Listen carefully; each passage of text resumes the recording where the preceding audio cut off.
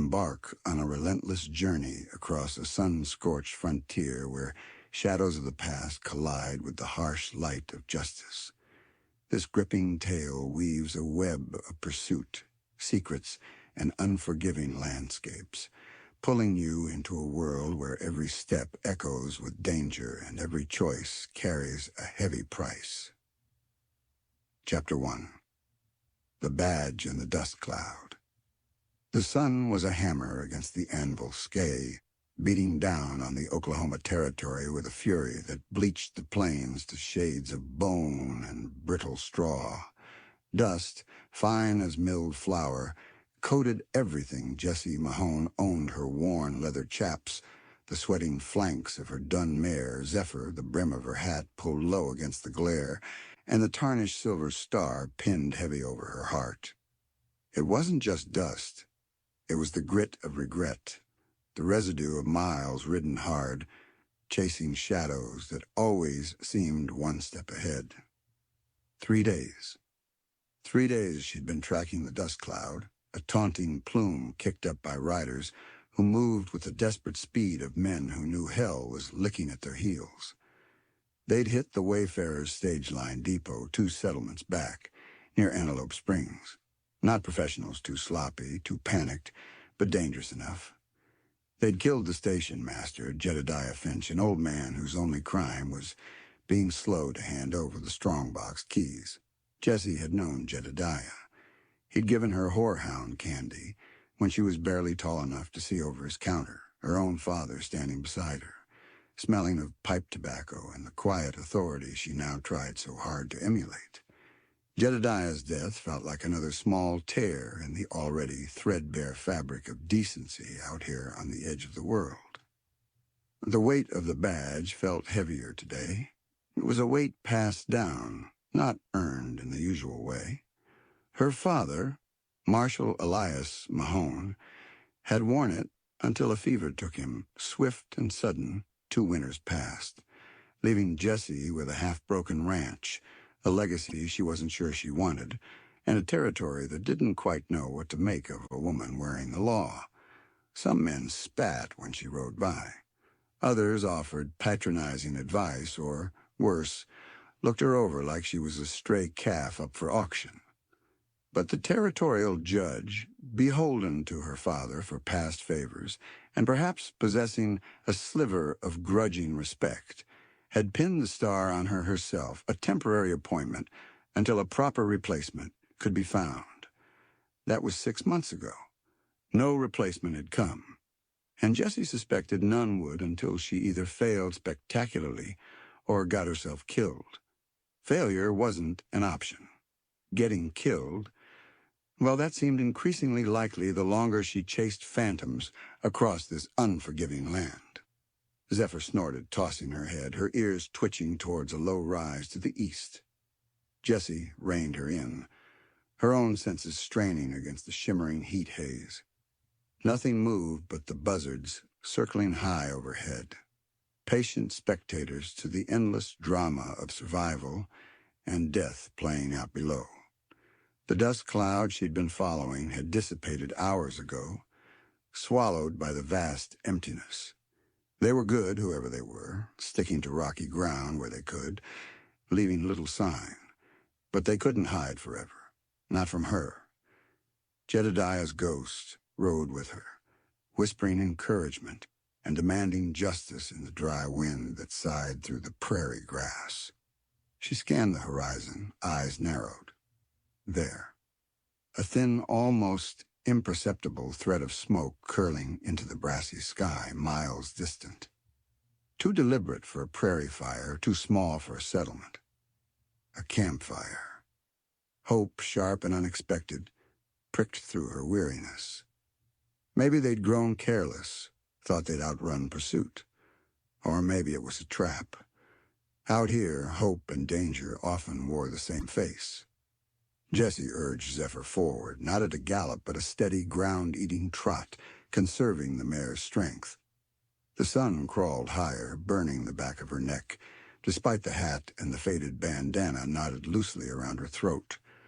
The landscape offered little shelter, sparse clumps of mesquite, skeletal fingers of cholla cactus reaching towards the relentless sky. It was a land that demanded resilience, that stripped away pretense and left only the core of a person, raw and exposed. Jessie often wondered what her core truly was. Was it the stubborn pride inherited from her father? The quiet grief for a life she might have had a life with less dust and blood? Perhaps children's laughter instead of the lonely howl of coyotes? Or was it just this relentless grinding duty, a path chosen because all others seemed closed off? Hours later, the smoke was closer, thicker. She could smell it now, the acrid tang of burning greasewood, familiar and yet unsettling in this context. She dismounted behind a crumbling sandstone outcrop, tethering Zephyr where she wouldn't be easily seen. The mare nudged her shoulder, a silent question. Jessie patted her neck, murmuring softly, "Easy, girl. Wait here." Drawing the Colt Peacemaker from its holster felt like second nature, the worn wooden grip fitting comfortably in her palm. The weight was reassuring, a solid counterpoint to the fluttering uncertainty in her chest. She checked the cylinder fully loaded. Always. Her father had taught her that. Never gamble on an empty chamber, Jessie. The stakes are too high. Oh, his voice, calm and low, echoed in her memory, a bittersweet comfort.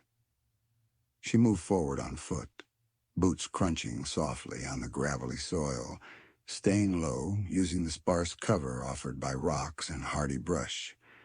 The air grew heavier with the smell of smoke, and now something else, the faint, greasy aroma of frying bacon. Hunger gnawed at her belly, a reminder that she hadn't eaten since dawn, subsisting on jerky and dwindling water from her canteen. Peering cautiously around a jagged boulder, she saw the camp. It was nestled in a shallow wash, partially shielded from the wind. Two men, rough-looking characters with sun-weathered faces and clothes stiff with dirt, huddled near a small fire. A third lay sprawled on a bedroll nearby, seemingly asleep or unconscious. 3 horses were picketed close by, their heads drooping in the heat. It matched the description given by the terrified stable boy at the stage depot, 3 riders heading west. Relief warred with tension. Finding them was one thing. Bringing them in was another entirely. She was one woman against 3 men, likely desperate and certainly armed. Her badge offered little protection if bullets started flying. It was a symbol, powerful in settled towns, but out here, it was just a piece of metal, easily pierced. One of the men by the fire stood up, stretching his back with a groan.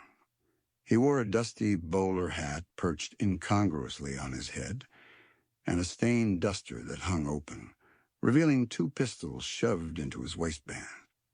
He glanced around nervously, his eyes scanning the surrounding terrain. Jessie froze, pressing herself flatter against the rock, the rough sandstone scraping her cheek. Her heart hammered against her ribs, loud in the sudden stillness. Did he see her? He spat into the dust, then turned back to his companion, muttering something Jessie couldn't quite catch. The moment passed. She let out a breath she hadn't realized she was holding, the tension slowly easing from her shoulders, replaced by the cold calculus of the situation. She could try to wait them out, perhaps catch them off guard when they slept. But waiting meant risking they'd move on again, vanishing back into the vastness. Or she could make her move now, rely on surprise and the authority, however fragile, of the badge. Her father's voice again. Hesitation is a luxury you can't afford, Jessie. Assess, decide, act. Decision made. She shifted her weight, preparing to move, when another sound reached her, the rhythmic beat of approaching hoofbeats. Not from the direction she'd come, but from the north. Steady, unhurried, purposeful.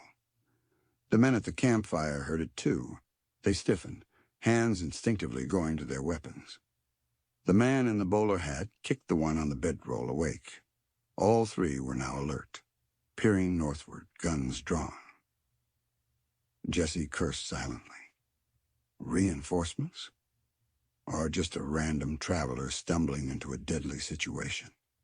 She stayed hidden, Colt ready, watching as a lone rider emerged from the heat shimmer, silhouetted against the blinding sky.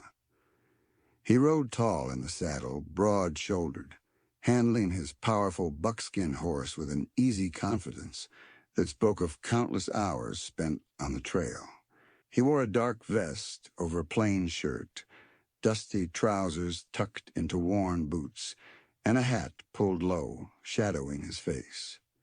As he drew closer, Jessie saw the glint of metal on his vest, another badge, a deputy sheriff's star, pinned slightly higher than her own, catching the merciless sunlight. Her breath caught. She knew most of the lawmen in the neighboring counties, at least by reputation. This man was unfamiliar, yet there was something about his posture, the deliberate way he surveyed the camp, that felt known, like a half-remembered tune or a scent carried on the wind from long ago. He stopped his horse a respectful distance from the wash, one hand resting casually on his thigh near the butt of his holstered pistol. His voice, when he spoke, was calm, steady, carrying easily in the still air. "Morning. Looks like you fellas found some shade." It wasn't overtly threatening, but the undertone was unmistakable. Authority. The kind that didn't need to shout. The man in the bowler hat straightened up, trying for bravado. "Just resting our mounts, Sheriff? Long ride?" He didn't reach for his gun, but his stance was coiled, ready. The deputy tilted his head slightly, his gaze sweeping over the three men, the horses, the meager camp setup. Jessie could feel the tension ratchet up, thick and suffocating as the midday heat. He hadn't seen her yet, hidden behind a rock, a silent observer to this unfolding standoff. "Long ride from where?" the deputy asked, his tone still mild, almost conversational. "East," the second man grunted, shifting his feet nervously. "Antelope Springs way?" The question hung in the air. Silence. The man in the bowler hat licked his lips. "Pass through there?" "Why?" The deputy didn't answer directly. Instead, he swung down from his buckskin with fluid grace, landing lightly on the balls of his feet. He kept his hand away from his gun, a gesture that could be read as either non-threatening or supremely confident. Jessie suspected the latter. He moved with the coiled readiness of a predator. "Heard there was some trouble back there," the deputy continued, taking a slow step closer. "Stage depot hit? Station master killed? Jedediah Finch? Heard he was a good man." The mention of Jedediah's name sent a fresh pang through Jessie. This deputy knew. He was tracking them too. But why? Was he from Logan County or further afield? And why hadn't she heard about another lawman on the case? Coordination wasn't always perfect out here, but murder usually prompted a wider net, telegraph messages clicking across the wires. The man in the bowler hat forced a laugh, a harsh, grating sound. "Ain't heard nothing about that, Sheriff. We're just simple travelers." "Simple travelers with jumpy trigger fingers and tired horses ridden too hard," the deputy observed, his gaze sharp. He stopped about 10 paces from them. "Funny thing is, the description of the men who killed Jedediah, it fits you three remarkably well." Jessie knew this was her moment. 2 law officers against 3 killers. The odds were better now. She gripped her Colt tighter, ready to step out, announce herself, add her gun to the deputies. But something held her back. A flicker of doubt. The way the deputy handled himself calm, almost detached, yet utterly in command. He wasn't acting like a man expecting backup. He was acting like a man who intended to handle this himself. And there was something else. A subtle calculation in his eyes as he looked at the 3 fugitives. A look that wasn't just about bringing them to justice. It felt personal. Before she could move, before she could analyze the strange hesitation gripping her, the situation exploded. The third outlaw, the one who'd been feigning sleep, suddenly lunged, not for his gun, but for the deputy's legs, a desperate low tackle. Simultaneously, the man in the bowler hat drew his pistol, aiming not at the deputy, but slightly to his side, towards the buckskin horse. A cowardly shot, meant to distract or disable the lawman's mount.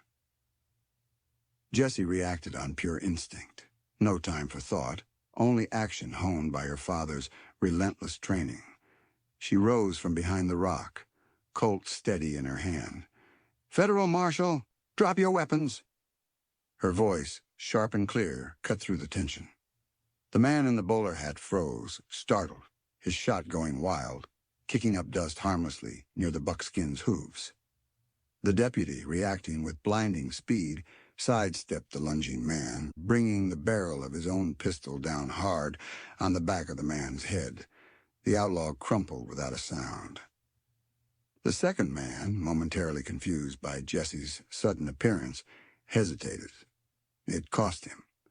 The deputy's gun was already swinging towards him, but Jessie was closer to the man with the bowler hat, his eyes wide with panic and fury, locked onto her badge, then onto her face.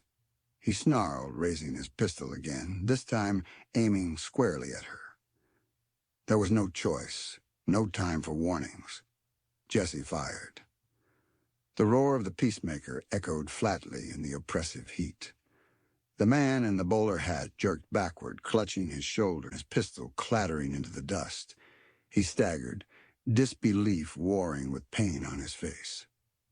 In the same instant, another shot cracked through the air the deputy's. The second outlaw dropped his weapon, grabbing his thigh, howling in pain.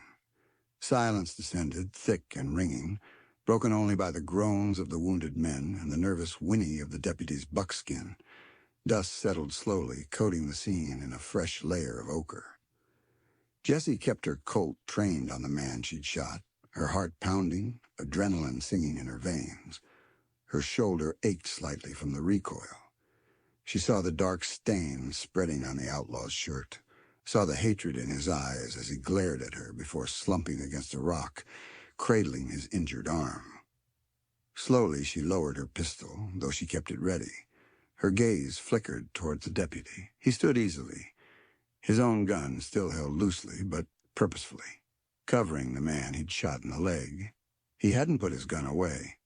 His attention wasn't solely on the prisoners. He turned his head, and for the first time, Jessie saw his face clearly in the harsh sunlight. Strong jawline, a scattering of stubble, eyes the color of faded denim, narrowed slightly as they assessed her. There were lines etched around those eyes, lines that spoke of sun and wind and things seen that couldn't easily be forgotten. And in their depths she saw surprise, calculation, and something else. Recognition? No, that wasn't right. It was more like appraisal. Cool, measured appraisal.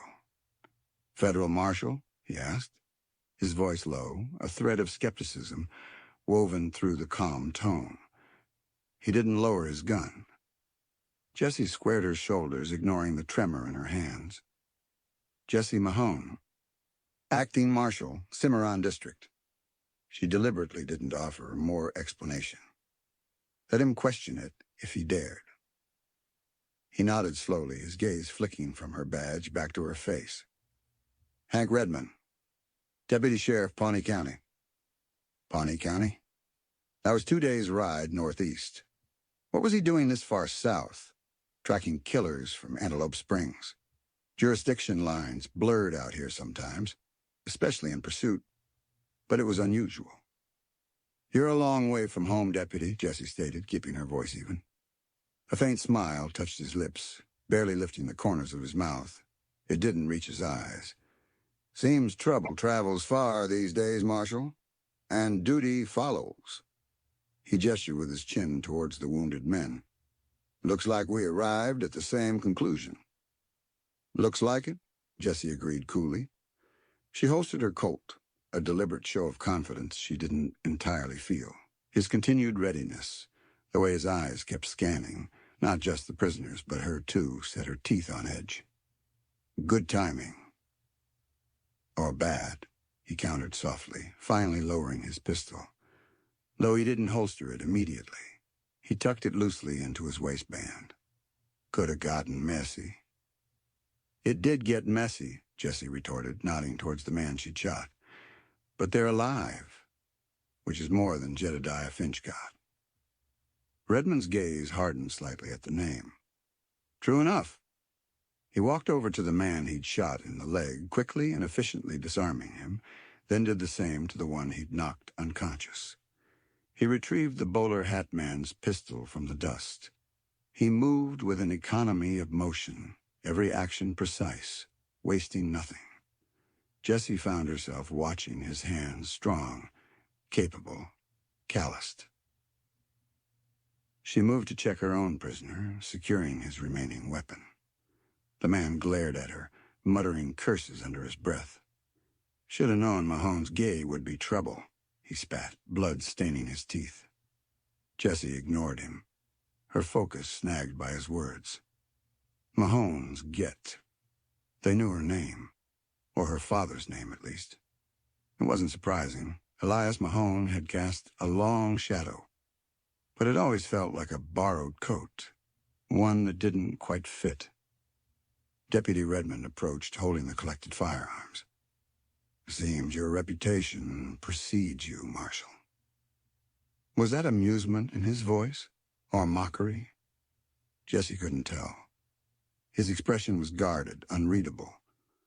My father's reputation, maybe, she corrected stiffly. Mine is still being written. Is that so? He stopped beside her, close enough now that she could see the fine lines radiating from his eyes, smell the faint scent of trail dust, leather, and something uniquely masculine cling to him. He was taller than she'd first thought, his presence solid, imposing. Well, you handle yourself well. For a marshal. The slight hesitation before the title wasn't lost on her. Jessie met his gaze directly, refusing to be intimidated. I handle myself well enough.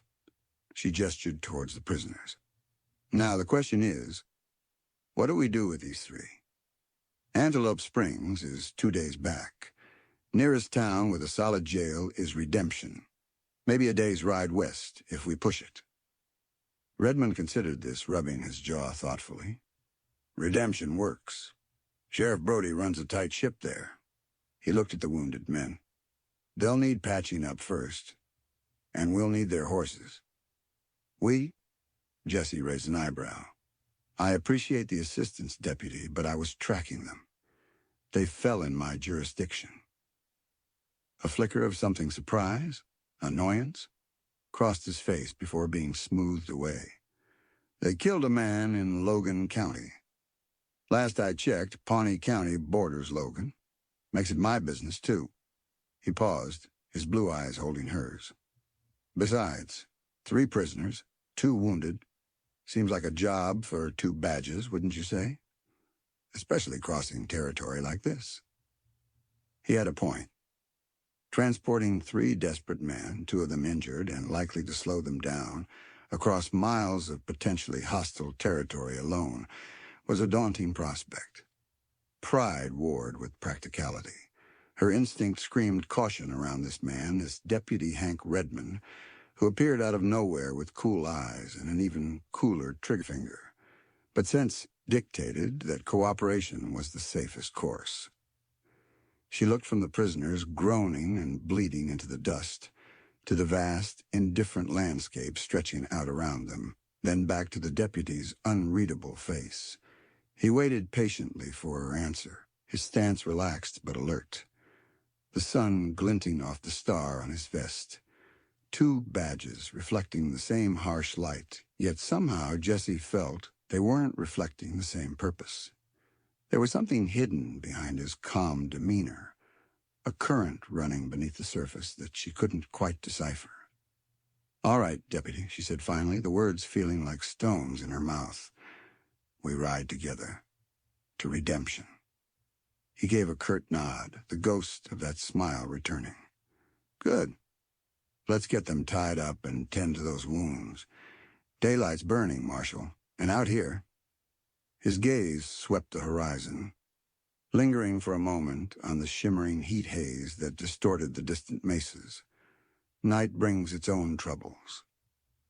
As Jessie turned to retrieve her rope and medical supplies from Zephyr's saddlebag, she couldn't shake the feeling that the dust cloud she'd been chasing had settled, only to reveal a different kind of storm brewing on the horizon, a storm centered around the quiet, capable deputy sheriff with the faded, denim eyes and the secrets hidden behind them. The chase wasn't over. It had just become infinitely more complicated, and perhaps infinitely more dangerous. Chapter 2. Lines Drawn in Prairie Soil. The metallic tang of blood mingled with the sharp scent of the cheap antiseptic Jessie carried in her saddlebags, cutting through the pervasive dust. The silence that had fallen after the gunfire now felt heavy, charged with the aftermath of violence and the uneasy truce between the two law officers. Deputy Hank Redmond worked with a methodical precision that was almost unnerving, stripping makeshift bandages from his own supplies to tightly bind the leg wound of the outlaw he'd shot. The man hissed in pain but offered no other resistance, his eyes darting nervously between Redmond and Jessie. Jessie knelt beside the man she'd wounded, the one in the bowler hat whose name, she'd learned from his own muttered curses, was Cole. His shoulder wound was bleeding sluggishly, the bullet having passed through muscle rather than hitting bone, fortunate for him. Still, it was messy. She poured a stinging splash of antiseptic onto a clean cloth, ignoring his sharp intake of breath and the glare he shot her way. "Hold still," she ordered, her voice low and firm. "Unless you want this to fester out here." He gritted his teeth, his face pale beneath the grime. "Damn shame Mahone didn't teach his girl to shoot straighter. Could have put me out of this misery." "My father taught me to shoot well enough," Jessie countered coolly, pressing the cloth firmly against the wound before applying a thick pad of gauze. "He also taught me the difference between stopping a man and killing him. You'll stand trial for Jedediah Finch." Cole spat weakly into the dust. "Trial, right? Like anyone gets a fair shake once the vultures in redemption get their claws in." Jessie tightened the bandage, securing it firmly. Her movements were practiced, efficient. Skills learned not just from her father, but from patching up ranch hands, tending to calving cows, and occasionally herself, after mishaps on the unforgiving range. As she worked, she was acutely aware of Redmond nearby, tending to his own prisoner with that same detached competence. He hadn't spoken much since their initial exchange, his focus entirely on the task at hand. He moved like a man accustomed to dealing with violence and its consequences, patching wounds with the same lack of fuss he might use to mend a broken fence rail. The third outlaw, the one Redmond had pistol-whipped, was beginning to stir, groaning softly. Redmond finished with the leg wound and moved to check on him, efficiently binding his wrists behind his back with a length of sturdy rope before splashing water from his canteen onto the man's face. The outlaw sputtered, blinking dazedly, his eyes struggling to focus. He looked younger than the other two, barely out of his teens, perhaps, his face marked more by confusion than malice. "All right, let's get them secured properly," Redmond said, his voice breaking the silence. He produced several more lengths of rope. "Feet, too. Can't have them deciding to take a walk." Jessie nodded, retrieving her own rope.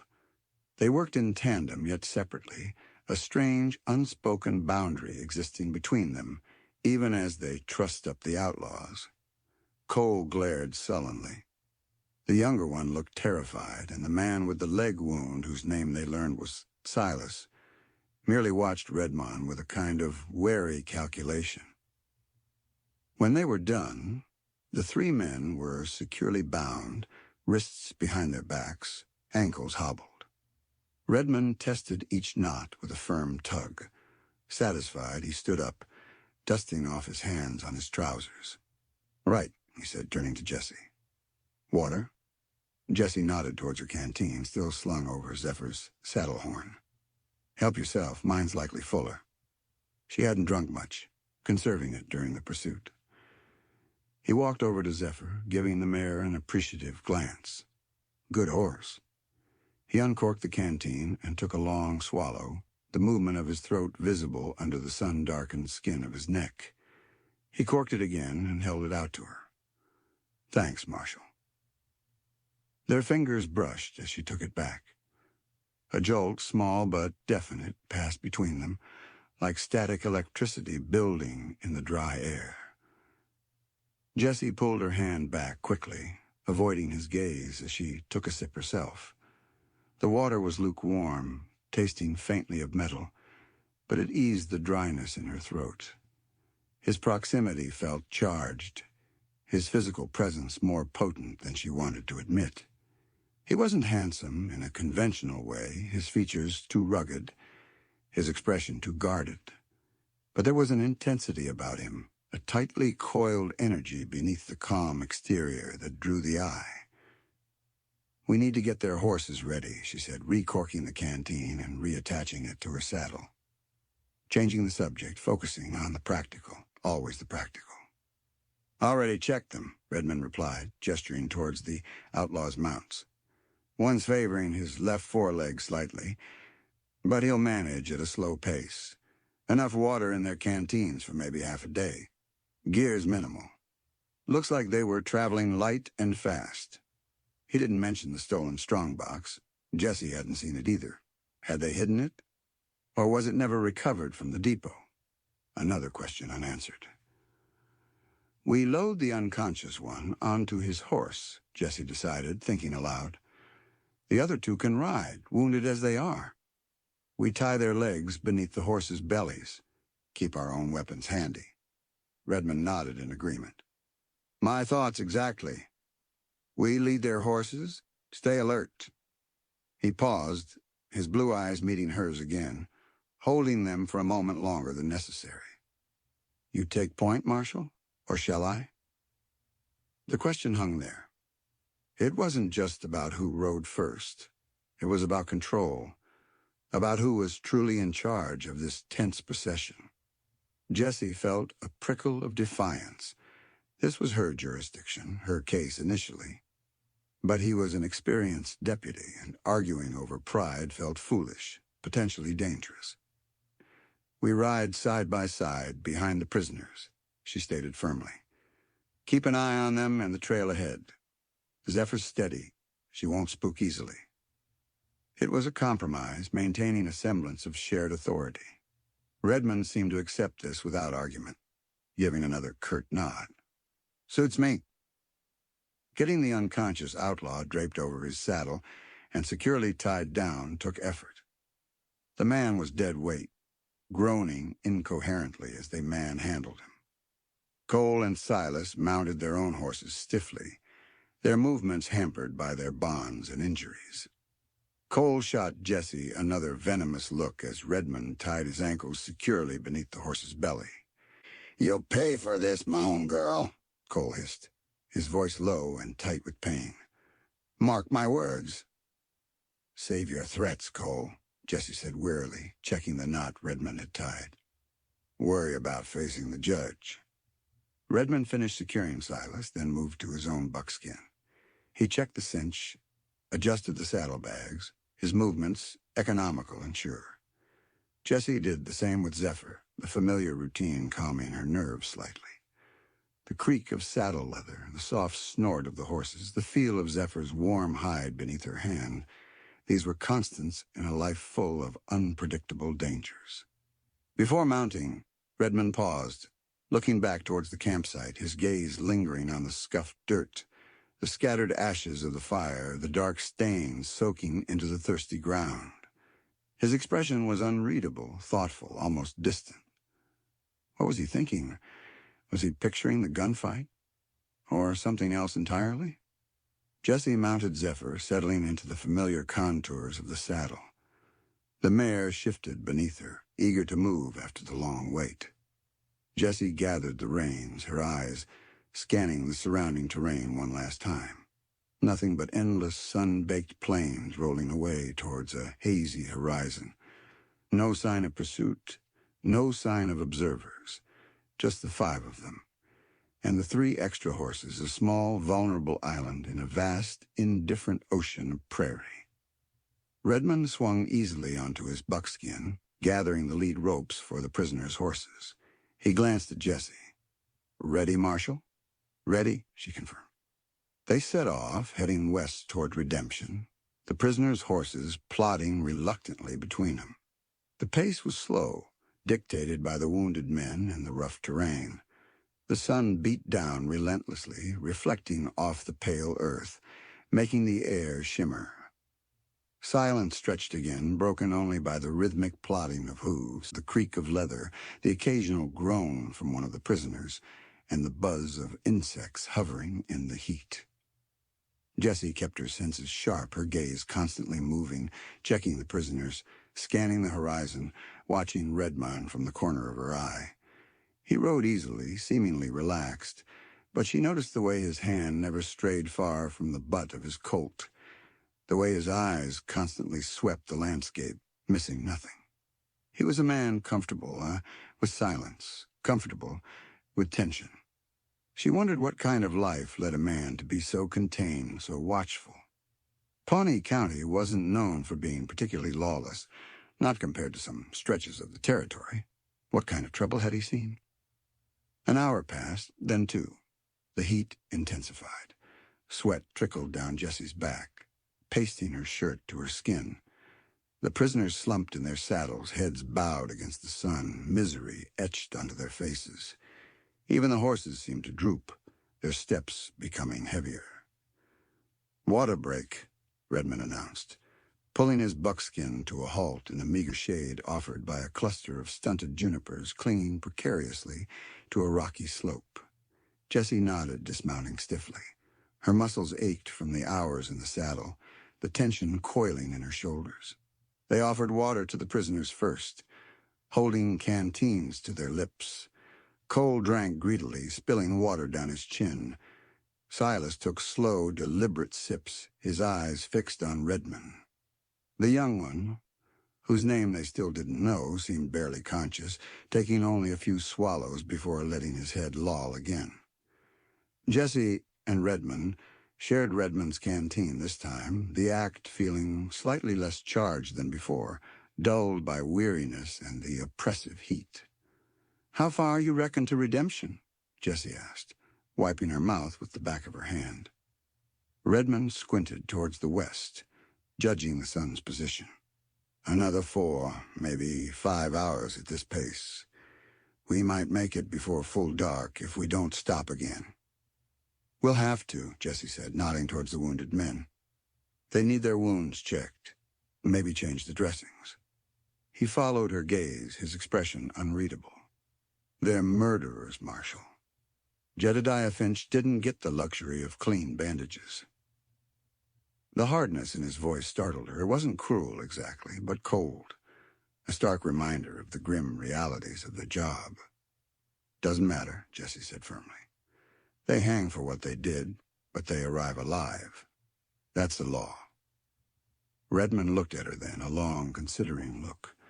"Your father's daughter, all right. Elias Mahoney always did things by the book, even when the book didn't seem to fit the situation." Jessie bristled slightly. Was that criticism? "The book is all that separates us from them, Deputy." He gave a non-committal grunt, turning away to check the ropes on the unconscious prisoner. Jessie watched him, chewing on his words. Elias Mahone had done things by the book, mostly. But she also knew her father had possessed a pragmatism born of survival, a willingness to bend the rules when justice demanded it, or when lives were on the line. Was Redmond implying her father was too rigid? Or was he testing her and trying to gauge her own adherence to the letter of the law? This Jedediah Finch, Jessie began, wanting to shift the focus, wanting to understand Redmond's stake in this. Did you know him well? Redmond paused in his task, his back still to her. Met him a few times. Passed through Antelope Springs on occasion. He straightened up, turning to face her. He was decent. Didn't deserve to die over a few dollars in a strongbox. His gaze was direct, challenging her to disagree. No one does, Jessie said quietly. Decent, that was how she remembered Jedediah, too. Quiet, unassuming, always ready with a piece of penny candy and a kind word. His murder felt senseless, a brutal tear in the fragile order they were trying to impose on this wild land. They stood in silence for a moment, the shared sentiment, a fragile bridge across the divide of their mutual suspicion. Suddenly, Silas, the prisoner with the leg wound, spoke up, his voice raspy. Weren't just the strongbox, you know. Both Jessie and Redmond turned towards him sharply. Silas offered a weak, humorless smile, showing stained teeth. Nah, wasn't just the cash. What are you talking about? Jessie demanded, taking a step closer. Silas shifted, wincing as his leg throbbed. Cole there.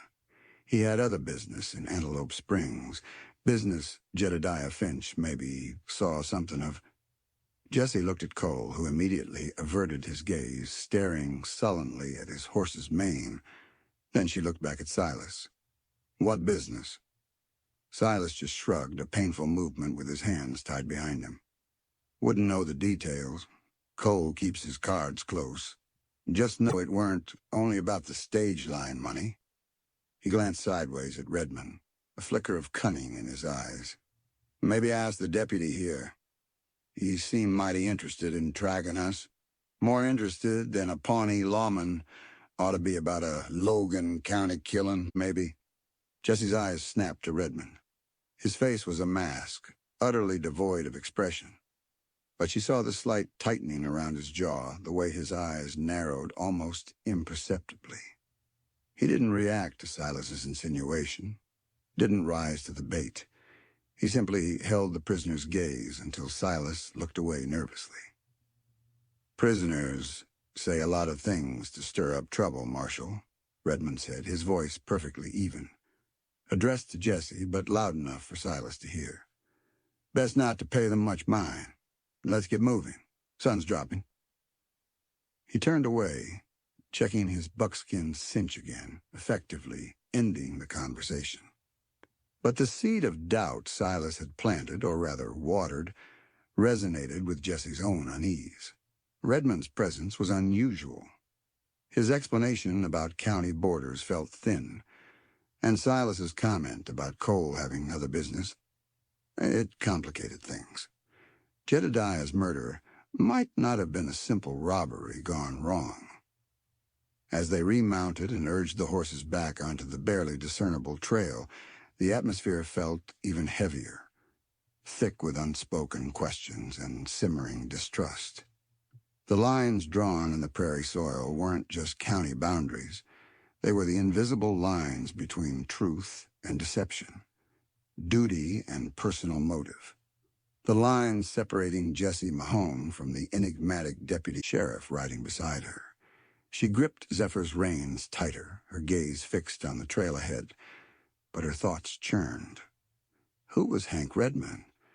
And what other business had brought desperate men like Cole to Antelope Springs, ending in Jedediah Finch's death? The journey to redemption suddenly felt much longer and infinitely more perilous than just the miles stretching across the sun-scorched earth. The setting sun cast long, distorted shadows across the plains, shadows that seemed to reach for them, hinting at the darkness yet to come. Chapter 3. Whispers in the Cottonwood Creek Saloon. The last hour of the ride to redemption was a descent into a weary, dust-choked twilight.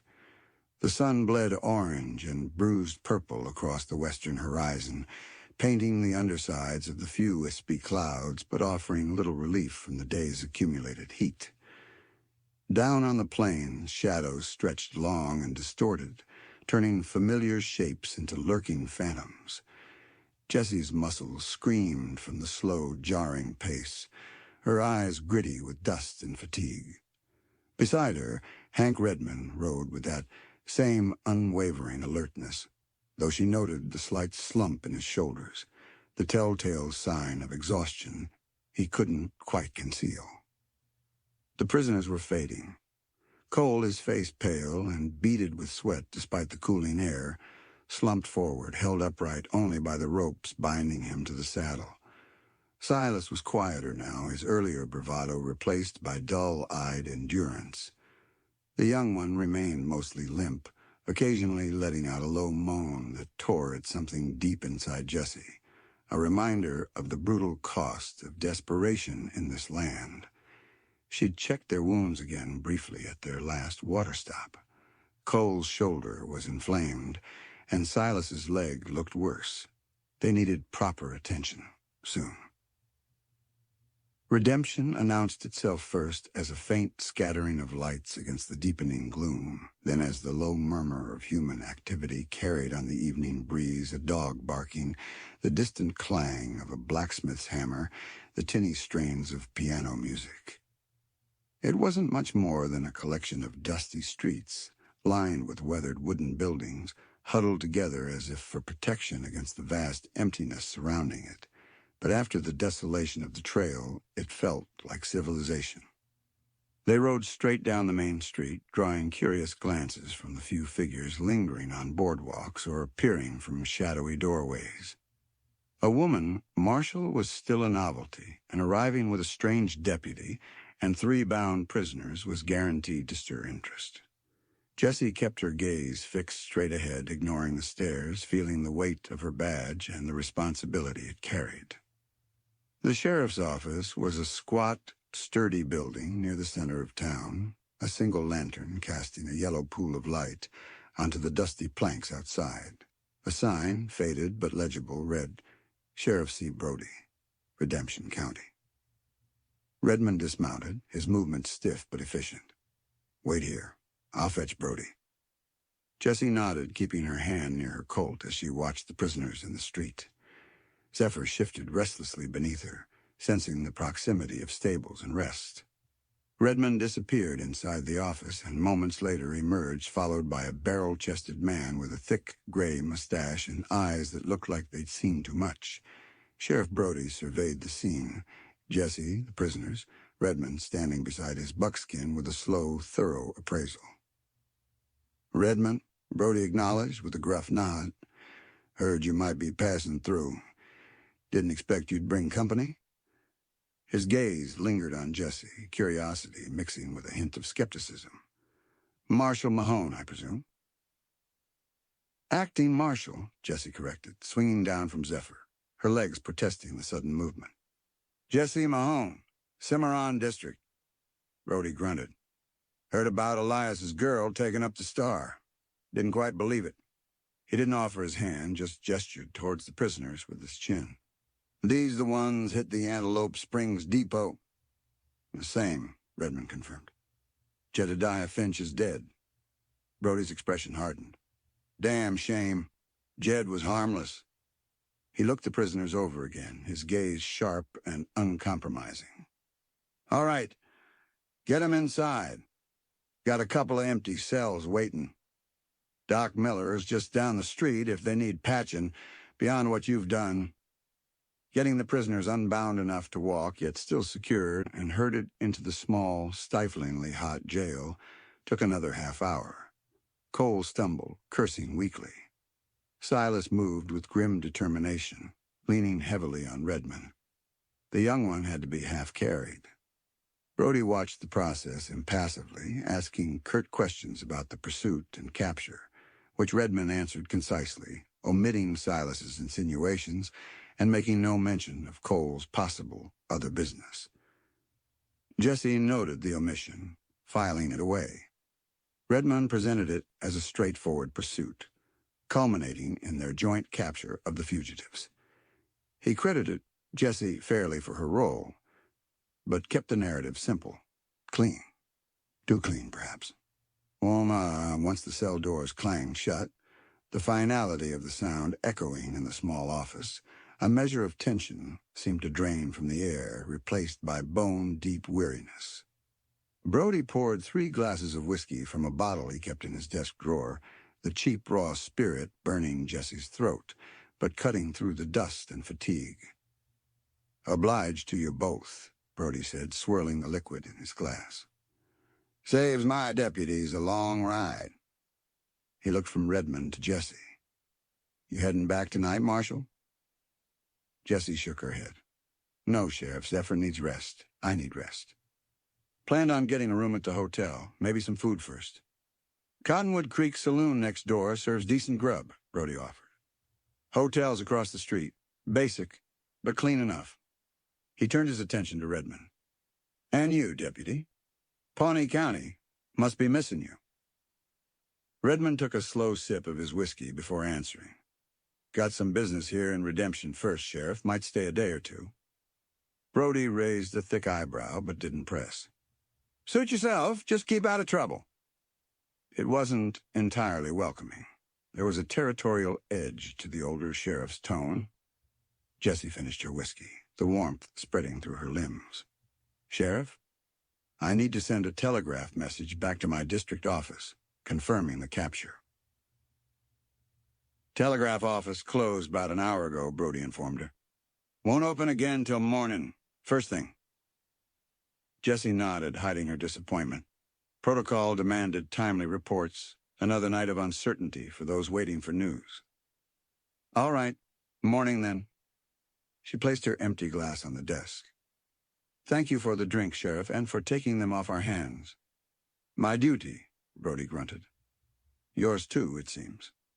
He gave her another long look, as if still trying to reconcile the badge with the woman wearing it. Jessie met his gaze evenly before turning to leave. Redmond drained his glass and followed her out into the relative cool of the evening air. The street was quieter now, the sky thick with stars unobscured by city lights. The piano music from the Cottonwood Creek Saloon drifted towards them, a jaunty tune that felt jarringly out of sync with the grim business they'd just concluded. "Food?" Redmond asked, breaking the silence. His tone was neutral, but the question felt like an extension of their uneasy partnership. Jessie hesitated. Part of her wanted nothing more than to find a room, bolt the door, and collapse. Solitude felt safer. But hunger gnawed at her, and the thought of facing a saloon full of curious, potentially hostile strangers alone wasn't appealing either. There was safety in numbers, even if the number was Hank Redmond. And perhaps, in a less guarded setting, she might learn more about the man and his motives. "All right," she agreed. "But I'm buying my own supper, Deputy." A faint smile touched his lips again, that fleeting expression that never quite reached his eyes. "Wouldn't dream of imposing, Marshal." The Cottonwood Creek Saloon was everything Jessie expected and dreaded. A haze of blue smoke hung in the air, thick with the smell of stale beer, cheap whiskey, fried onions, and unwashed bodies. Sawdust covered the floorboards, scuffed into patterns by countless boots. Rough-looking men, miners, cowboys, drifters, lined the long wooden bar or sat hunched over tables. Their voices a low rumble, punctuated by occasional bursts of laughter or argument. A woman with unnaturally bright hair and a painted smile sat perched on a stool at the end of the bar, laughing shrilly at something a burly man whispered in her ear. In the corner, a man in shirt sleeves pounded out the jaunty tune on an upright piano that was sorely out of tune. Heads turned as Jessie and Redmond entered. Conversation stuttered, then resumed at a lower pitch, filled with speculation. Jessie felt the weight of their stares, the familiar mix of curiosity, disdain, and sometimes a flicker of fear that came with wearing the badge. She kept her face impassive, her hand hovering near her Colt out of habit, scanning the room quickly. Redmond seemed unaffected, his gaze sweeping the saloon with the same cool appraisal he'd used on the landscape and the prisoners. They found an empty table in a relatively quiet corner, away from the main throng at the bar. Jessie chose the chair that faced the room, her back to the wall, another habit ingrained by her father. Redmond took the opposite seat without comment, settling into it with an air of weary patience. A harried-looking saloon girl with tired eyes approached their table, wiping her hands on a stained apron. "What'll it be, folks?" "Steak. Rare if the cook knows how. Potatoes, coffee," Jessie ordered, needing the sustenance. "Same," Redmond echoed. "And a beer." The girl nodded, scribbled on a small pad, and hurried away towards the bat-wing doors that presumably led to the kitchen. Silence descended again, filled only by the saloon's ambient noise. Jessie resisted the urge to fidget. Sitting across from Redmond like this, sharing a meal after sharing gunfire and the grim task of delivering prisoners, felt strangely intimate, yet deeply uncomfortable. The lines drawn in the prairie soil seemed to extend right across the scarred surface of the small wooden table between them. "So," Jessie began, deciding to break the silence first, keeping her voice low, "what business brings a Pawnee County deputy all the way to Redemption, right after helping track Logan County killers?" Redmond didn't look surprised by the question. He leaned back slightly in his chair, studying her face in the flickering lamplight. "Just tying up a loose end, Marshal. Something personal." "Personal enough to cross 2 counties for?" Jessie pressed, unconvinced by the vague answer. "Personal enough to coincide exactly with tracking Cole and his men?" He picked up a stray crumb from the table, rolling it between his thumb and forefinger. "Sometimes, Marshal, different trails lead to the same snake pit." He met her eyes, his own gaze steady, unyielding. "My reasons are my own. But my badge is real, and my aim is true, as you saw today. We wanted the same thing those men brought to justice for killing Finch." "Did we?" Jessie countered softly. "Or did you want something more from them? Information, maybe? About Cole's other business?" He stopped rolling the crumb, his hand stilling on the tabletop. The air crackled with unspoken tension. "Like I said, prisoners talk. Silas was just trying to save his own skin by muddying the waters." "Maybe," Jessie conceded. "But it felt specific. He knew you weren't local. He knew Cole was up to something else." Before Redmond could reply, the saloon girl returned, plunking down 2 steaming plates of steak and potatoes and a foaming mug of beer for Redmond, a chipped mug of strong coffee for Jessie. The aroma of the hot food made Jessie's stomach clench with hunger. For a few minutes they ate in silence, the immediate need for sustenance overriding the tension between them. The steak was tough, the potatoes greasy, but it was hot and filling. As she ate, Jessie continued to observe Redmond. He ate methodically, efficiently, the same way he did everything else. He seemed oblivious to the curious glances still being cast their way, entirely focused on his meal. Or perhaps, she thought, he was simply expert at appearing oblivious. She noticed a man at the bar watching them more intently than the others. He was lean, dressed slightly better than the average patron, with watchful eyes and a stillness about him that seemed out of place amidst the saloon's boisterous energy. When his eyes met Jessie's, he looked away quickly, turning back to his drink. Instinct prickled at the back of her neck. "That man at the bar," she murmured quietly. "Redmond," tilting her head slightly in the man's direction without making it obvious. "The one in the dark coat. Recognize him?" Redmond followed her subtle gesture, his gaze sweeping casually over the bar patrons before returning to his plate.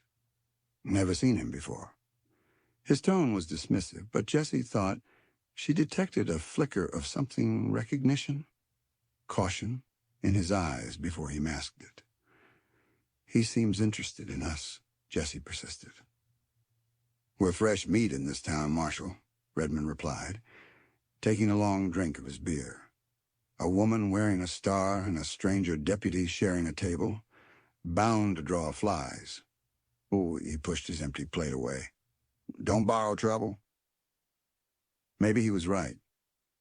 Maybe her weariness and suspicion were making her jump at shadows. She finished her coffee, the strong, bitter liquid helping to clear her head slightly. The piano player had switched to a slower, more melancholic tune, a lament that seemed to capture the underlying sadness of the frontier, the ghosts of broken dreams and lost hopes that haunted places like this. She thought of her father, how he'd navigated these spaces. He'd commanded respect through quiet strength, a fair hand, and the known speed of his draw. He rarely had to prove himself. Jessie, on the other hand, felt she constantly had to prove herself, battling assumptions and prejudice with every step, every drawn breath. It was exhausting. Redmond leaned forward slightly, his voice dropping lower. Look, Marshal Mahone, I understand your curiosity, but some trails are better walked alone. My business here is mine. It doesn't concern Finch's killers or your jurisdiction. Doesn't it? Jessie challenged, meeting his intense gaze. Everything out here feels connected, Deputy, like threads in a spider web. Pull one, and the whole thing trembles. Cole's other business, Jedediah's murder, your personal reasons for being here. I find it hard to believe they aren't tangled together somehow. He held her gaze for a long moment, the noise of the saloon fading into the background. In the depths of his blue eyes, she saw a flicker of something that looked like regret, quickly shuddered. Belief is a dangerous thing out here, Marshal. Can get you killed faster than a bullet. He pushed his chair back slightly, reaching into his pocket. Let me settle up for the meal. I said I'd pay my own, Jessie reminded him sharply, reaching for her own purse. Consider it a professional courtesy, he said, dropping coins onto the table, enough to cover both meals and a generous tip. Or maybe, he added, the corner of his mouth lifting in that ghost of a smile, an apology for dragging you into a messier situation than you bargained for. Before Jessie could respond, before she could decide whether to accept his gesture or argue the point, a commotion near the saloon doors drew their attention. Sheriff Brody stood there, silhouetted against the night, his expression grim. He scanned the room, his eyes finding their table immediately. He strode towards them, ignoring the sudden hush that fell over the nearby patrons. Marshal. Redmond, Brody said, his voice low and urgent as he reached their table. Trouble. What is it, Sheriff? Jessie asked, instantly alert, her hand instinctively moving towards her hip. Brody leaned down, bracing his hands on the table, his gaze flicking between them. It's your prisoner, Cole.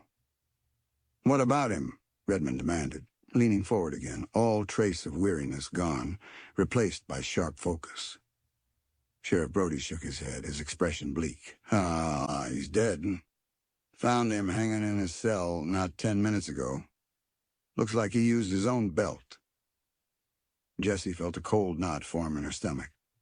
Suicide? Or something else? Cole hadn't seemed the type to give up, even wounded and facing trial. He'd been full of venom and threats just hours ago. And Silas's words echoed in her mind. Cole there. He had other business. Business someone might kill to keep silent? Redmond's reaction was instantaneous. He was already on his feet, his chair scraping loudly against the floorboards. Show us. His face was hard, unreadable, but Jessie saw the muscle jump in his jaw. As they followed Brody towards the door, leaving the whispers and stares of the saloon patrons behind them, Jessie glanced back at the lean man at the bar. He was no longer there, vanished into the smoky shadows as quickly and silently as he had appeared. The spider web, Jessie thought grimly, had just trembled violently, and she had a sinking feeling she and Deputy Hank Redmond were caught right in the middle of it. Chapter 4. A Shared Storm, Uneasy Shelter. The short walk from the Cottonwood Creek Saloon back to the sheriff's office felt like wading through thickening tar. The jaunty piano music faded behind them, swallowed by a sudden, oppressive stillness in the air.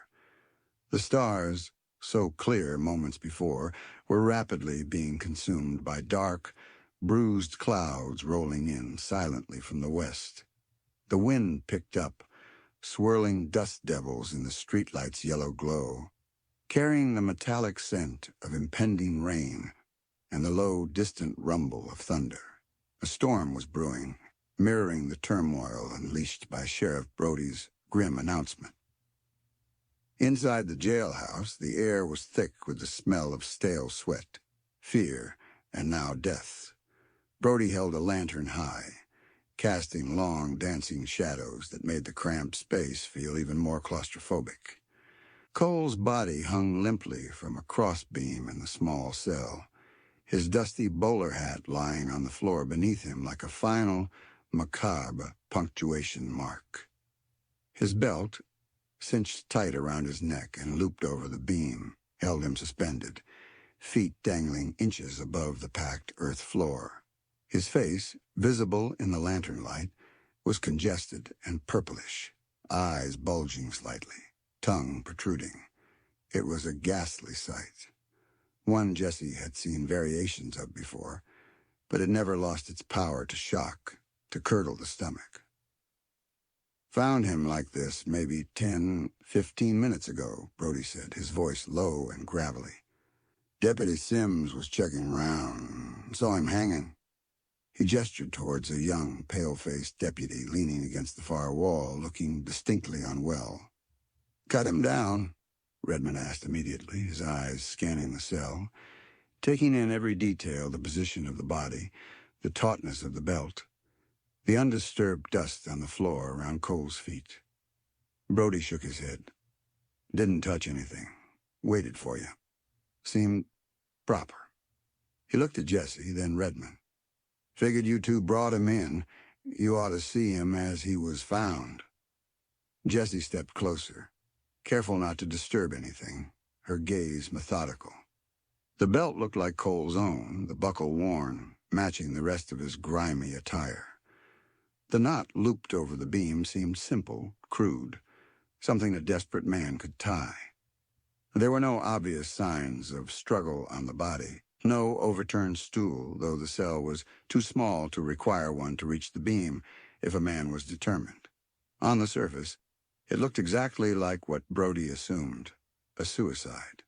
A man facing trial for murder, wounded, cornered, choosing a quicker end. Yet doubt gnawed at her. Cole's earlier venom, his threats, his connection to some other business, it didn't fit the profile of a man ready to give up. And Silas's warning. "Maybe ask the deputy here." She glanced at Redmond. He stood near the cell door, his expression unreadable, but his focus was absolute. His eyes weren't just looking, they were dissecting the scene. He noted the hat on the floor, the angle of the head, the tension on the belt. He crouched slightly, peering at the dust near Cole's feet. "See something, Deputy?" Brody asked, noticing Redmond's scrutiny. Redmond straightened slowly. "Just looking." He didn't elaborate. He walked back towards the other occupied cell, where Silas and the young prisoner, whose name they'd learned was Billy, were huddled together on the narrow cot, eyes wide with fear. "You two hear anything?" Redmond's voice was calm, almost gentle, a stark contrast to the grim scene nearby. Silas shook his head vigorously, swallowing hard. Nothing, Deputy, honest. Just quiet." Then Deputy Sims came running, yelling. He looked genuinely terrified, his gaze darting towards Cole's cell, then quickly away. Billy just trembled, burying his face against Silas's shoulder. "Quiet," Redmond repeated softly, his gaze lingering on Silas. "No struggle? No sounds at all?" "No, sir," Silas insisted, his voice barely a whisper. "Quiet as a tomb. Till Sims found him." Redmond held his gaze for another moment, then nodded slowly, turning back towards Jesse and Brody. Outside, the wind howled suddenly, rattling the window panes in their frames. A jagged fork of lightning illuminated the office in a stark, white flash, followed almost immediately by a deafening crack of thunder that seemed to shake the very foundations of the building. Rain began to lash against the windows, driven by the wind, turning the dusty panes into streaming sheets of water. The storm had arrived. "Well," Brody said heavily, gesturing towards Cole's body. "Looks like suicide to me." Desperate man saw no way out. He sighed, rubbing his temples. "Means less paperwork, I suppose. Still gotta report it." He looked at the young deputy. "Sims, go fetch Doc Miller. Tell him what happened. Need him to make it official." Sims nodded mutely, grateful for an excuse to leave the oppressive atmosphere, and scurried out into the now raging storm. "You agree, Redmond?" Brody asked, turning back to the deputy. "Suicide?" Redmond didn't answer immediately. He looked again at Cole's hanging body, then his gaze met Jesse's across the small space. There was a question in his eyes, an unspoken invitation for her opinion, acknowledging her role despite Brody's tendency to overlook her. "It looks like it," Jesse said carefully, choosing her words. "But Cole didn't strike me as the type." She thought of the man at the bar, the one who had vanished. Could someone have slipped in? Gotten to Cole? How? The cell door was locked. Brody kept the keys. Unless... Sheriff, who else has keys to these cells? Besides you and Deputy Sims? Brody frowned, clearly not appreciating the implied question. Nobody? Just me and Sims. And Sims was out on patrol before he came back for rounds. Found him right after. He sounded certain, defensive. Did Sims check the cell earlier? Redmond asked quietly. Before he went on patrol? Brody hesitated. Yeah, said he looked in. Said Cole was sitting on the cot, holding his shoulder. Silas and the kid were asleep. So sometime between Sims leaving for patrol and returning, Cole decided to hang himself with his own belt. Without making a sound, the prisoners in the next cell could hear. Jesse mused aloud, the sequence feeling increasingly unlikely. "Maybe Silas and the kid ain't telling the truth," Brody grumbled. "Maybe they heard something and are too scared to say." "Maybe," Redmond conceded. But his tone suggested he didn't believe it any more than Jesse did. He walked back to the cell door, peering intently at the lock mechanism, then at the hinges. He ran a gloved finger. Jesse hadn't even noticed him put on thin leather gloves along the edge of the doorframe. He examined something on his fingertip, then wiped it clean on his trousers. Jesse couldn't see what it was from her position. Doc Miller arrived then, shaking rain from his coat, his bag clutched in his hand. He was an elderly man with kind eyes that looked incongruous given his grim task. He went about his examination of Cole's body with practiced efficiency, Brody hovering nearby. The rain hammered against the roof, drumming a relentless tattoo punctuated by rolling thunder. The small office felt like a fragile outpost besieged by the elements and by death. Jessie moved away from the cells, needing air, space to think. She stood near the front window, looking out at the rain-lashed street, visible only in brief, flickering glimpses when the lightning flashed. Redemption felt utterly isolated, cut off from the world by the raging storm. No one was leaving town tonight. No telegraph messages would be sent or received until morning, maybe later if the lines were down. They were trapped here, with 2 prisoners, a dead body, a suspicious sheriff, and each other. Redmond joined her near the window, standing a few feet away, ostensibly also watching the storm. The silence stretched between them, heavy with unspoken thoughts, charged by their proximity in the small, lantern-lit room. "You don't think it was suicide either, do you?" Jessie asked quietly, keeping her voice low so Brody and the doctor wouldn't overhear. Redmond didn't look at her, his gaze fixed on the turbulent sheets of rain outside. "Let's just say I've learned not to take things at face value, Marshal. Especially when men like Cole suddenly find religion or despair. Silas said Cole had other business, Jesse reminded him. Business someone might want kept quiet. Permanently. Possible, Redmond allowed, his voice still low, non-committal. And that man in the saloon, Jesse added. The one watching us. He disappeared right before Brody came. This time Redmond did turn his head slightly, looking at her profile, outlined against the storm-lit window. Coincidence, maybe. I don't believe in that many coincidences, Deputy, Jesse stated firmly. Especially not when they cluster around murder and sudden death. She finally turned to face him fully, frustration and suspicion warring within her. What aren't you telling me, Redmond? What personal business brings you here, puts you on the trail of these specific men, and coincides with one of them turning up dead hours after being jailed? Silas seemed to think you knew something. His blue eyes met hers, steady and unreadable in the dim light. The sound of the rain seemed to fade slightly, the focus narrowing to the space between them.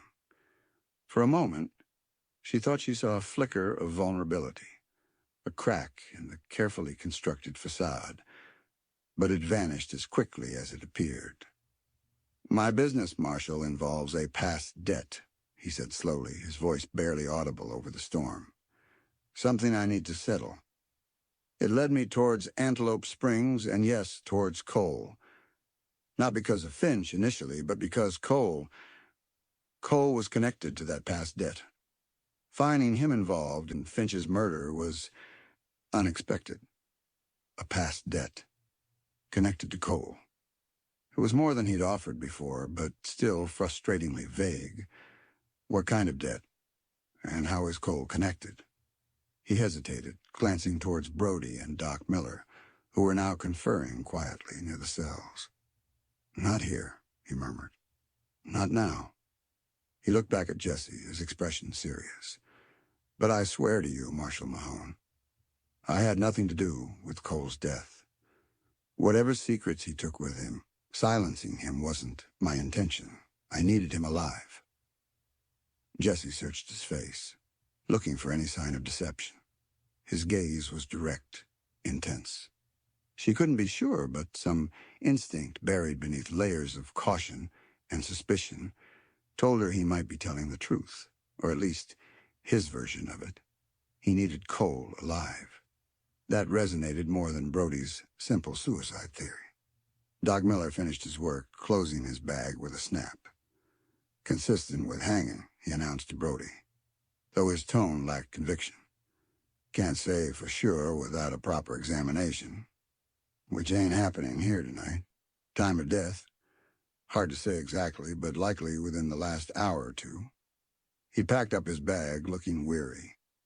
Nasty business, Sheriff. Nasty town sometimes. Appreciate it, Doc, Brody said, running a hand over his face. Sims, help Doc get back. Then check the hotel. Make sure our marshal and deputy here have rooms sorted. Storm like this, place might fill up. As Sims and the doctor prepared to brave the elements again, Brody turned back to Jesse and Redmond. All right. Cole's dead. Nothing more we can do tonight. The body stays put till morning. I'll post Sims outside the cell door, just in case. Just in case of what? Ghosts? Or something more tangible? Brody didn't seem willing to entirely dismiss the possibility of foul play, despite his earlier pronouncements. You two best find your rooms. No point standing around here. The thought of a dry room, even a basic one, was appealing.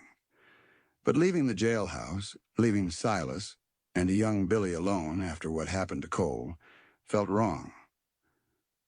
I'll stay, Jesse said decisively. At least until Deputy Sims gets back and settled. Someone ought to keep an eye on things. Redmond nodded almost imperceptibly, a silent acknowledgement of her sense of duty, or perhaps sharing her unease. I'll stay too. Brody looked surprised, then shrugged. Suit yourselves. More coffee on the stove if it ain't boiled dry. He gestured towards a pot-bellied stove in the corner, then settled himself behind his desk, pulling out paperwork with an air of resignation. The night was clearly far from over. Jesse poured 2 mugs of the thick, bitter coffee, handing one to Redmond. Their fingers brushed again, a fleeting contact that sent another unexpected jolt through her. She pulled back, concentrating on the hot mug warming her chilled hands. They stood near the stove, the warmth welcome against the damp chill that had seeped into the office from the storm outside. The rain continued unabated, a relentless drumming on the roof and windows. "So," Jessie said, returning to their earlier conversation, keeping her voice low, "this past debt, does it involve stolen money, land, a woman?" She was fishing, trying to find a crack in his reserve. Redmond took a sip of coffee, considering her question. "It involves betrayal, Marshal," he said finally, his voice tight. "And a promise I made a long time ago. Cole was a loose end. Someone who knew too much about things best left buried. Things someone else might kill to keep buried," Jessie pressed.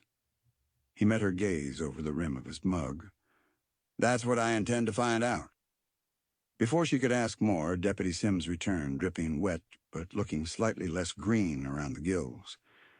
He reported that Doc Miller was home safe and that rooms were secured for them at the hotel across the street whenever they were ready. He took up his post on a stool near the cells, shotgun resting across his knees, looking determined but nervous.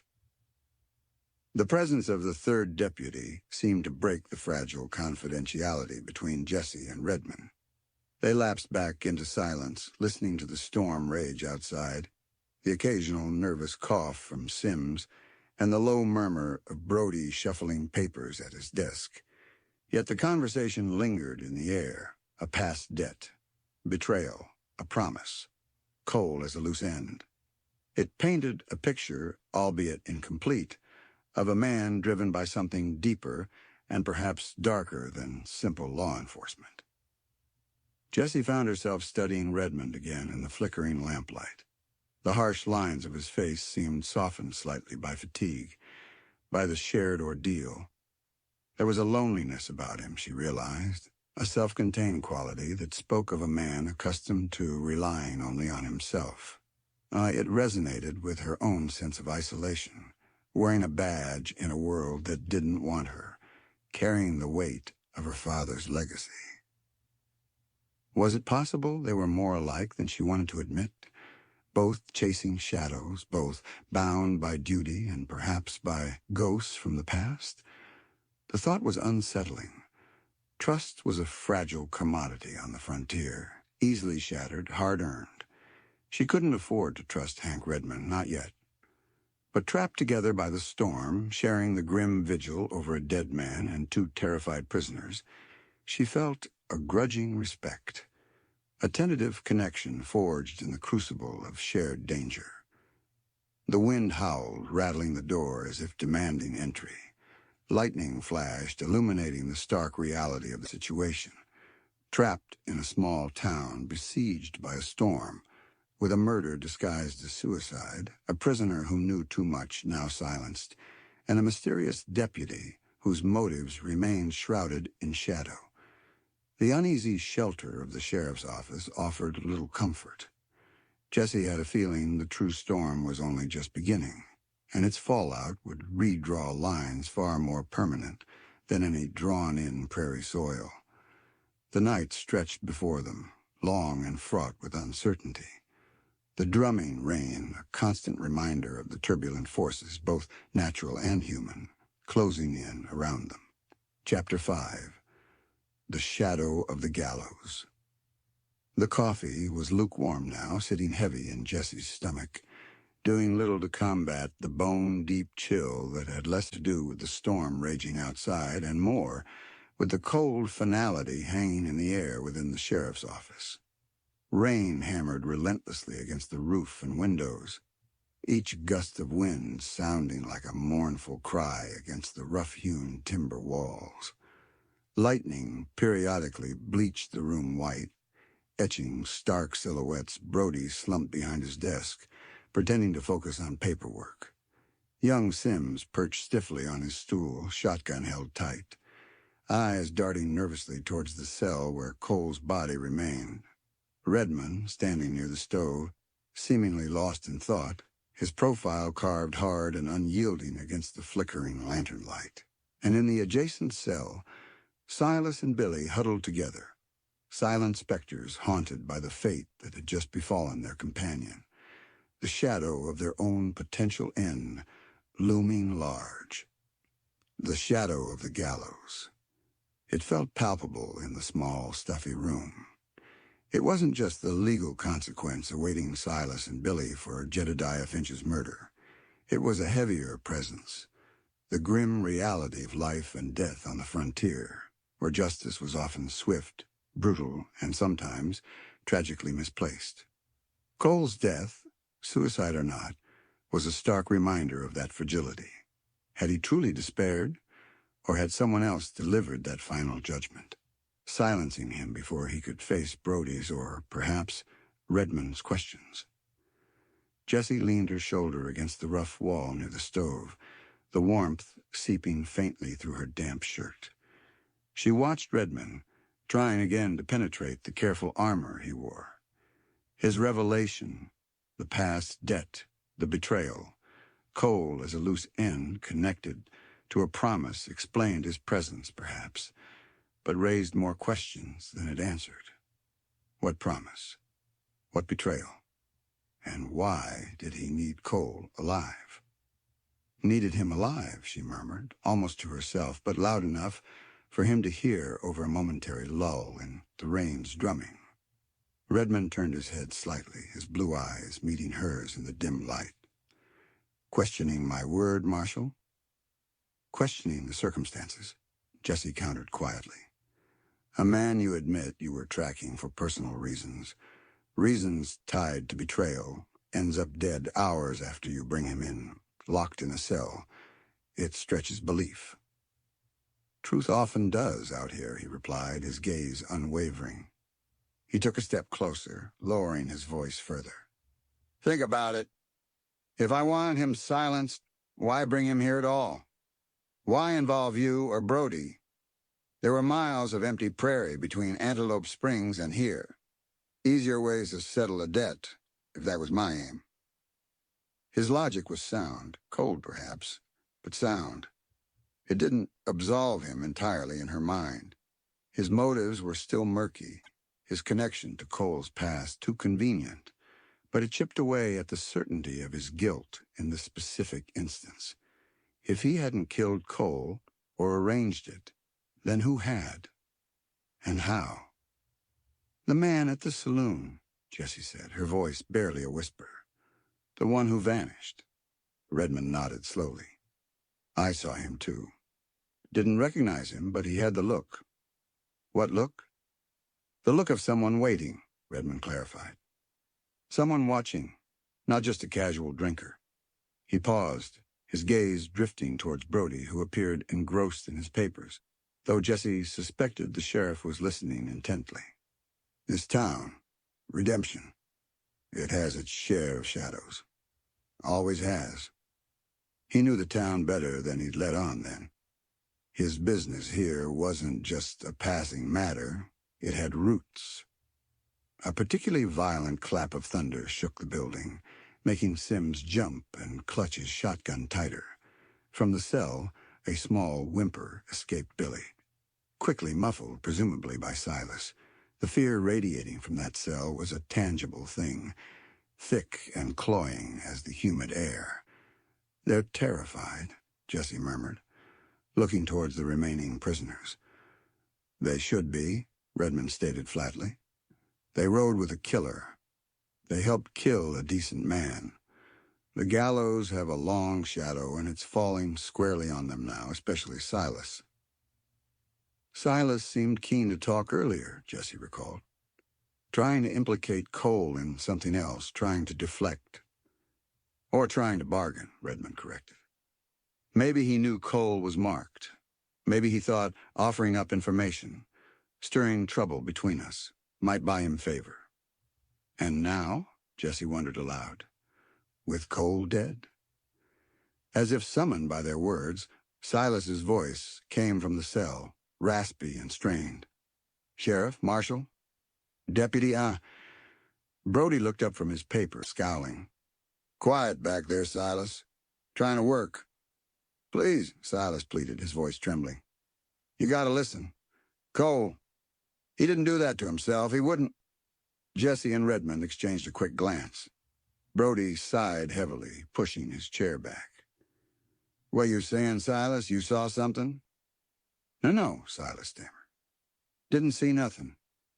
But I heard, just before Deputy Sims came back, I heard something, faint-like.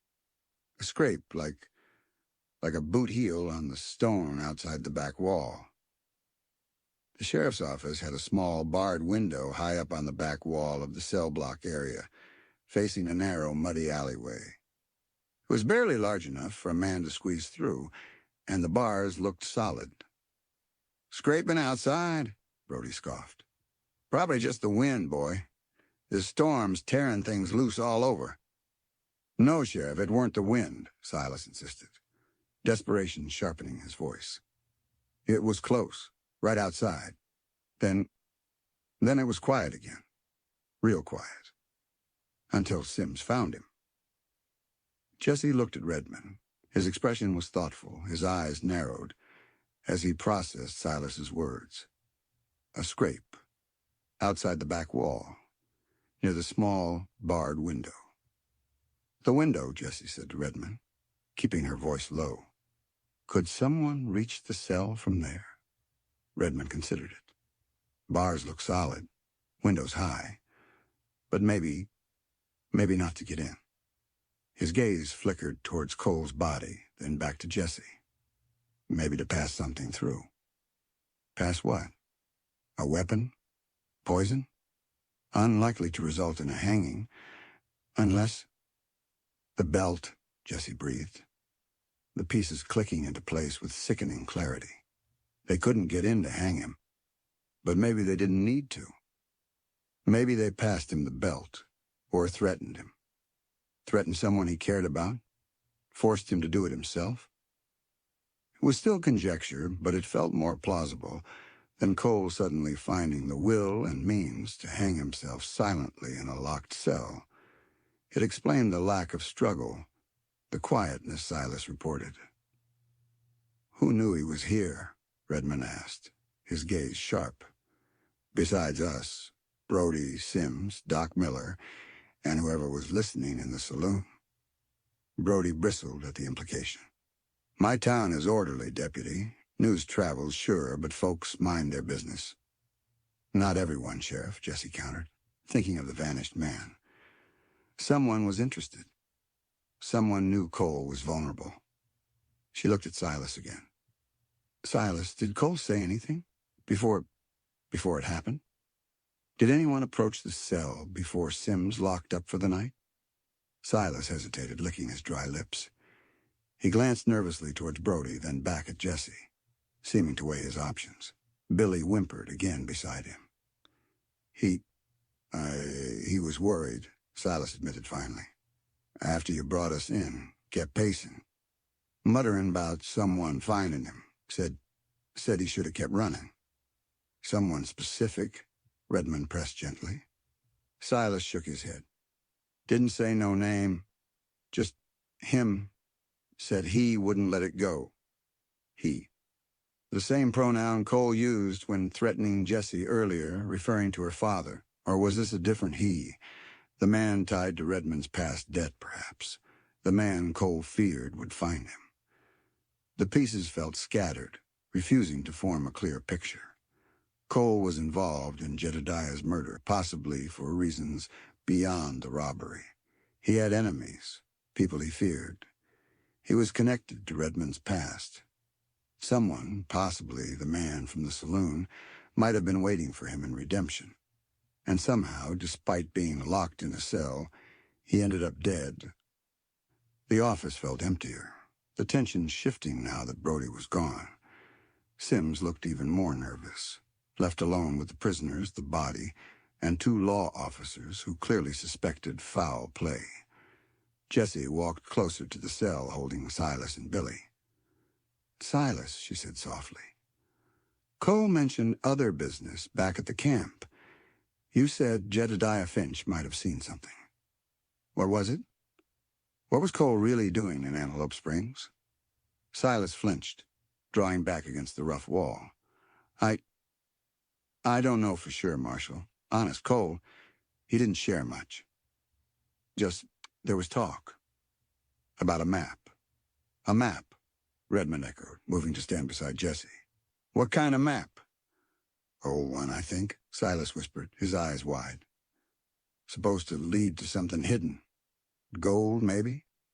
Left by prospectors years ago. Cole got wind of it somehow. Thought it might be hidden somewhere near Antelope Springs. Maybe Jedediah found it, or knew where it was. A hidden treasure map. It sounded like something out of a dime novel, yet Jesse knew stranger things drove men to desperation on the frontier.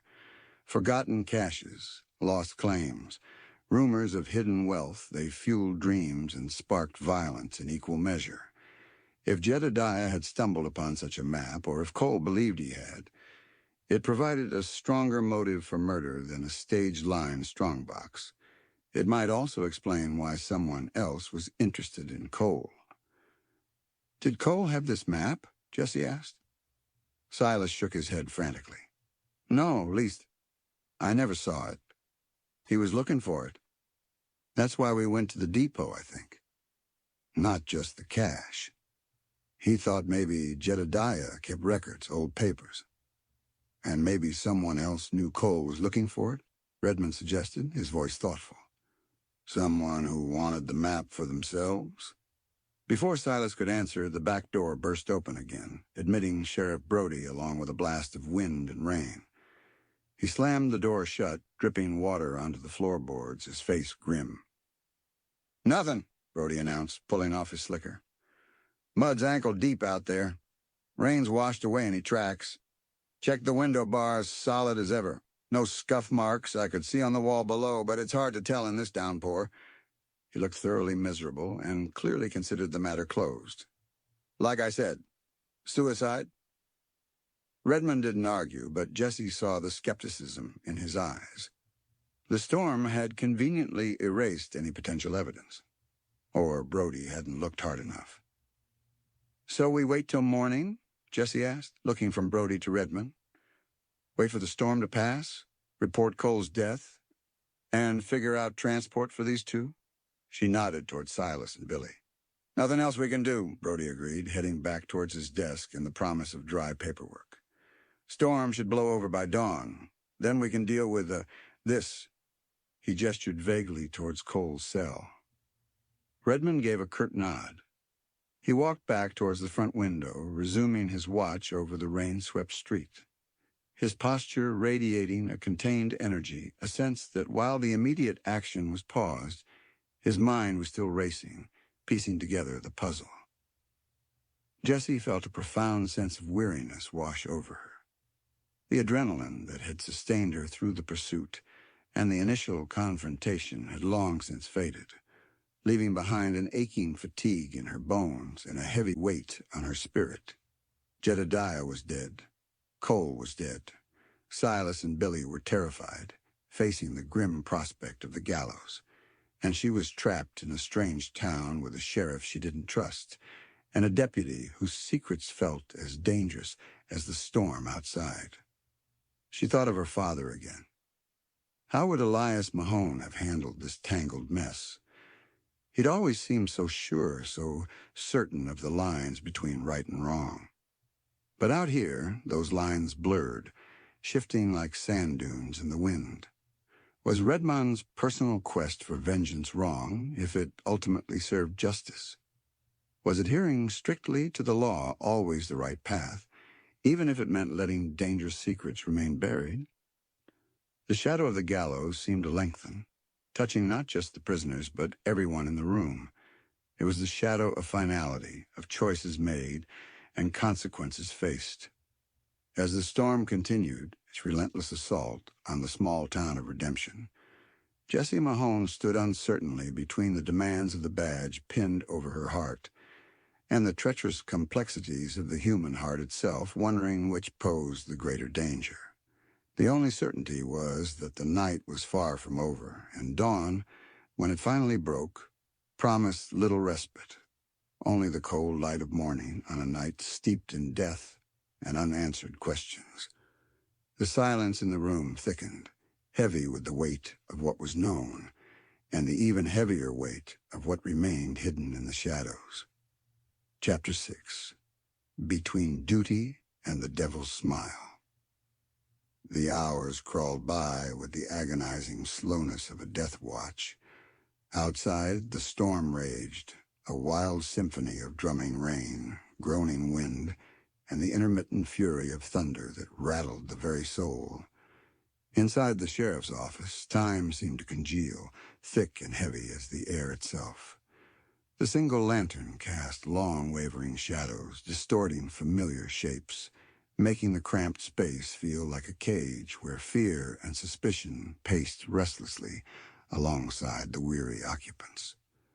Sheriff Brody had succumbed to exhaustion, his head slumped onto his folded arms on the desk, his occasional snores adding a grotesque counterpoint to the storm's violence. Deputy Sims remained awake, perched rigidly on his stool near the cells, his young face pale and strained in the lantern light, shotgun held like a holy relic against the encroaching darkness. Every creak of the building, every particularly loud gust of wind made him jump, his eyes darting towards the cell where Cole's body hung, a silent, grim accusation. Jessie stood near the window, the glass cool beneath her fingertips, watching the blurred, rain-lashed emptiness of Redemption's main street. The town felt utterly deserted, surrendered to the storm's fury. She felt deserted, too, adrift in a sea of uncertainty, clinging to the wreckage of duty, while treacherous currents pulled her toward suspicion and a grudging, dangerous curiosity about the man standing silently across the room. Hank Redmond hadn't moved much. He leaned against the wall near the cold stove, nursing another mug of the noxious coffee Brody kept perpetually brewing. He seemed carved from the shadows himself, his face a study in controlled stillness. Yet Jessie sensed the tightly coiled energy beneath the surface, the mind working constantly behind those watchful, faded denim eyes. He was a man waiting, but for what? For the storm to break? For an opportunity? For the past he spoke of to finally catch up? The silence stretched, punctuated only by the storm, Brody's snores, and the occasional nervous cough from Sims. Jessie found the quiet more unnerving than the thunder. It allowed too much space for thought, for doubt to fester. Her father's face swam in her memory, stern, principled, unwavering in his belief in the law, capital L. He'd taught her its statutes, its procedures, the weight and responsibility of the badge. The law is the only line holding back chaos, Jessie, he'd told her countless times. Uphold it. Always, no matter the cost. But looking at Cole's still form, thinking of the fear in Silas's eyes, remembering Redmond's talk of betrayal and promises needing Cole alive, the clear lines her father had drawn seemed blurred, indistinct, like pencil marks washed by rain. Cole's death felt like chaos unleashed, not order restored, and Redmond seemed to operate in the gray spaces her father had warned her against, driven by motives that duty alone couldn't encompass. She pushed away from the window, the need for movement, for some small action, becoming unbearable. She walked quietly towards the stove, pouring herself another half mug of the bitter coffee. Redmond watched her approach, his expression unreadable. "Long night," she murmured, stating the obvious, needing to break the oppressive silence between them. "They usually are when they end like this," he replied, his voice low, roughened by fatigue. He gestured slightly with his mug toward the cells. "You get used to the waiting, not the reasons for it." Did my father ever get used to it? The question slipped out before she could stop it, raw and unexpected. Redmond looked surprised, his usual guard momentarily lowered. He considered the question, swirling the coffee in his mug. Elias Mahone. He carried the weight, Marshal. Anyone could see that. But used to it? I doubt it. Some things you just learn to carry because you have no choice. He paused, his gaze meeting hers, holding it with an intensity that felt both invasive and strangely grounding. He spoke of you sometimes, proud of your spirit, worried about it too. Jessie felt a tightness in her chest. Her father worried. He'd always seemed so certain of her path, pushing her towards the ranch, away from the dangers he faced daily. Hearing Redmond say this, hearing it from a man who clearly knew her father on a level beyond mere professional acquaintance, felt like finding a hidden piece of a familiar puzzle. He didn't want this life for me, she said quietly, bitterness tinging her words. The badge, the violence. Maybe, Redmond conceded. Or maybe he knew you had the strength for it, whether you wore the star or not. This land, it demands strength one way or another. He took a sip of coffee, his eyes drifting back towards the storm-lashed window. Sometimes the lines between protecting yourself and upholding the law get tangled. Was he talking about her father or himself? His words hung in the air, ambiguous, heavy with unspoken meaning. He seemed to be testing her again, probing the edges of her certainty, the foundation of her father's rigid code. From the cell, Silas stirred, letting out a low moan. Marshal? Water? Jessie nodded, glad for the interruption, the excuse to distance herself from Redmond's unsettling insights. She found a tin cup, rinsed it with water from the bucket near the door, and filled it. Redmond watched her go to the cell, his expression unreadable. Silas drank greedily, his eyes darting nervously around the office, lingering on Cole's cell before snapping away.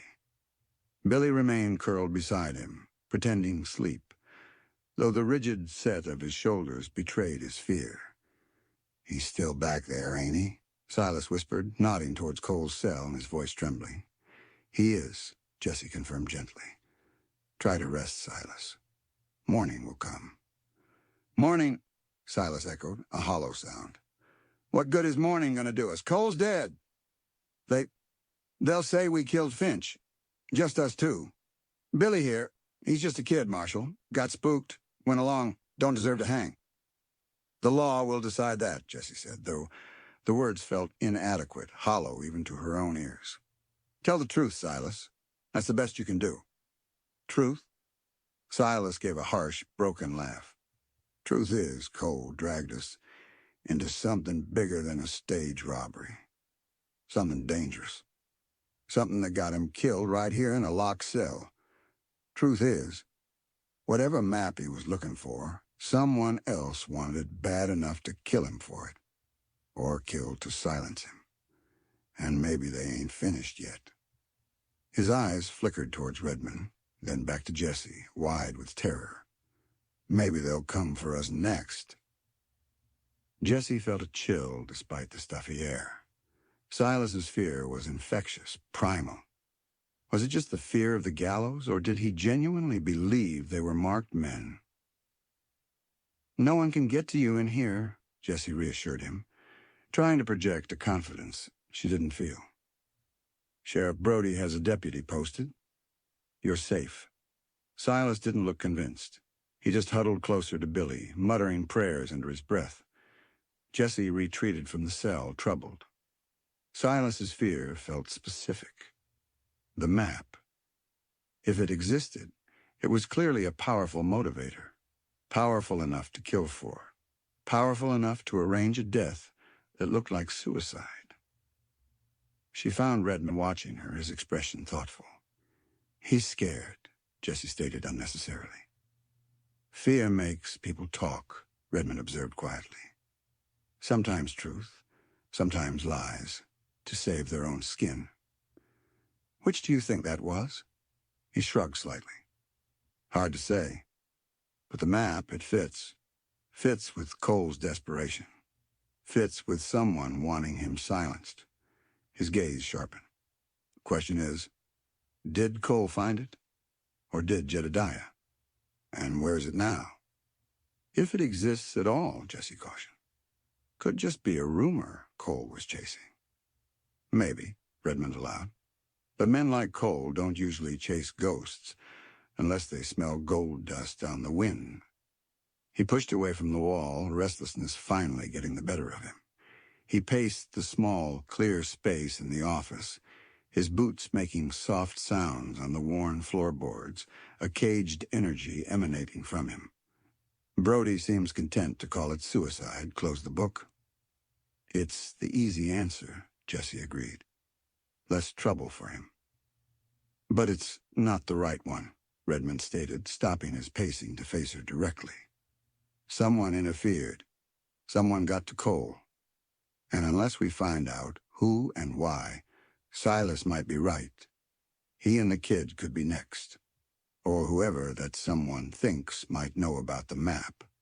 His gaze was intense. That could include us, Marshal. The implication hung heavy in the air.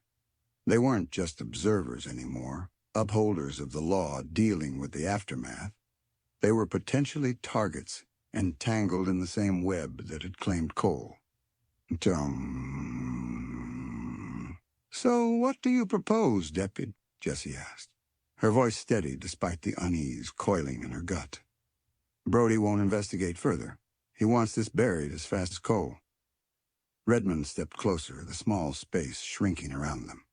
She could see the lines of fatigue around his eyes, the faint stubble darkening his jaw, smell the faint scent of rain, damp wool, and something else, the underlying scent of danger, perhaps, or just sheer focused determination. I propose we don't let it be buried, he said, his voice low and intense. My personal business brought me to Cole, yes, but Finch's murder, Cole's death here, this goes beyond a past debt now. This is about justice.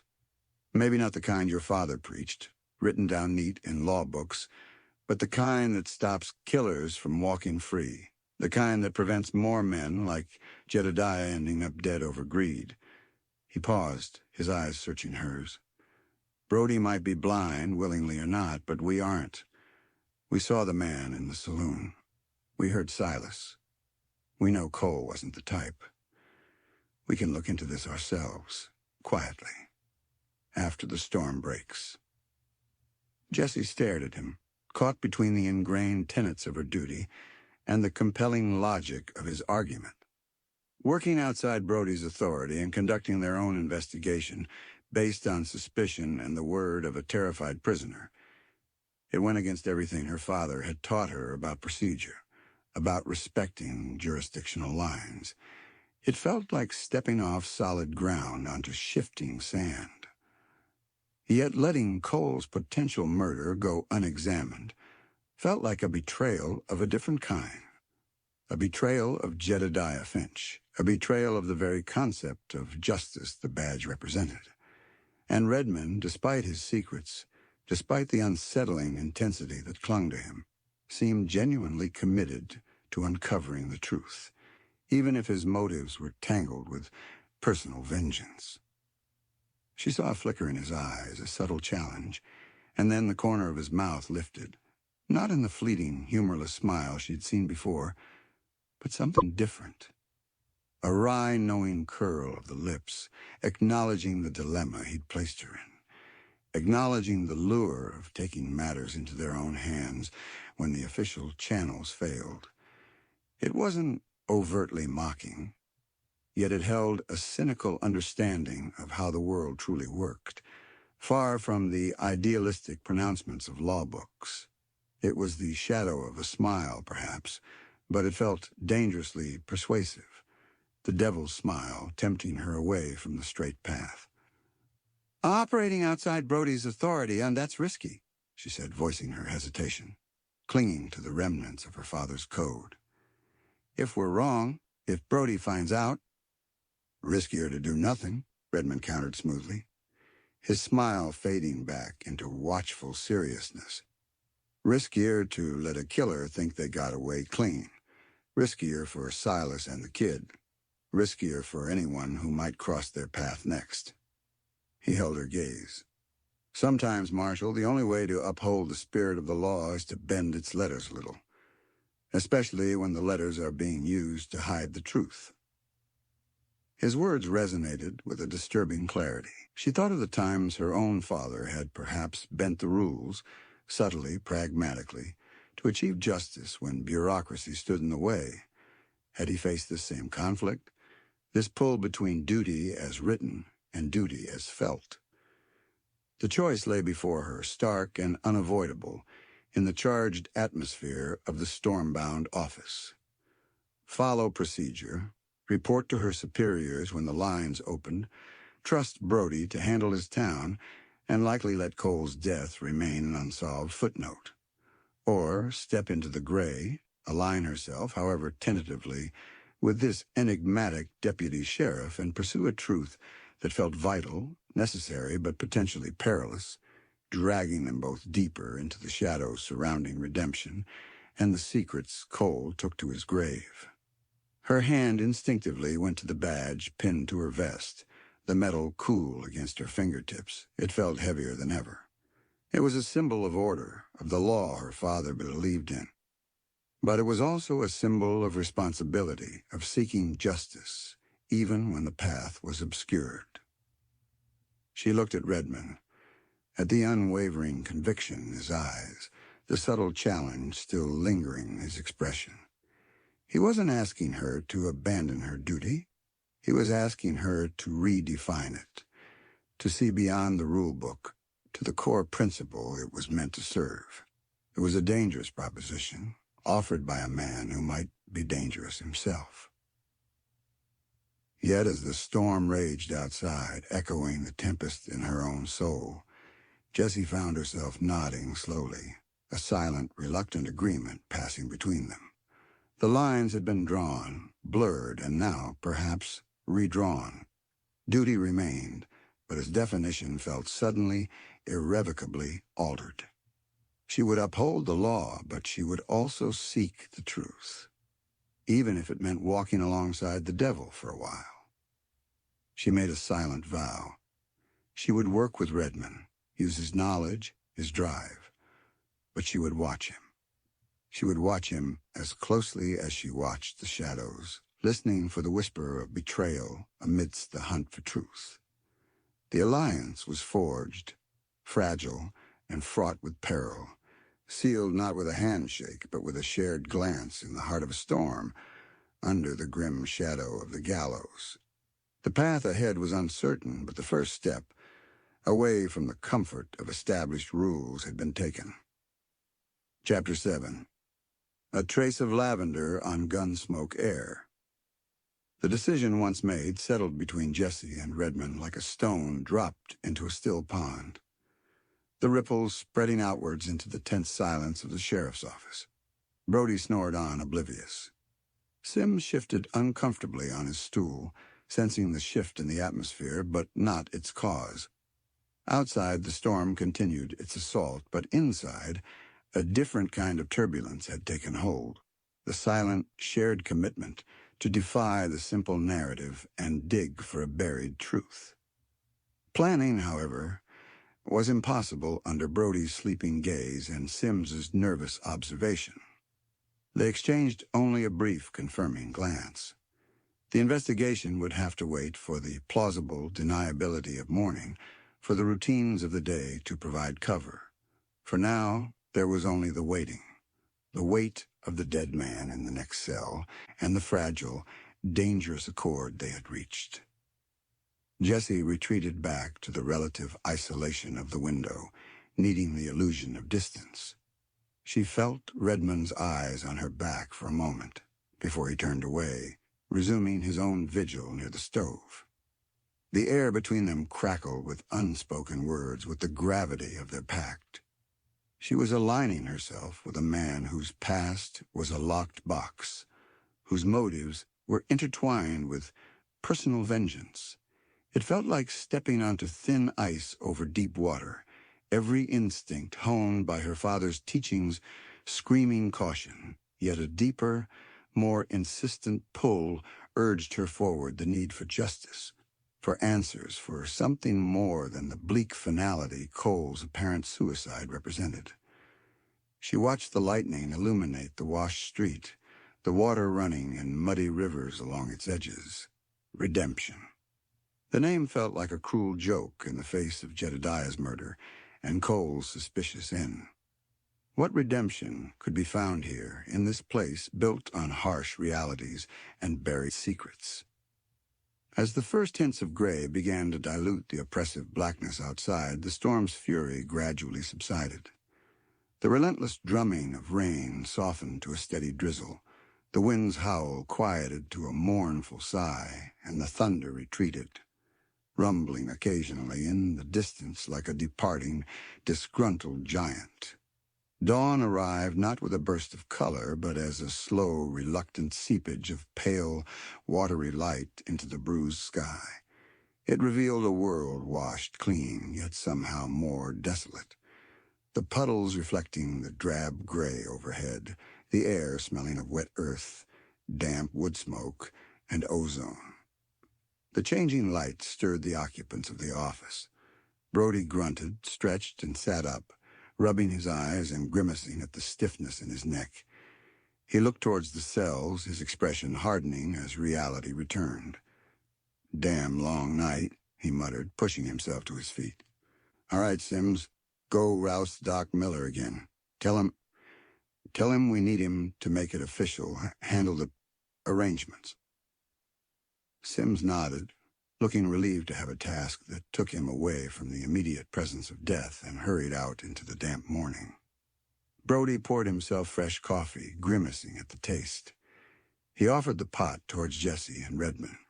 Jesse accepted, needing the warmth and caffeine. Redmond declined with a slight shake of his head. "You two still here?" Brody asked, though it wasn't really a question. "Figured you'd have sought out those hotel beds." "Seemed prudent to remain," Redmond said evenly, "given the circumstances." "Circumstances are, a prisoner killed himself," Brody stated flatly, taking a noisy slurp of coffee. "Case closed on him. Leaves us with the other two." He looked at Jesse. "You planning on heading back to Cimarron today, Marshal?" "I need to send my report first," Jesse replied, keeping her tone neutral. "And see these two." She nodded toward Silas and Billy's cell. "Properly processed for transfer. Then I'll arrange transport." It was a plausible reason to linger, buying them time. Brody grunted again. "Telegraph office should be open soon if the lines ain't down. Transfer, well, that takes paperwork. Might be tomorrow before Judge Harrison issues the order." He seemed content with the delay, perhaps eager to pass the responsibility for the remaining prisoners onto someone else. Doc Miller arrived, looking as weary as everyone else. He performed his duties with quiet professionalism, officially pronouncing Cole dead and overseeing the grim task of removing the body from the cell. Two local men, undertakers of a sort, arrived with a canvas shroud and a rough wooden stretcher. Jessie averted her gaze as they cut Cole down, the thud of his body hitting the floor a sickeningly final sound. Redmond watched the process impassively, his face giving nothing away. Silas and Billy remained huddled in their cell, eyes tightly shut, Billy trembling violently. Once the body was removed, an unsettling emptiness filled the cell, though the psychic stain of Cole's death lingered. Brody instructed Sims to clean it out later. "Get his belongings together, too," he added as an afterthought. "Such as they are, might need 'em for identification, though Lord knows who'd claim him." This was the opening Jesse and Redmond needed. "Sheriff," Jesse said, stepping forward, "perhaps Deputy Redmond and I could look through his effects first? Standard procedure. Check for any letters, contacts, anything that might shed light on accomplices or next of kin." Brody waved a dismissive hand. Doubt you'll find much sides, trail dust, and regret. But go ahead, if it makes you feel official. He turned his attention back to Doc Miller, discussing the necessary paperwork for the death certificate. Jesse met Redmond's eyes briefly. Phase 1 access achieved. They followed Sims as he retrieved Cole's meager possessions, the dusty bowler hat, the worn bedroll tied with rope, a small battered saddlebag, and the boots Cole had been wearing. Sims piled them unceremoniously on Brody's desk. "Not much here," Sims said, wrinkling his nose slightly at the smell of stale sweat and trail grime clinging to the items. "Thank you, Deputy," Jesse said, managing a small smile for the young man, who looked grateful for the acknowledgement. As Brody and Doc Miller concluded their business and the doctor departed, Jesse and Redmond turned their attention to the pile. Brody watched them for a moment, then seemed to lose interest, settling back behind his desk to tackle the mountain of forms awaiting him. They started with the saddlebag. It contained pitifully little: a half-eaten strip of dried jerky, a small pouch with a few near-worthless coins, a whetstone, a length of spare cord, and a tarnished tin cup. No letters, no papers, nothing remotely resembling a map or even a clue. Jessie picked up the bowler hat, turning it over in her hands. It was sweat-stained, battered, an incongruous piece of formality on a desperate man. Nothing hidden in the lining. She set it aside. The bedroll yielded nothing but dust and the faint scent of wood smoke. That left the boots. They were old, cracked leather, soles worn thin, heels run down. Standard cowboy boots, unremarkable. Jessie picked one up, heavier than she expected. She felt inside, her fingers brushing against the rough inner lining. Nothing. She was about to put it down when her fingers snagged on something small, tucked deep into the toe, almost disintegrated. She carefully worked it out.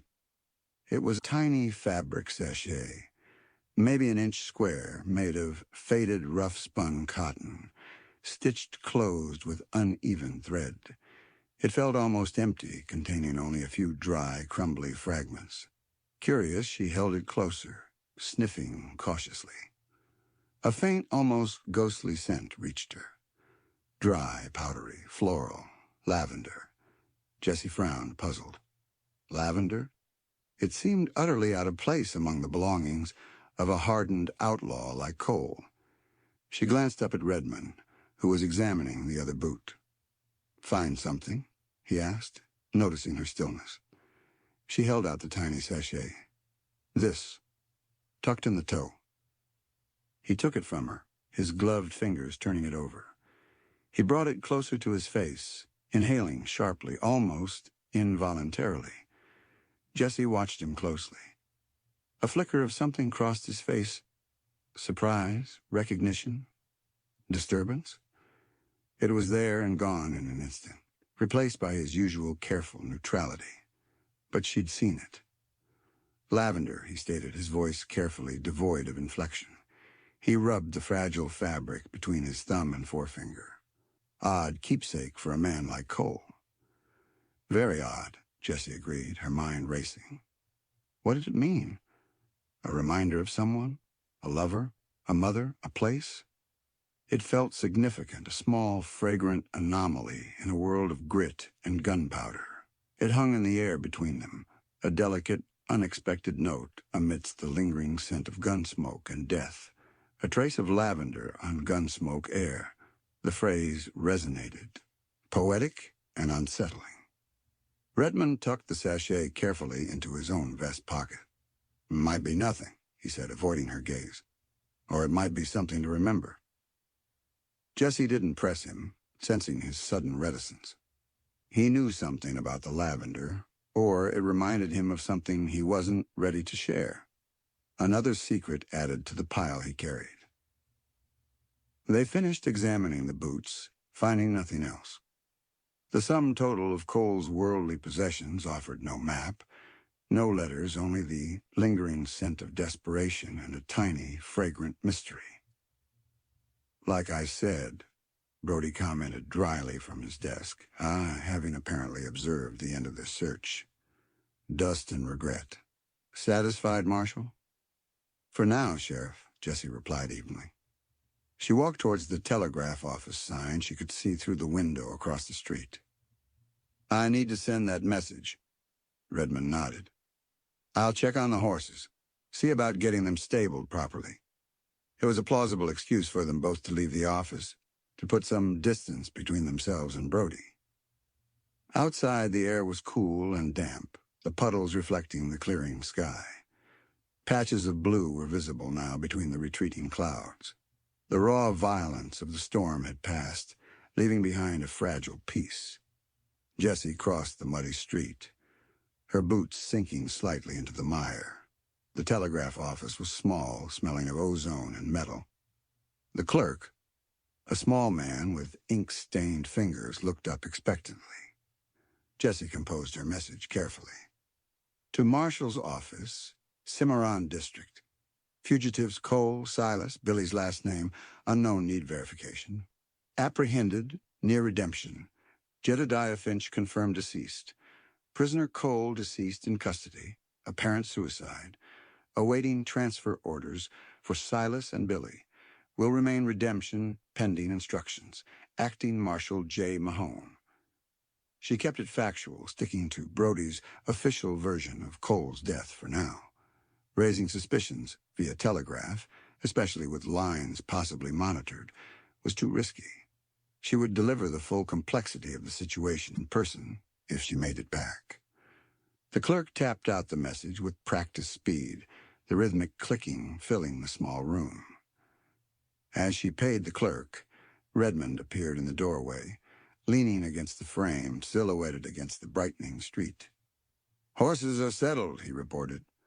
Local livery seems competent enough. They walked back out into the street together. The town was slowly coming back to life.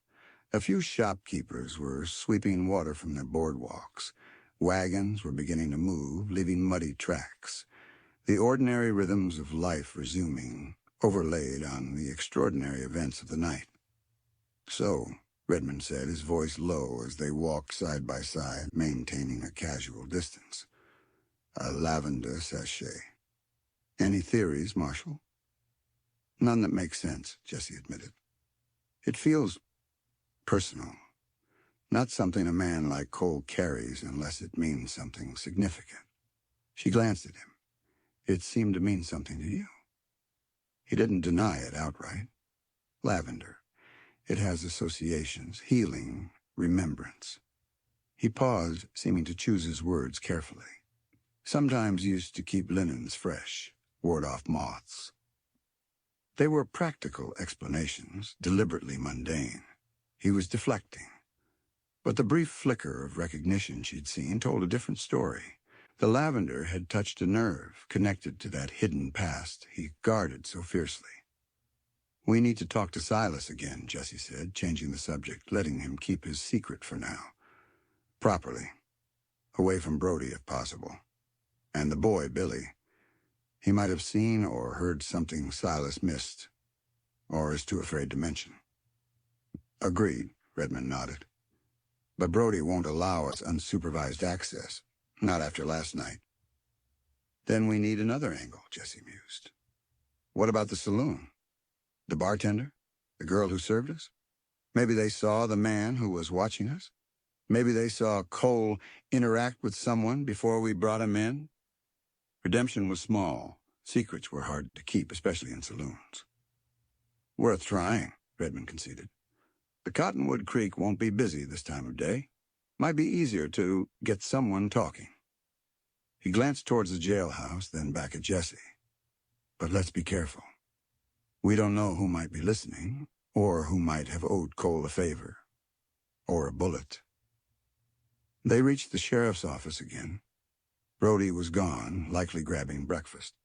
Sims was still there, looking exhausted but alert. He reported that Silas and Billy were quiet, hadn't asked for anything.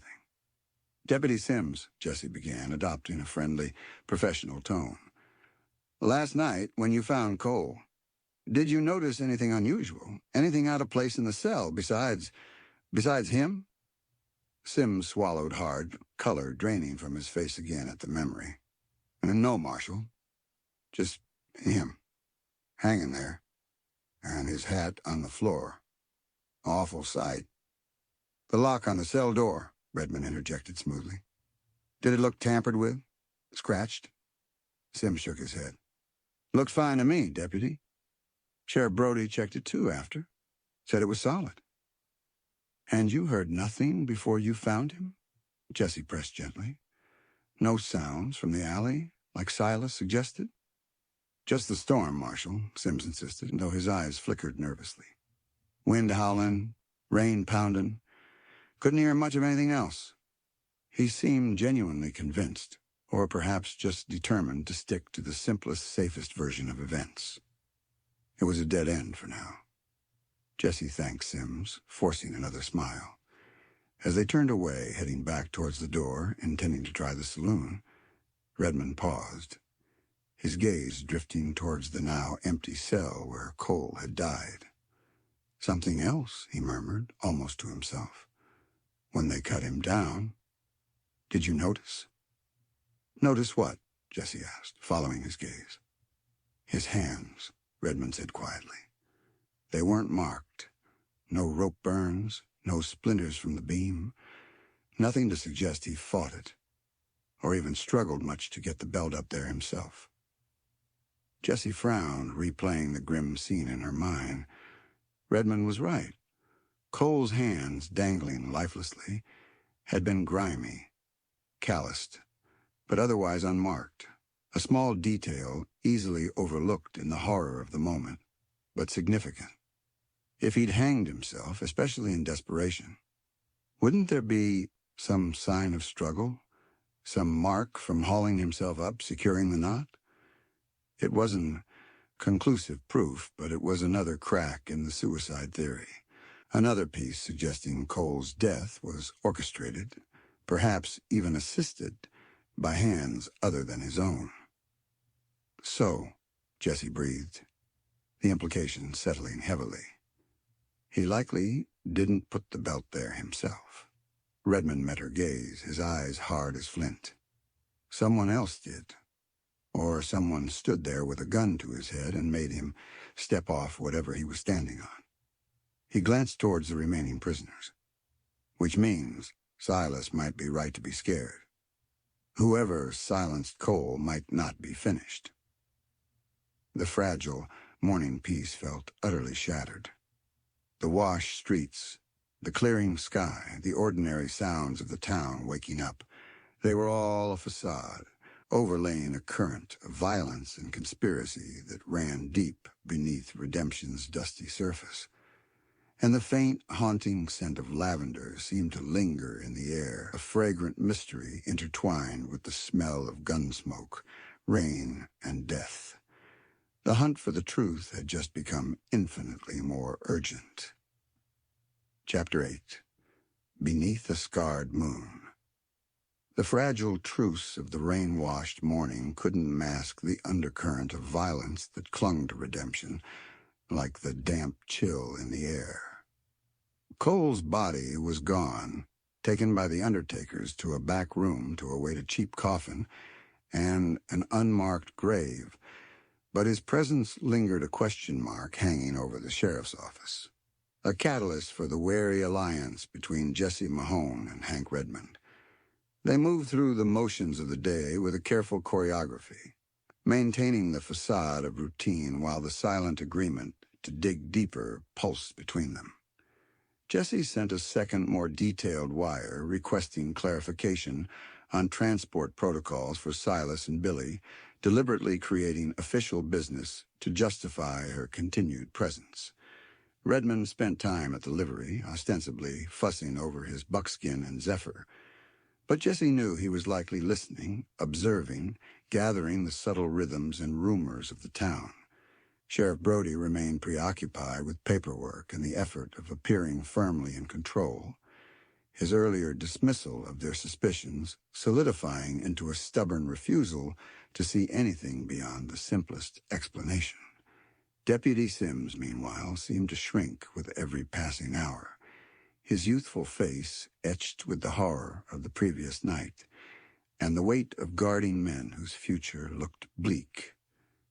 Around mid-morning, under the pretense of stretching their legs and seeking coffee less potent than Brody's brew, Jesse and Redmond found themselves drifting towards the Cottonwood Creek Saloon. The doors were propped open to air out the stale fumes of the night before, and the cavernous room was mostly empty, save for a lone swamper listlessly pushing sawdust around with a broom, and the same tired-eyed saloon girl from the previous night polishing glasses behind the long bar. Her name, they learned, was Maeve. Redmond ordered coffee, leaning casually against the bar, while Jesse took a seat at a nearby table, giving Maeve a sympathetic smile. "Busy night last night," Jesse commented conversationally. Maeve sighed, pausing her polishing. "Storm always brings 'em in or keeps 'em trapped. Mostly the latter last night." Her gaze flickered towards them, curiosity warring with weariness. "Heard about the trouble up at the sheriff's? The prisoner, Cole?" "News travels fast," Redmond observed mildly, accepting a steaming mug from her. "In redemption? Faster than tumbleweeds in a gale," Maeve confirmed with a wry twist of her lips. "Especially news like that. Hanging. Nasty business." She lowered her voice slightly.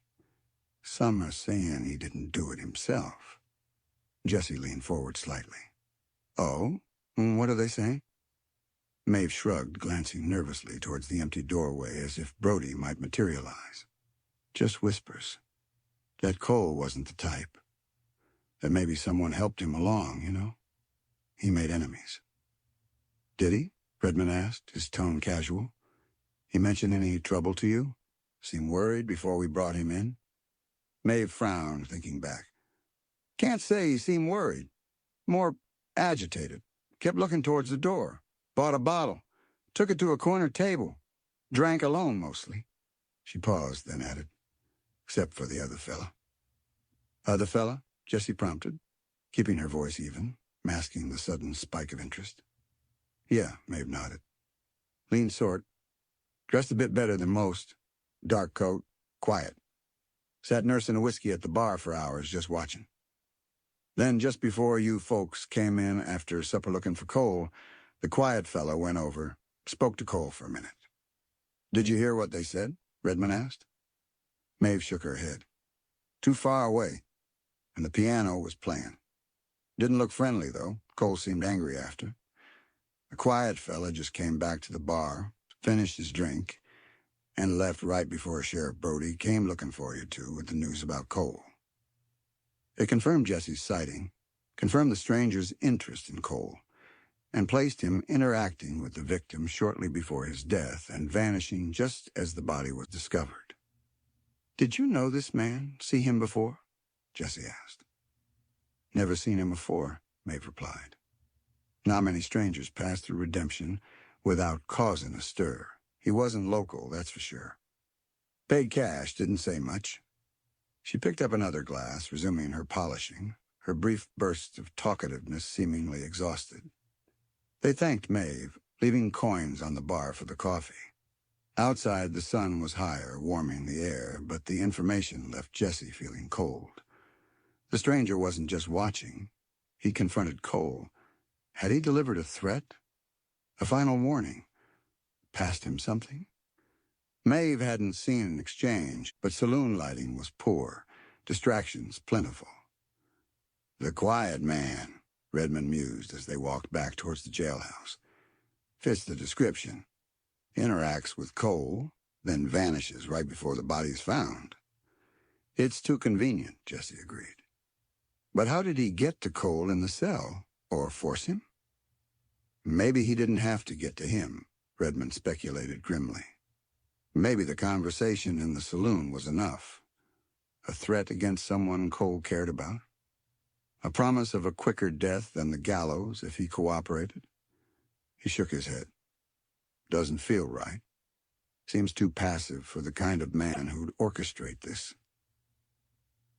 They lapsed into silence, the puzzle pieces refusing to fit neatly. Back at the sheriff's office, Brody was conferring with a portly man Jesse recognized as the local land registrar. Business seemed to be proceeding as usual, deliberately ignoring the unresolved tension surrounding Cole's death.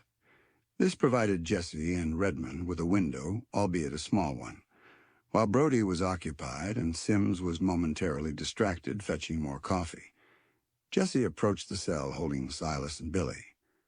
Redmond stood nearby, seemingly examining a wanted poster, but positioned to overhear and block Sims' view if necessary. "Silas," Jesse said softly, kneeling slightly to be closer to the bars. "The map you mentioned. Did Cole say where he thought it might be? Or who made it?" Silas looked up, his eyes hollow with fear and lack of sleep. He glanced past Jesse towards Redmond, then back, licking his lips nervously. He didn't say much. Just ramblings, mostly. Something about Lost Canyon and the Spaniard's claim." "Lost Canyon?" The name meant nothing to Jessie. She looked questioningly at Redmond, who gave an almost imperceptible shake of his head. "Not local, then." "The Spaniard's claim?" she prompted Silas. "Yeah, old story. Some say a Spanish prospector struck it rich way back. Hit his gold when Indians attacked. Never made it back. Cole reckoned he'd found a clue to where the Spaniard hid it. Near Antelope Springs, he thought. Jedediah. Cole thought Jedediah might have old records, maps of the area, something that would pinpoint it. "And this he Cole was afraid of?" Jesse asked gently. "Did he ever describe him?" Silas shivered. "No, just, rage when he said it. He won't let it go. Like it was personal, something old. Personal. Old. Like Redmond's past debt." Jesse glanced back at Redmond again. His face was unreadable, but his stillness felt charged. Was the he Cole feared the same man Redmond sought regarding the betrayal? Or was it the quiet stranger from the saloon? Or someone else entirely? Billy, who had been preternaturally still, suddenly whimpered, pressing closer to Silas. "Don't let him hang me, Marshal," he whispered, tears finally spilling down his dirt-streaked cheeks. "I didn't mean no harm, Cole. He said it'd be easy money. No one'd get hurt." Jesse's heart ached for the boy, caught in the deadly undertow of older men's greed and violence. "Tell the truth, Billy," she advised softly, echoing her earlier words to Silas, though they felt even more inadequate now. "That's all you can do." Sims returned with the coffee pot, casting a suspicious glance towards the cell. Jessie stood up smoothly. "Just checking on him, Deputy." She moved away, joining Redmond near the wanted posters. "Lost Canyon, Spaniard's claim," Redmond murmured, tracing the lines on a faded poster with his finger.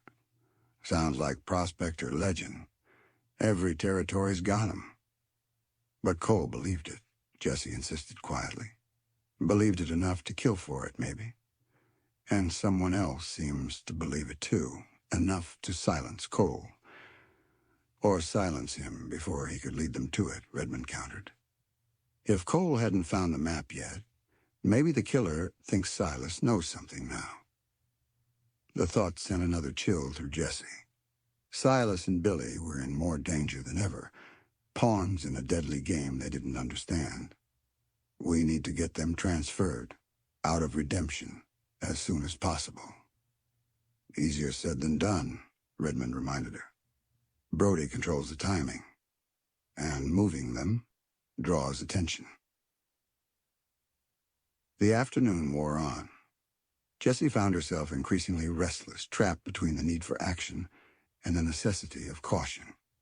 She watched Redmond, noting the subtle signs of his own impatience, the way he paced occasionally, the tightness around his jaw and the constant scanning of their surroundings.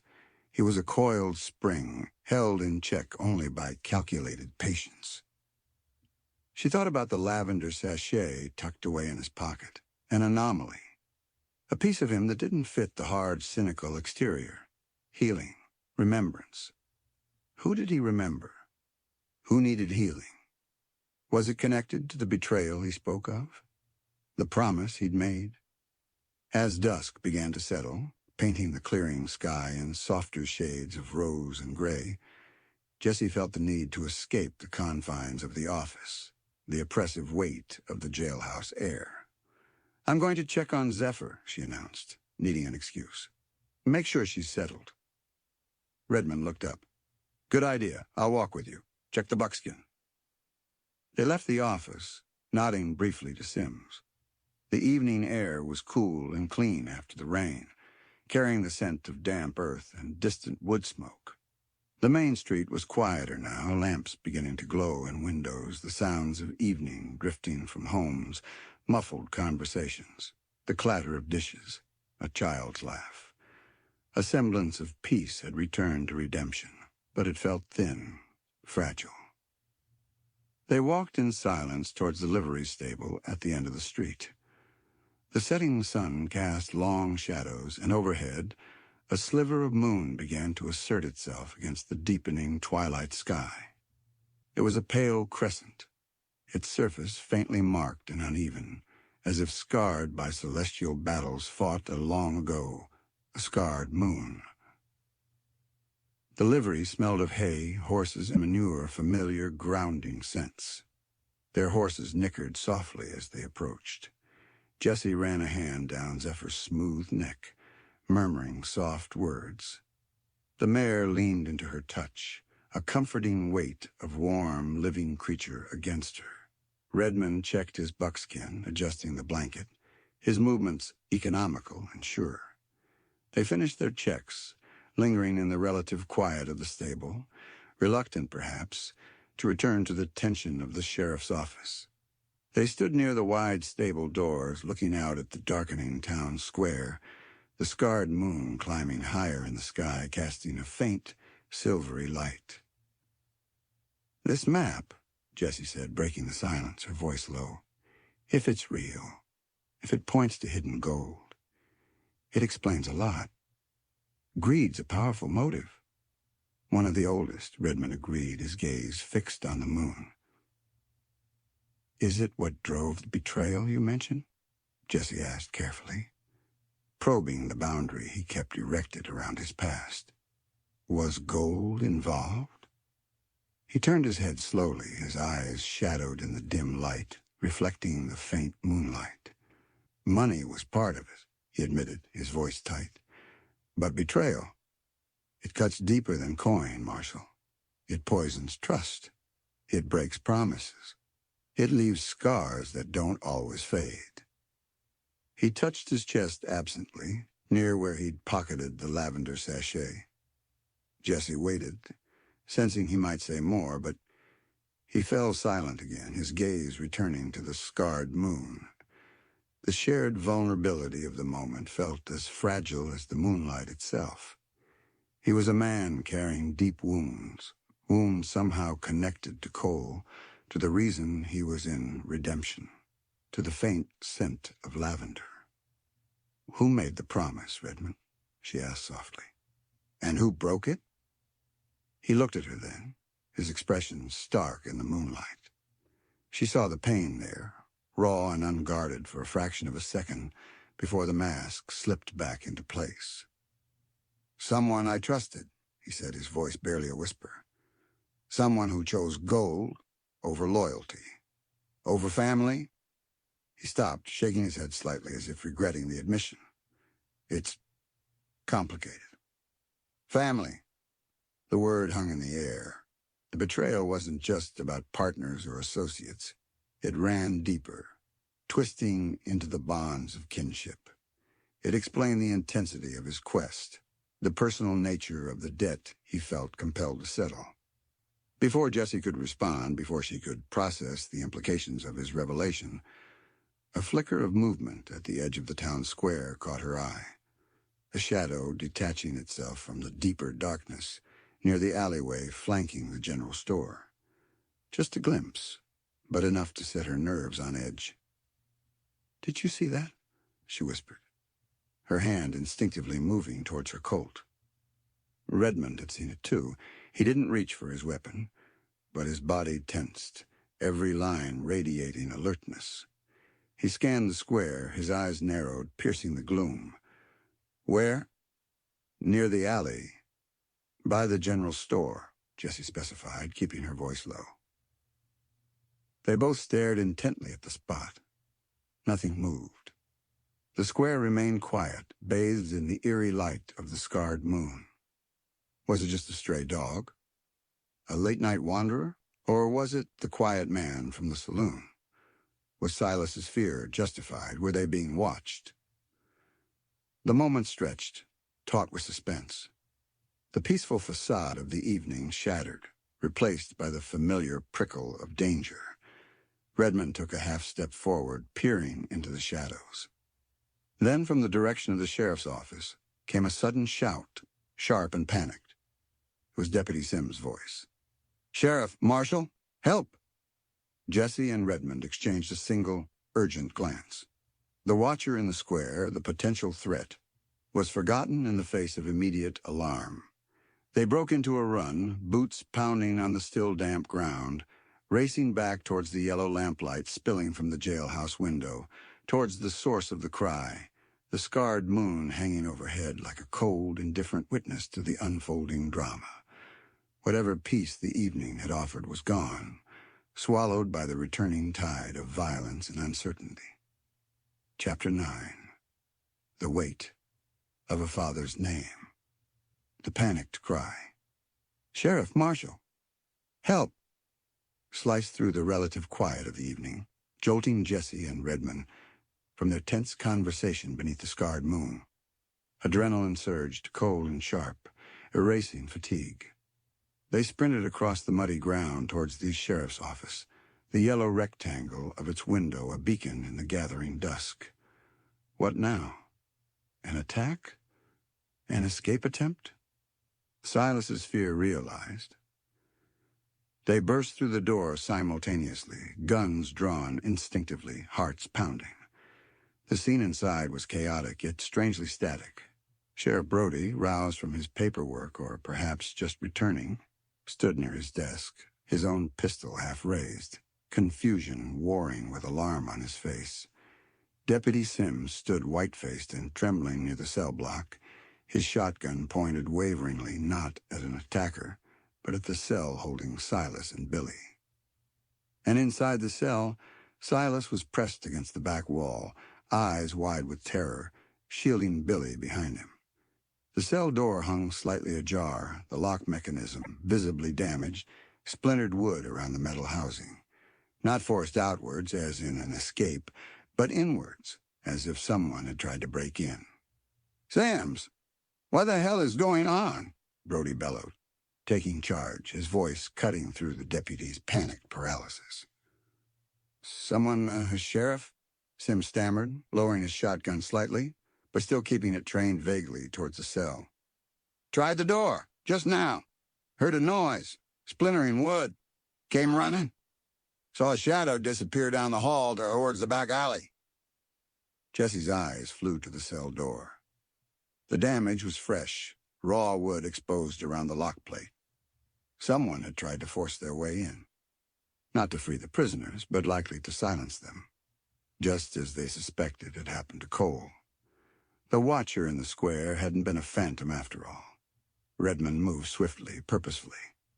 He bypassed the trembling Sims, his own gun held ready but low, his attention focused.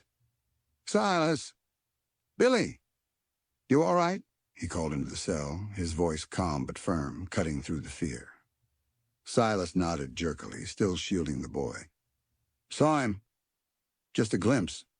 At the door, before Sims yelled." "Saw who?" Jessie demanded, stepping closer, her own weapon ready, scanning the shadowy corners of the office and the short hallway leading towards the back. "Couldn't see his face," Silas gasped. "Dark clothes, lean, fast. Gone when Sims shouted." The quiet man from the saloon. It had to be. He'd tried to finish the job. Redmond was already moving down the short hallway towards the back door that led to the alley. Jessie followed instinctively, covering his back, while Brody barked orders at Sims to secure the cell door somehow, check the prisoners weren't harmed, and stay alert. The back door was slightly ajar, confirming Sims' report. Redmond pushed it open cautiously, peering out into the narrow, muddy alleyway, now shrouded in deep twilight shadow. The air was cool, smelling of wet earth and refuse. Nothing moved. The attacker was gone, swallowed by the warren of alleys and back ways behind Redemption's main street facades. "Tracks?" Jesse asked quietly, joining Redmond at the doorway, careful not to step out and obliterate any potential signs. Redmond crouched, examining the muddy ground just outside the threshold, by the faint light spilling from the office. "Footprints," he confirmed, his voice tight. "One set, heading away. Deep impressions. Man moving fast. Looks like the rain stopped just long enough to let the surface mud set slightly." He pointed towards a partial print near a pile of discarded crates. "Boot heel. Looks standard enough. Nothing distinctive." He straightened up, frustration etched briefly on his features before being smoothed away. He knew the layout, knew the back door was likely less watched, came prepared to force the lock. But Sims interrupted him, Jesse finished. His timing was lucky for Silas and Billy. "Or unlucky for our attacker," Redmond amended grimly. "He failed. But he knows we know now. Knows the prisoners are still alive, still talking." He looked back towards the main office, towards the cell. The danger just escalated significantly. They returned to the main room to find Brody trying to wedge a piece of wood into the damaged doorframe to secure the cell, his face flushed with anger, and perhaps a dawning realization that his suicide theory was collapsing around him. Silas and Billy were unharmed, though deeply shaken. Sims looked ready to faint. "All right," Brody growled, turning to face them. His earlier complacency gone, replaced by grudging acceptance of the situation. "So maybe you two were right. Looks like someone wants these two dead as bad as Cole." He glared towards the cell. What the hell did Cole get himself involved in? "A map, Sheriff," Jesse supplied evenly. "Rumors of hidden gold. Lost Canyon. The Spaniards' claim." Brody stared at her, then let out a short, harsh laugh. "Prospector myths? That's what this is about? Jedediah Finch died over a damn ghost story?" "Men kill for less," Redmond stated quietly. "And it seems someone believes the story enough to kill again." Brody ran a hand over his face, looking suddenly older, wearier. "Gold. Always damn gold." He shook his head. "So this quiet fella Sims saw, likely after the map, thinks Silas or the kid knows where it is." "Or knows something Cole told them," Jesse agreed. "Either way, they're targets." "Can't keep 'em here," Brody decided abruptly. "Not with a busted lock and some shadows skulking around trying to break in." "Damn it!" He slammed his fist on the desk. "Transport orders won't come till tomorrow, maybe day after. What am I supposed to do?" "Move them," Redmond suggested immediately. "Tonight. Somewhere unexpected, somewhere defensible." Brody looked skeptical. "Move them where? The hotel? Livery? Every place in this town leaks information like a sieve." Jesse thought quickly. Where could they go?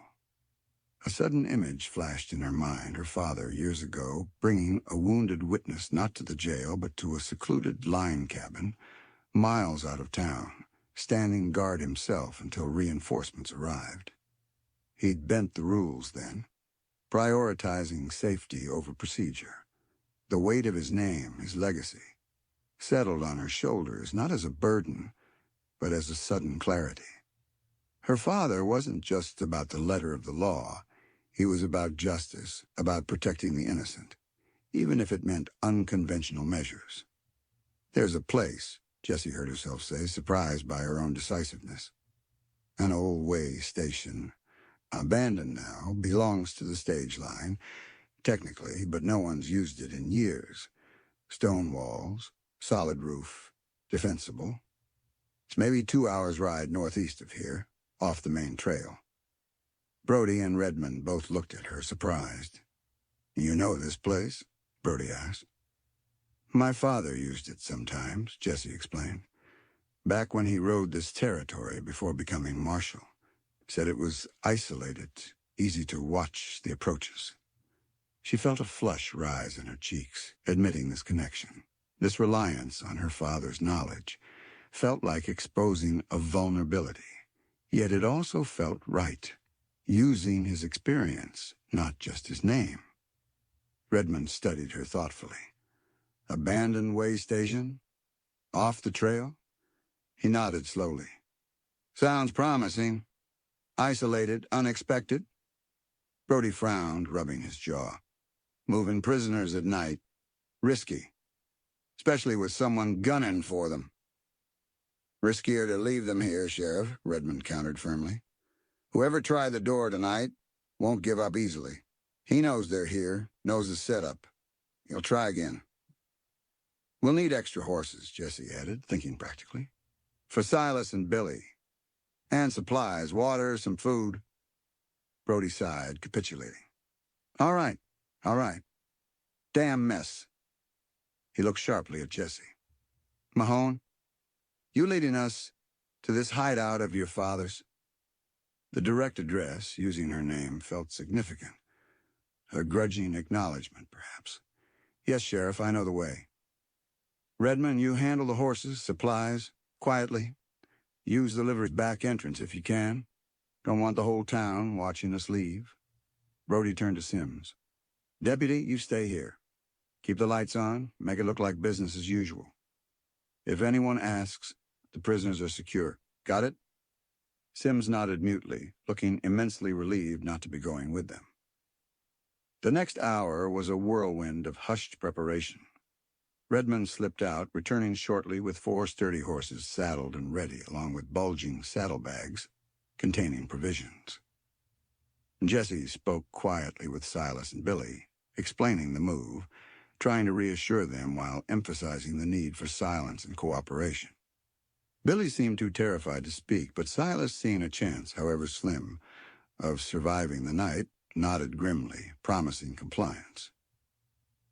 Getting them out of the office, unseen, was tense. Under the cover of darkness, with Brody watching the street, Jesse and Redmond hustled the 2 prisoners, hands bound but legs free for riding, out the back door and towards the waiting horses tethered in the deepest shadows of the alley.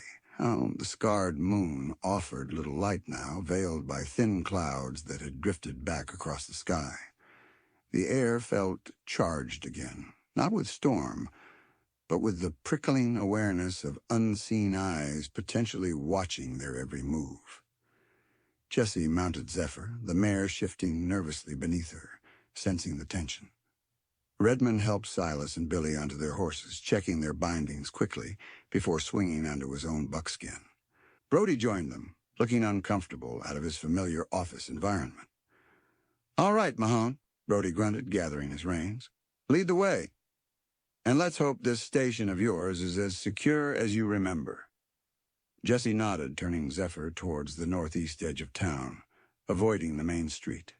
She urged the mare into a steady walk, listening intently to the sounds around them, the creak of saddle leather, the muffled hoofbeats on the damp ground, the rustle of wind in the unseen cottonwoods lining the creek bed they followed out of town. Every shadow seemed to hold a threat, every distant sound a potential alarm. The weight of responsibility settled heavily upon her. She wasn't just acting Marshal Mahone now.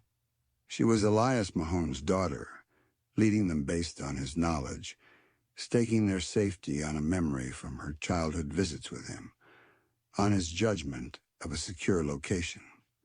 If she was wrong, if the station wasn't secure, if the attacker anticipated them or followed them, the consequences would fall squarely on her shoulders.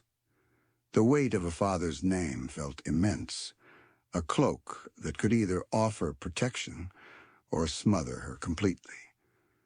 They rode in silence for the first hour, leaving the faint lights of redemption far behind, swallowed by the vast, dark prairie. The moon remained hidden, leaving them to navigate by starlight and instinct. Jessie relied on landmarks her father had pointed out, a distinctive rock formation silhouetted against the skyline, the curve of a dry wash, the scent of juniper carried on the night breeze. She felt Redmond riding close beside her, a solid, watchful presence. Brody lagged slightly behind, clearly unhappy with the pace and the darkness. Silas and Billy rode between them, slumped figures against the gloom. As they crested a low rise, Redmond reined in slightly, leaning closer to Jessie. "You sure about this path, Marshal?" he asked quietly, his voice a low rumble near her ear. "Seems deliberately indirect." "It is," Jessie confirmed, keeping her own voice low. "Avoids the main trails. Less chance of being seen or followed easily. My father, he preferred the less traveled ways." Redmond nodded slowly, accepting her explanation.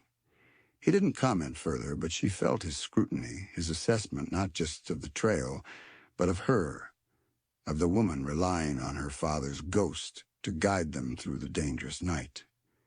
Did he see strength in that reliance? Or weakness? She pushed the thought away, focusing on the path ahead, on the responsibility she carried. They descended into a shallow basin dotted with sparse brush. The air grew stiller here, and the silence more profound. Jessie signaled a halt, listening intently. Nothing but the sigh of the wind, the breathing of the horses, the distant yip of a coyote. "We're close," she whispered. "The old station is just ahead, nestled against the base of that bluff." She pointed towards a dark mass looming against the slightly less dark sky. They proceeded cautiously, walking the horses now, muffling any sound. The bluff rose steeply, offering protection from the north wind, and there, tucked against its base, was the dark, squat outline of the way station. It looked solid, ancient, hunkered down against the elements and the passage of time. A faint track, barely visible, led towards its single sturdy door. Redmond dismounted first, moving silently towards the building, gun drawn, melting into the shadows near the doorframe. He listened intently for several moments before signaling the all clear. Jessie, Brody, and the prisoners dismounted. The door was thick oak, weathered but solid. It wasn't locked, merely barred from the inside. Redmond managed to work the bar loose through a crack, and the door swung inwards with a low groan of protesting hinges, revealing pitch darkness within. "Wait here," Redmond murmured, striking a match.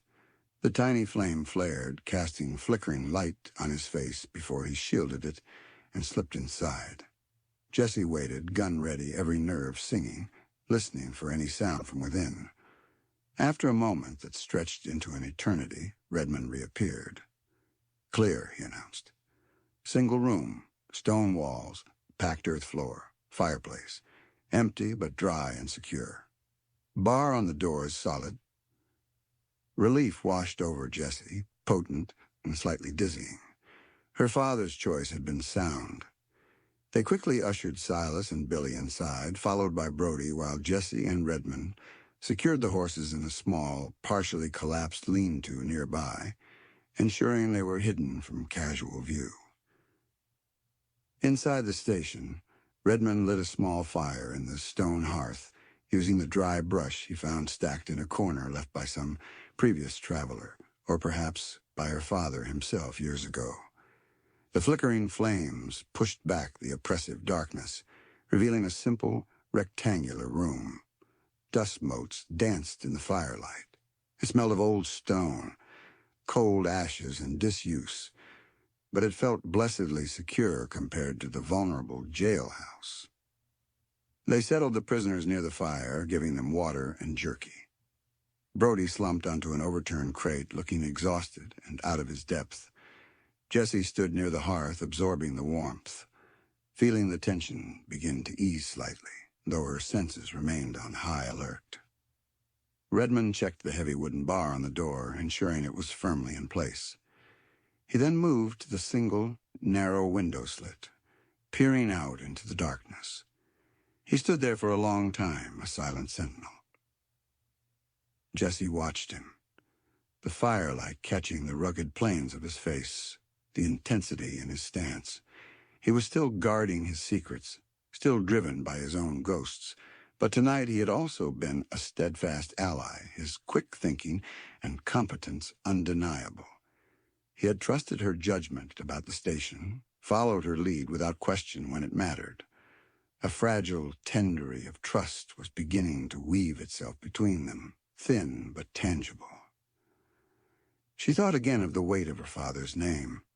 Tonight, it hadn't been a burden, but a guide, a source of strength drawn from memory and legacy. She had made a choice that felt true to his spirit, if not his exact rules. And in doing so, perhaps, she had taken another step towards defining not just who Elias Mahone's daughter was, but who Jessie Mahone herself was becoming. The fire crackled, casting dancing shadows on the stone walls. Outside, the wind sighed around the corners of the old station. Within these solid walls, they had found temporary sanctuary. But the threat remained out there in the darkness, beneath the scarred moon. The quiet man was still hunting, the map was still missing, and the secrets Redmond carried felt like embers glowing dangerously close to the surface. The night was far from over, and Jessie suspected the heaviest weight was yet to fall. Chapter 10. Tangled Loyalties, Torn Hearts. The fire in the hearth was the living heart of the old way station, casting pulsing waves of light and warmth that beat back the chill shadows clinging to the stone walls. Outside, the wind whispered secrets around the corners of the building, a constant reminder of the vast, dark prairie that held them in its isolated embrace. Inside, an uneasy quiet prevailed, thick with unspoken fears and the residue of violence. Jessie sat on a worn, three-legged stool near the fire, ostensibly cleaning her Colt Peacemaker, but her focus was inward. The rhythmic click and scrape of metal on oiled cloth was a familiar, grounding ritual, something her father had taught her. A clean gun is a dependable friend, Jessie. Treat it well. But tonight the ritual felt less about dependability and more about control, a small anchor in the churning sea of uncertainty. Across the small room, Hank Redmond stood near the narrow window slit, a silhouette against the faint starlight filtering through. He hadn't moved much since they'd arrived, his vigil seemingly tireless. His stillness wasn't relaxed. It was the focused immobility of a predator, listening, watching, waiting. What ghosts haunted him in the darkness? What promises whispered on the wind? His admission in the stable betrayal by someone he trusted, someone connected by family, echoed in Jessie's mind, adding another layer of complexity to the enigmatic deputy. It explained the intensity, the personal edge to his pursuit. But it also raised unsettling questions about his motives, his methods, his ultimate goal. Sheriff Brody occupied an overturned supply crate, trying to make himself comfortable, failing miserably. He looked rumpled, irritable, and profoundly out of his element. His authority, so absolute within the confines of Redemption's jailhouse, felt diminished here, reduced to anxious glances toward the barred door and muttered complaints about the situation. He kept shooting resentful looks at Jessie and Redmond, as if blaming them for dragging him into this mess that refused to conform to his simple narrative of suicide and closed cases. In the corner closest to the hearth, Silas and Billy huddled together under a thin blanket Redmond had produced from his saddlebags. Billy seemed to have cried himself into an exhausted, uneasy sleep, his breathing shallow and hitched. Silas remained awake, his eyes wide and dark in firelight, jumping at every creak of the old building, every sigh of the wind. He looked like a cornered animal, stripped of bravado, left only with primal fear. Jessie finished cleaning her Colt, the smooth, cool metal reassuring beneath her fingertips. She reassembled it with practiced ease, the familiar clicks sounding loud in the quiet room. Her gaze drifted towards Redmond. He hadn't revealed who betrayed him, only that it involved family and gold. Was this he Cole feared the same family member? Was Redmond hunting his own kin? The thought was chilling, blurring the lines between justice and vengeance even further. If so, his talk of wanting Cole alive took on a different, perhaps darker meaning. Alive to lead him to the betrayer? Alive to answer for past sins? Loyalty, family, betrayal. These were heavy words, freighted with emotion, tangled together like thorny vines. Jessie thought of her own loyalty to the badge, to her father's memory, to the concept of justice he'd instilled in her. Yet here she was, allied with a man operating outside the lines, trusting his competence while doubting his motives, relying on her father's past actions to justify bending the rules herself. Was this strength, adapting to the harsh realities her father perhaps shielded her from? Or was it a betrayal of his principles, a step down a slippery slope? The weight of his name felt heavier now, not just a guide, but a judgment. "Anyone else hear that?" Brody asked suddenly, sitting bolt upright, his voice raspy with tension. Silence fell, absolute except for the crackle of the fire and the moan of the wind. Everyone strained to listen. Jessie held her breath, her hand resting on the butt of her newly cleaned Colt. Redmond turned slowly from the window, his head tilted. "Hear what, Sheriff?" Redmond asked quietly. Like hoofbeats," Brody whispered, his eyes wide. "Distant. To the south, maybe?" They all listened again. Jessie could hear only the wind, maybe the faint rustle of horses shifting in the lean-to. Nothing that sounded like approaching riders. "Just the wind, Sheriff," Redmond said calmly, though his eyes remained alert.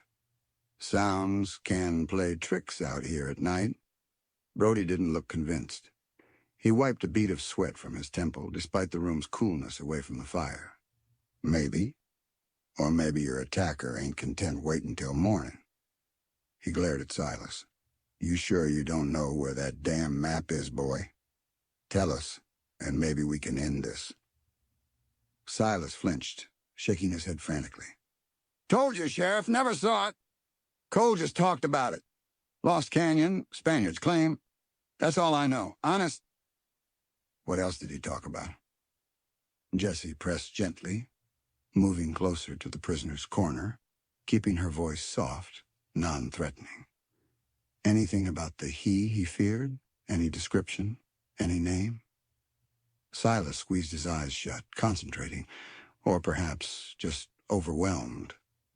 "No name," he finally mumbled. "Just, sometimes when he was drinking, he'd mutter something about blood thicker than water, except when gold's involved. Said something about a partner, someone he trusted once, left him for dead years ago." Jessie's gaze instinctively flickered toward Redmond. Blood thicker than water. Gold involved, partner, left him for dead. It mirrored Redmond's own fragmented story of betrayal almost perfectly. Was Cole talking about the same incident? Was Redmond the partner Cole felt had betrayed him? Or was Cole the betrayer in Redmond's story? The possibilities twisted, creating a nauseating knot of suspicion in Jessie's stomach. Redmond's expression remained impassive, but Jessie saw the almost imperceptible tightening of his jaw. The way his eyes, fixed now on Silas, seemed to harden, becoming chips of cold blue ice. He knew what Silas was implying, knew how it sounded. "Cole said a lot of things," Redmond stated, his voice dangerously smooth, cutting through the tense silence.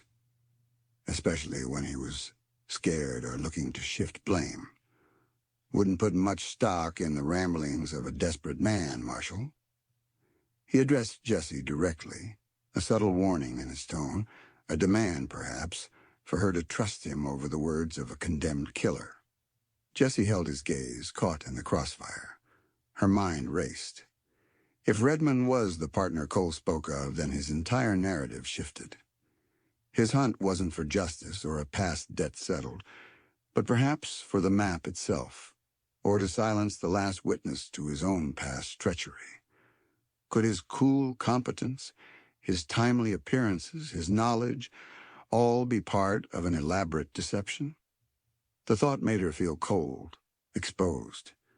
Had she allied herself not with a complex instrument of justice, but with the very devil she sought to defy? Her heart hammered against her ribs, torn.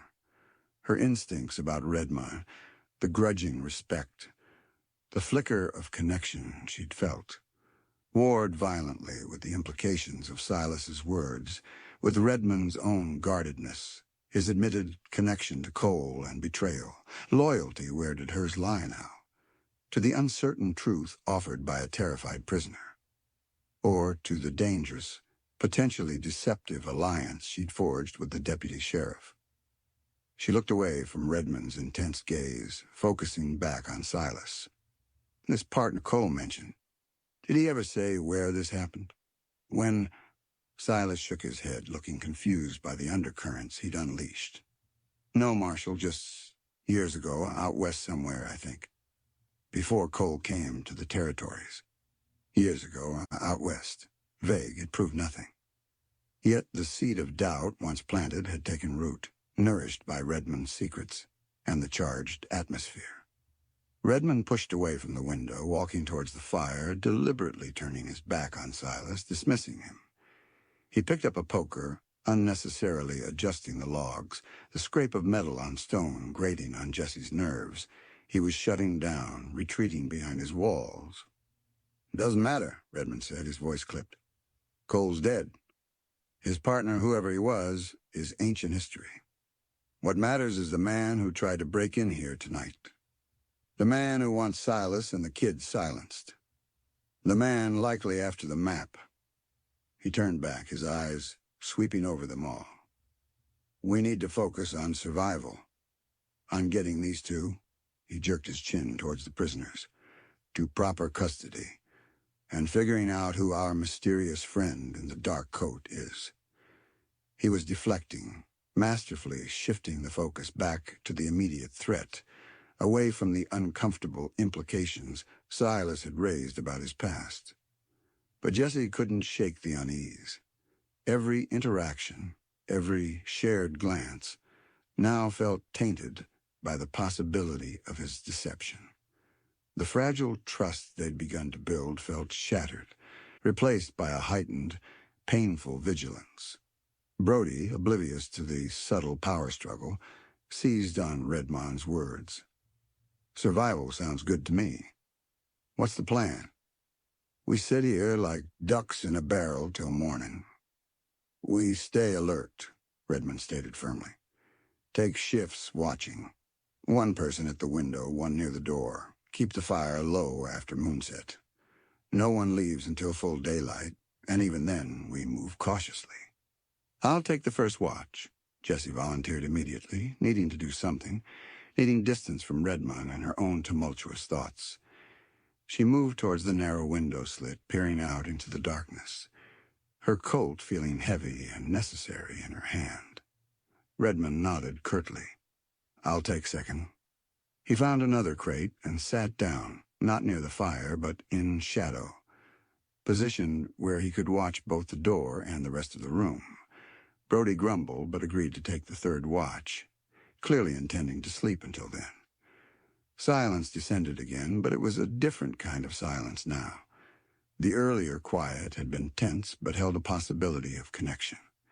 This silence felt fractured, laced with suspicion and unspoken accusations.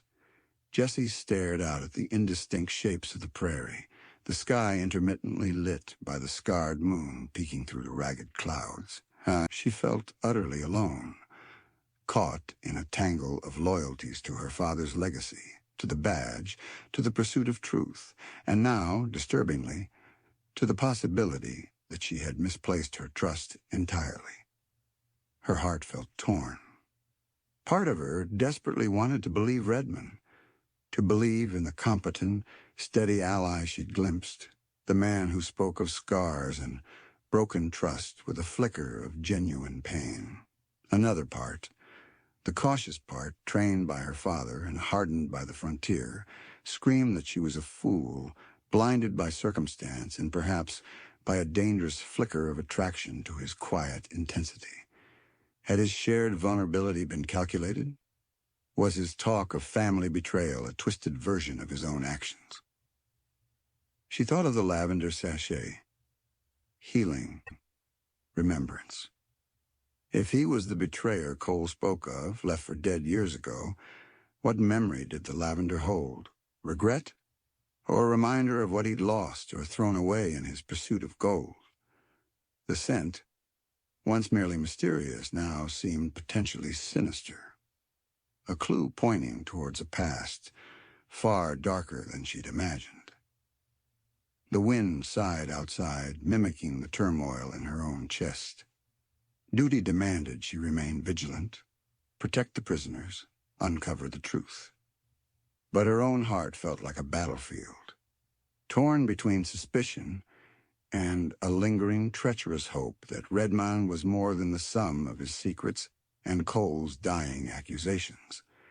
Beneath the scarred moon, trapped in the isolated way station, Jesse Mahone faced the disquieting possibility that the greatest danger wasn't the killer lurking outside, but the tangled loyalties and torn heart within, and the enigmatic man watching silently from the shadows nearby. The night stretched ahead, promising no easy answers, only the heavy weight of impossible choices.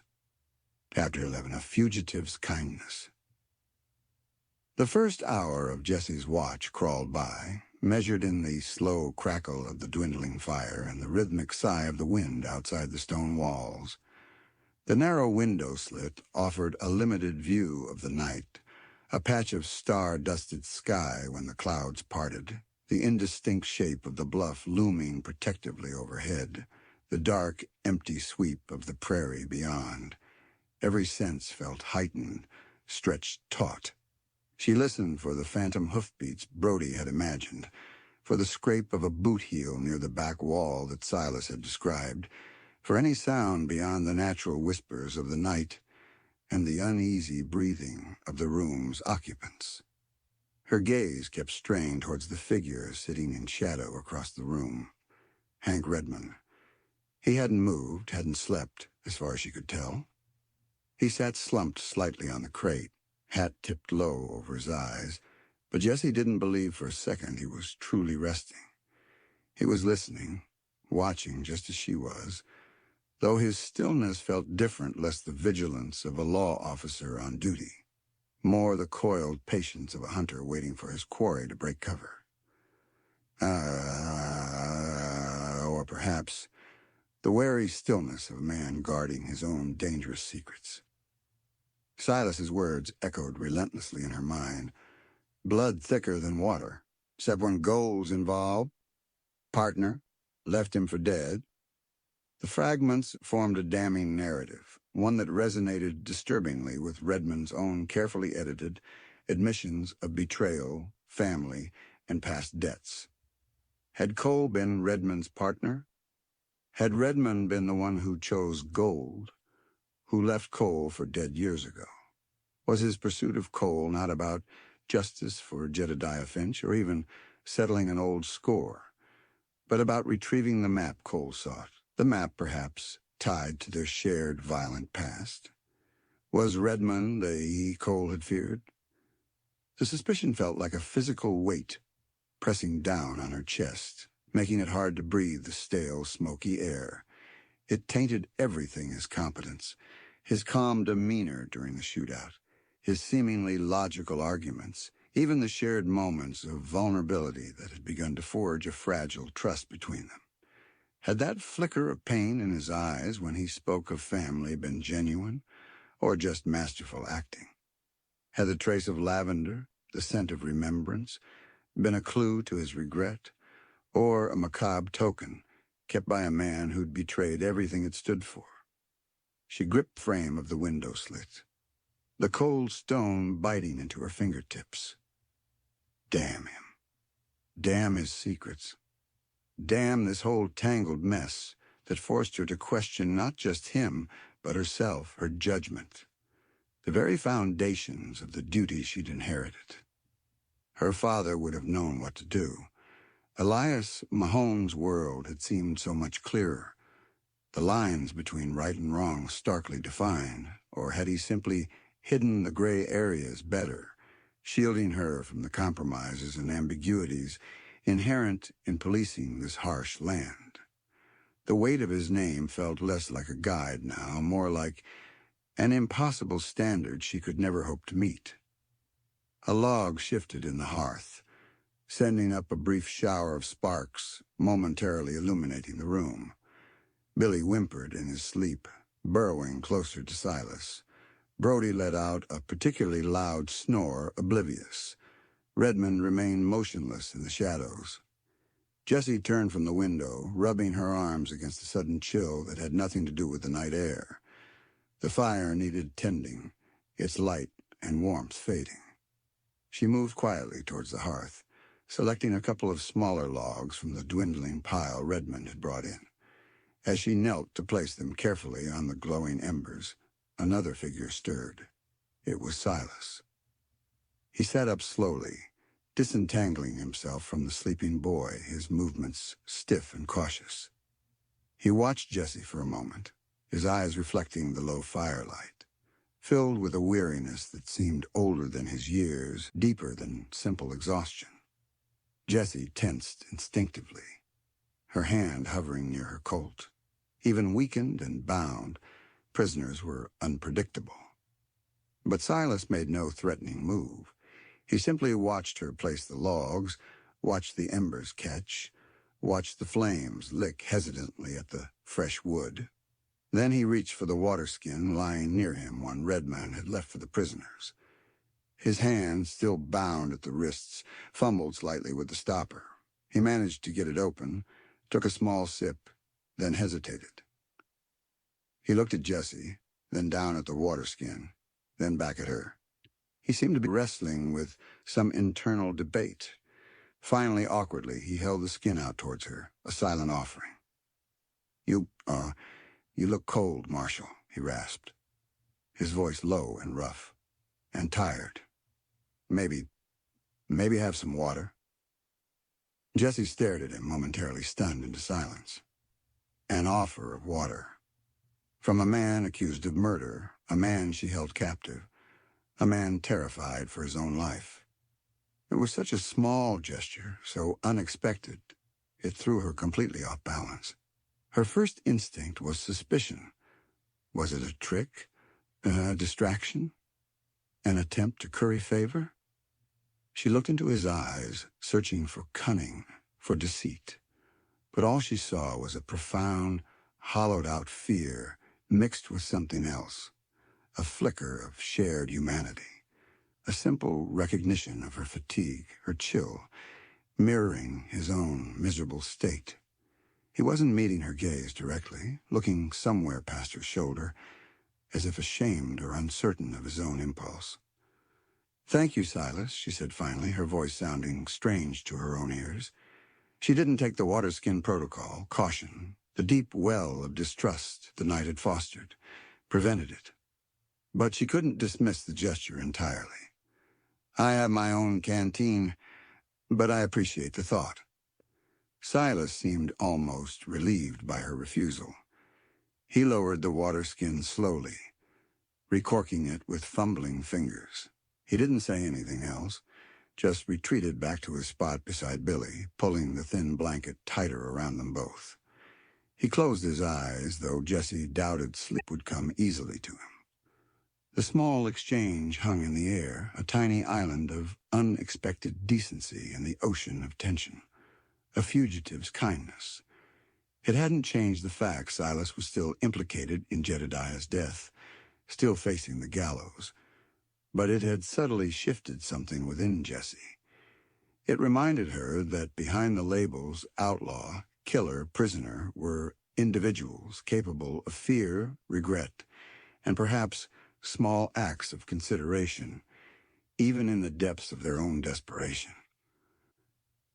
It also complicated her feelings about Redmond. If a man like Silas, caught red-handed after a violent crime, could show a moment's empathy, what did it say about her own readiness to condemn Redmond based on conjecture and the words of a terrified accomplice? Was she letting her fear, her father's rigid code, and Redmond's own infuriating guardedness cloud her judgment completely? She glanced toward Redmond again. He hadn't moved. Had he even noticed the exchange? Impossible to tell. He remained an enigma, wrapped in shadow and silence. The new logs caught properly now, flames rising higher, casting more light, more warmth. Jessie returned to her post at the window. But the prairie outside seemed less menacing, the silence less absolute. Silas's small act had introduced a different note into the grim harmony of the night.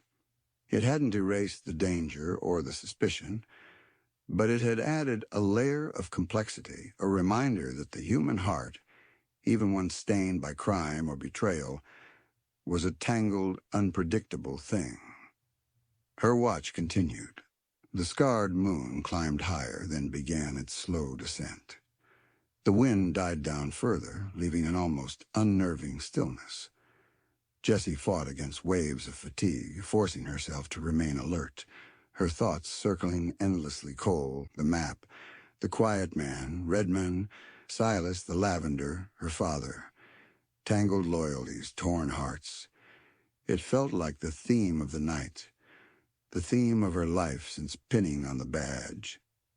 Finally, she judged by the stars that her watch was over. She moved quietly across the room toward Redmond. "Deputy," she murmured. "Your watch." He stirred immediately, any sign of sleep vanishing instantly.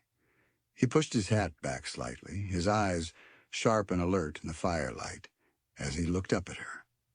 "Anything?" "Noises Brody heard were likely just wind," she reported softly. "All quiet otherwise." She didn't mention Silas's offer of water.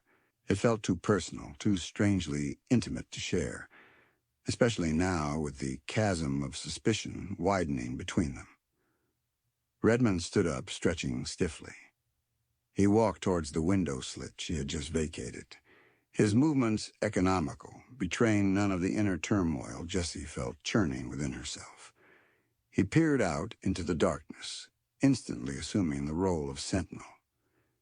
"Get some rest, Marshal," he said, his back to her, his voice neutral.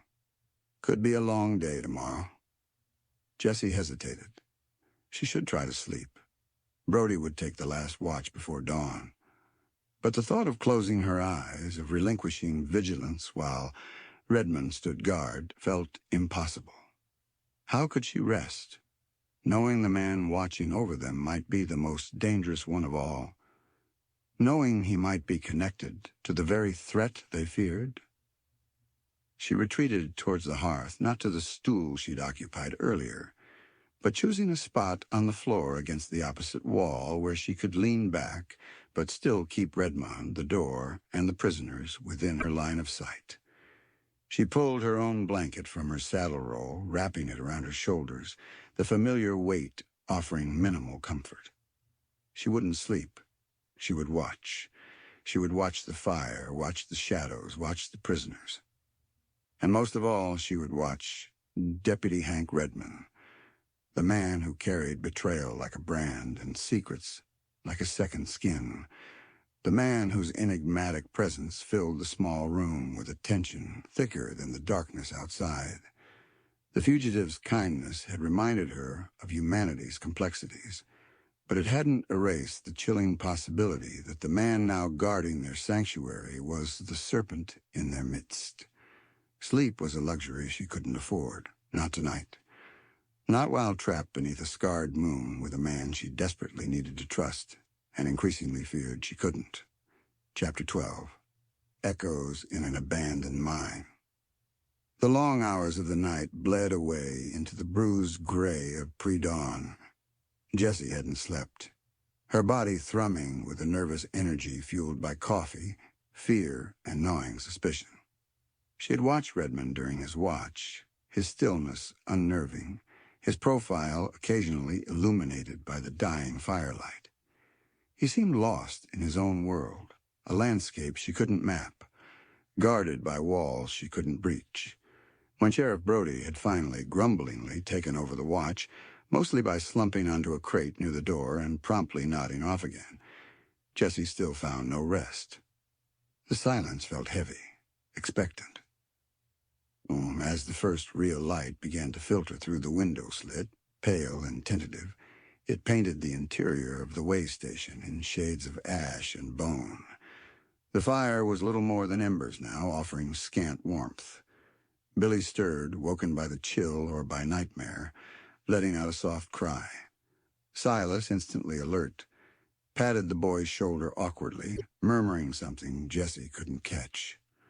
The fear in Silas's eyes hadn't lessened with the coming of daylight. If anything, it seemed starker, more defined in the growing light. Redmond rose silently from his shadowed corner, moving with a fluid grace that belied the long, tense night. He stretched, the movement pulling his shirt taut across his broad shoulders, before walking to the hearth and adding small pieces of kindling, coaxing the embers back to life. The simple domestic act felt jarringly at odds with the undercurrent of violence and suspicion that permeated the air. Jessie pushed herself to her feet, her muscles stiff, her head aching from lack of sleep, and the relentless circling of her thoughts. Brody snorted awake, blinking owlishly in the strengthening light. "Morning already," he grumbled, rubbing his eyes. "Thank God. Let's get these two packed up, head back to Redemption. Send word for that transfer." "No," Redmond said quietly, but with an authority that made Brody pause. He turned from the newly revived fire, his face serious in the pale light. "Going back is what he'll expect, especially now he knows we're alerted. Redemption isn't safe for them, Sheriff, not until we know who tried to get at them last night, and why." Brody bristled. "And I suppose you have a better idea, Deputy?" "We need to understand what Cole was really after," Jessie interjected, siding with Redmond on this point, despite her lingering distrust. Staying mobile, staying unpredictable, felt safer than returning to the known vulnerability of Brody's jail. "Silas, you mentioned Lost Canyon, the Spaniards' claim. Did Cole say anything more specific, any landmarks, anything that might help us locate this canyon?" Silas looked from Jessie to Redmond, then fearfully towards Brody as if gauging the safest answer. He chewed on his lower lip, his brow furrowed in concentration. He wasn't specific, Marshal. Like I said, mostly ramblings. But there was something else he mentioned once, when he thought I wasn't listening. Something about where the eagle cries near the sun-scorched rock. Where the eagle cries near the sun-scorched rock, Jessie repeated slowly. It sounded like more prospector poetry, deliberately cryptic. But Redmond, who had been listening intently, straightened slightly. A flicker of recognition crossed his features. Sun-scorched rock. There are formations like that north of here, towards the old Mescalero Hills, known prospecting territory years back, mostly played out now. He looked thoughtful, and where the eagle cries could refer to a high peak, maybe Eagle Peak. Jessie knew Eagle Peak vaguely, a rugged, prominent landmark visible for miles, about half a day's ride north, deeper into the wilderness, further away from Redemption and any semblance of established law. It was rough country, sparsely traveled. "Old mining country up there," Brody grumbled, though he looked intrigued despite himself. "Lots of played-out claims, abandoned shafts, dangerous ground." "Exactly," Redmond said. Dangers enough that Cole might think something valuable could remain hidden there. Dangers enough that our friend in the dark coat might not expect us to head that way with prisoners. He looked at Jesse, a silent question in his eyes. Pursue this lead? Take the risk? It felt reckless. Chasing ghost stories and cryptic clues into dangerous territory based on the ramblings of a dead outlaw and the fearful recollections of his accomplice. It went against every official procedure. Yet, the alternative was returning to redemption, where the threat felt tangible, intelligent, and had already proven capable of bypassing locked doors. And if the map, the gold, the reason for all this violence lay hidden near Eagle Peak, perhaps the only way to end the threat was to confront its source. Besides, the memory of her father using unconventional routes, seeking isolated places, resonated again. This felt like the kind of calculated risk he might have taken when the official path seemed too perilous. Lost Canyon, Jesse mused aloud. Maybe it's one of the canyons, cutting down from Eagle Peak. And abandoned mines. Cole might have thought the Spaniard hid his claim inside one. She made her decision. It's a long shot, Deputy, but it might be our best one. Better than waiting for the killer to try again. She looked at Brody. Sheriff, we need to investigate this lead. For the prisoner's safety and to find out who killed Cole and why. Brody looked deeply unhappy. Gallivanting off into the hills after some prospector's pipe dream? While I got prisoners supposed to be transferred? Those prisoners won't survive long enough for transfer if we don't find out who's hunting them, Redmond stated flatly. We take them with us, keep them close.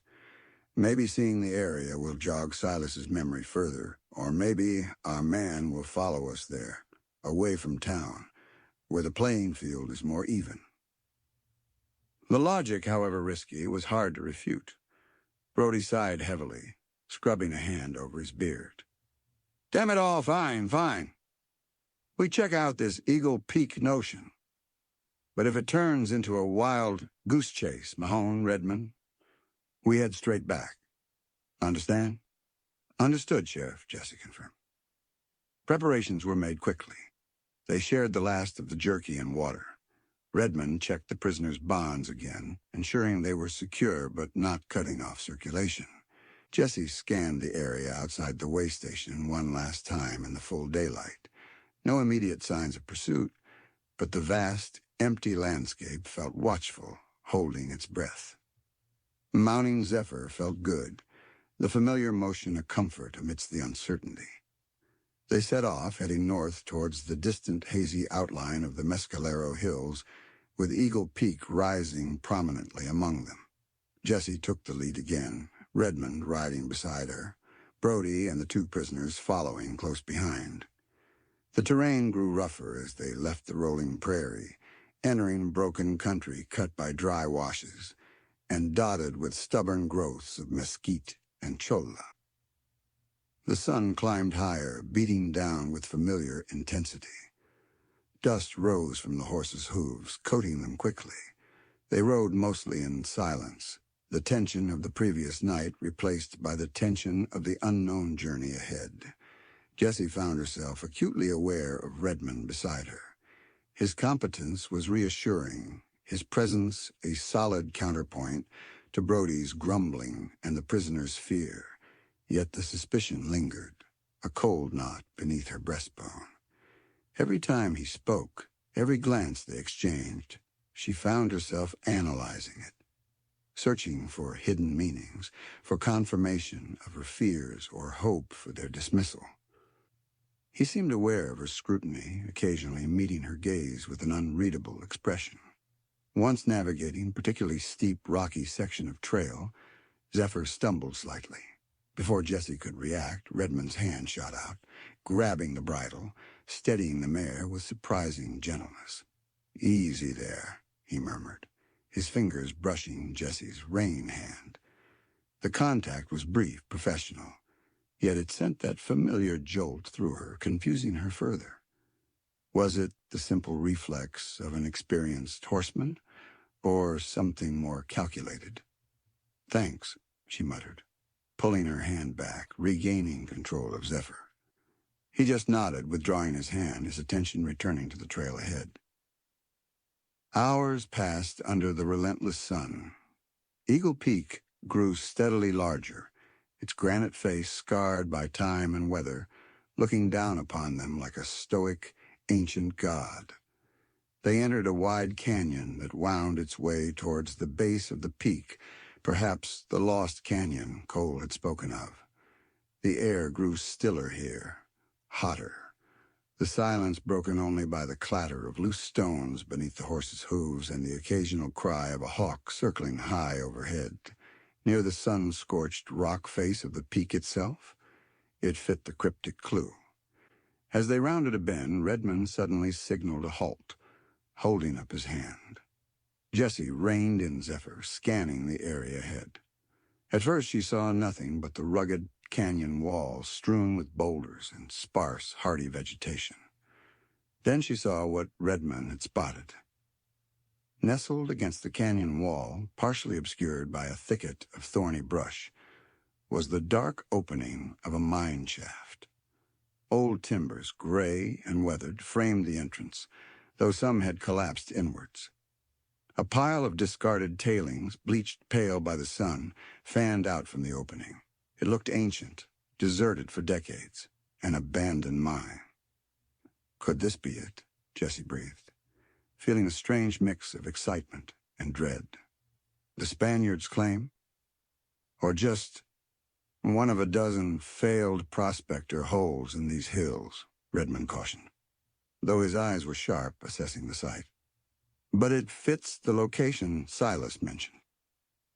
They dismounted cautiously, tethering the horses out of sight behind a rock outcrop. Brody stayed with Silas and Billy, looking nervous but keeping his shotgun ready. Jessie and Redmond approached the mine entrance on foot, moving slowly, guns drawn. The air near the mine opening felt cool, carrying a damp, earthy smell tinged with something metallic, old-working. Jessie peered into the darkness. The shaft seemed to descend steeply, swallowed by blackness just a few feet in. The timbers looked dangerously unstable. "Doesn't look like anyone's been here in years," Jessie observed quietly. Redmond crouched near the entrance, examining the ground. He pointed towards the pile of tailings. "Maybe not years, Marshal." Jessie looked closer. Partially hidden beneath a layer of wind-blown dust and pebbles were definite signs of recent disturbance, scuff marks, a few displaced rocks that revealed darker, damper earth beneath, and then, clear as day, a single, relatively fresh boot print pressed into a patch of softer dirt near the mine entrance, partially protected from the elements. It was the print of a standard boot, similar to the partial one Redmond had found in the alley behind the jail. "He's been here," Jessie whispered, her blood running cold. The quiet, he hadn't followed them. He'd anticipated them. Or perhaps Cole had revealed more than Silas knew, and the killer was simply checking all potential locations tied to the Spaniard's claim. "Recently?" Redmond nodded grimly, his gaze sweeping the surrounding canyon walls, searching for any sign of ambush. Which means he didn't find what he was looking for either. Or he wouldn't still be hunting Silas. He stood up, his attention returning to the dark maw of the mine. "Question is, did Cole come here? Did he find anything?" He stepped closer to the entrance, playing the beam of light from a bullseye lantern he carried into darkness. The beam illuminated crumbling rock walls, rotting timbers shoring up the tunnel, and the dark abyss plunging downwards. Water dripped somewhere within, the sound echoing eerily. "Careful," Jessie warned.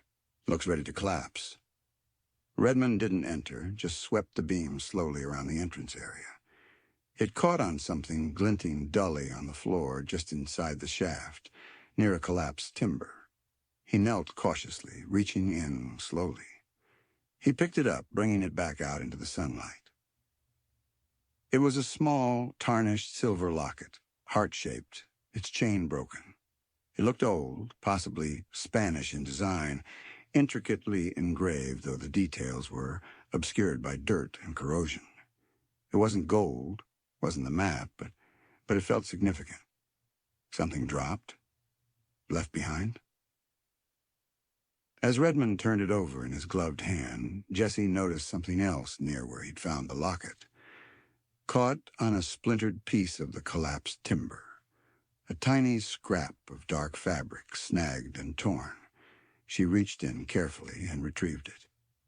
It was rough-spun cotton, faded, with a few dry, crumbly fragments clinging to it. She held it up, her heart sinking. The faint, unmistakable scent of lavender rose from the scrap, ghostly but persistent. The same scent as the sachet from Cole's boot. She looked up sharply at Redmond, who was still examining the locket, seemingly oblivious to her discovery. Had he dropped this? Had the sachet in his pocket torn? Or had Cole been here, carrying his strange keepsake, and dropped both the locket and torn the sachet during the search? Before she could voice her renewed suspicion, before the accusation could form on her lips, a sound echoed from deep within the mine shaft. A low metallic scraping noise, followed by the distinct clatter of falling rocks.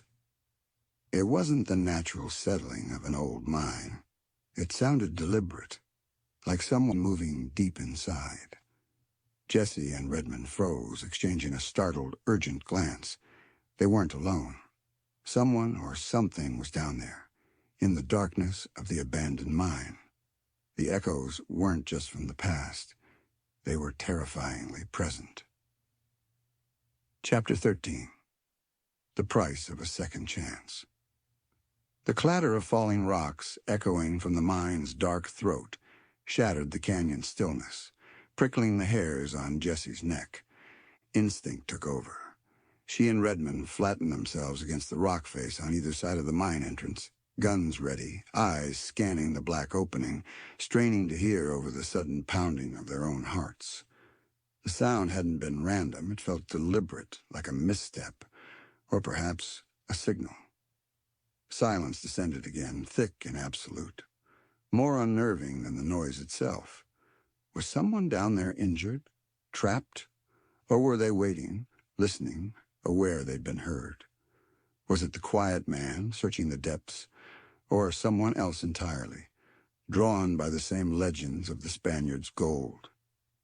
"Stay put," Redmond murmured, his voice barely a whisper, his eyes fixed on the mine entrance. Could be unstable rock, or could be company. Jessie nodded tightly, her gaze sweeping the canyon rim above them, checking for snipers, for any sign of an accomplice. Nothing moved but the heat haze shimmering off the sun-baked rocks.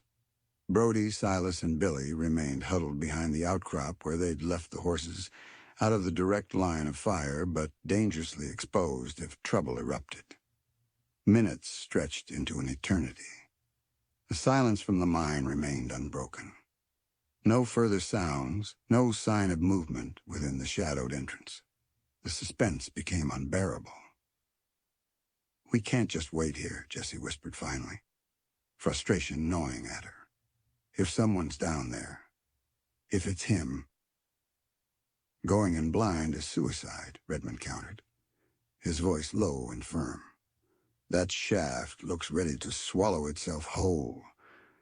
And if someone is waiting down there, we'd be walking straight into an ambush." He was right, of course. Rushing in was tactically foolish, potentially fatal. But the thought of the killer potentially being trapped down there, or finding whatever he sought, was equally intolerable. And the scrap of lavender-scented cloth Jessie had tucked into her own pocket felt like a burning coal against her skin. Had Redmond dropped it? Or Cole? The uncertainty gnawed at her, fueling a reckless urge for answers. Then another sound, fainter this time. A cough, low and choked, seemingly muffled by distance and rock. followed by a weak groan. It sounded like someone in pain. Redmond's expression hardened. He glanced back towards Brody and the prisoners, then met Jesse's eyes. The calculation was clear.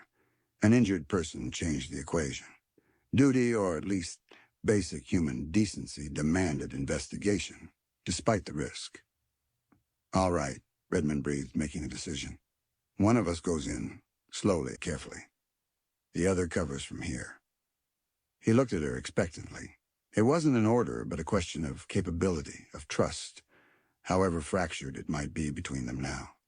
Who was better suited for the cautious descent, and who for the covering fire? Jessie didn't hesitate. "I'll go," she said firmly. She was lighter than Redmond, perhaps slightly more agile in confined spaces. And maybe, perversely, she wanted to go, wanted to confront the darkness, wanted to find something, anything, that would either confirm her suspicions about Redmond or dispel them. Staying outside, covering him while potentially suspecting him, felt like an impossible hypocrisy. "Cover me." Redmond held her gaze for a long moment, searching her face. She saw a flicker of something concerned, reluctance, before his mask of professional calm settled back into place. "All right, Marshal, keep low. Test every foothold. Don't trust the timbers. Use the lantern sparingly. If you see anything, signal. Don't engage unless you have no choice." He handed her the bullseye lantern. "And Jessie," he paused, his voice dropping slightly, losing some of its official edge, "be careful." The use of her first name, the simple, direct warning, resonated unexpectedly, momentarily silencing the clamor of her doubts. She just nodded, unable to speak past the lump in her throat. She took the lantern, checked her Colt one last time, took a deep breath, and slipped cautiously into the yawning blackness of the mine shaft. The transition from the blazing sunlight to the subterranean dark was jarring. Cool, damp air enveloped her, heavy with the scent of wet earth, decaying wood, and that faint metallic tang. The darkness was absolute beyond the small pool of light cast by the lantern beam. She moved slowly, testing the ground ahead with each step. The floor of the tunnel sloped downward steeply, littered with loose rock and debris. Rotting timbers sagged overhead, some cracked and splintered, looking ready to give way at any moment. Water dripped steadily somewhere ahead, the sound echoing strangely in the confined space. She kept the lantern beam low, playing it just ahead of her feet, reluctant to advertise her presence any more than necessary. She paused frequently, listening intently, nothing but the drip of water and the sound of her own breathing, loud in the oppressive silence. The weak cough and groan hadn't repeated. Had she imagined it? Or had whoever was down there fallen silent, listening for her? The shaft descended, perhaps 20 feet before leveling out slightly, opening into a wider chamber. It seemed to be a primary junction. Other tunnels branched off into deeper blackness, their entrances choked with fallen rock, or ending abruptly in sheer drops. The air here felt heavier, colder. The smell of decay was stronger. Jessie swept the lantern beam around the chamber. More crumbling timbers, piles of rubble, rusted remnants of mining equipment, a broken pickaxe head, a corroded ore bucket. Then the beam landed on a shape huddled against the far wall. It was a man. He was lying awkwardly, half-propped against a pile of debris, one leg twisted at an unnatural angle beneath him. He wore dark, trail-worn clothes, coated in dust and grime. Even in the dim light, Jessie recognized him instantly. It was the quiet man from the saloon, the man who had confronted Cole, the man Sims had glimpsed trying to break into the cell. His eyes were closed, his face pale and beaded with sweat, etched with pain. His breathing was shallow, ragged. He wasn't moving. Was he dead? Or just unconscious? Jessie approached cautiously, her Colt held ready, lantern beam steady on his face. As she drew closer, his eyelids fluttered open. His eyes, dark and surprisingly unfocused, struggled to fix on her. Recognition dawned slowly, followed by a flicker of alarm, quickly replaced by weary resignation. "Marshall," he rasped, his voice weak, hoarse. He tried to shift, grimacing in pain, clutching at his obviously broken leg. "Don't move," Jessie ordered, keeping her distance, her gun still trained on him. "Who are you? What are you doing down here?" He coughed again, a wet, rattling sound that spoke of internal injury. "Name's Carver," he managed between breaths. "Matthew Carver." He looked past her toward the tunnel entrance.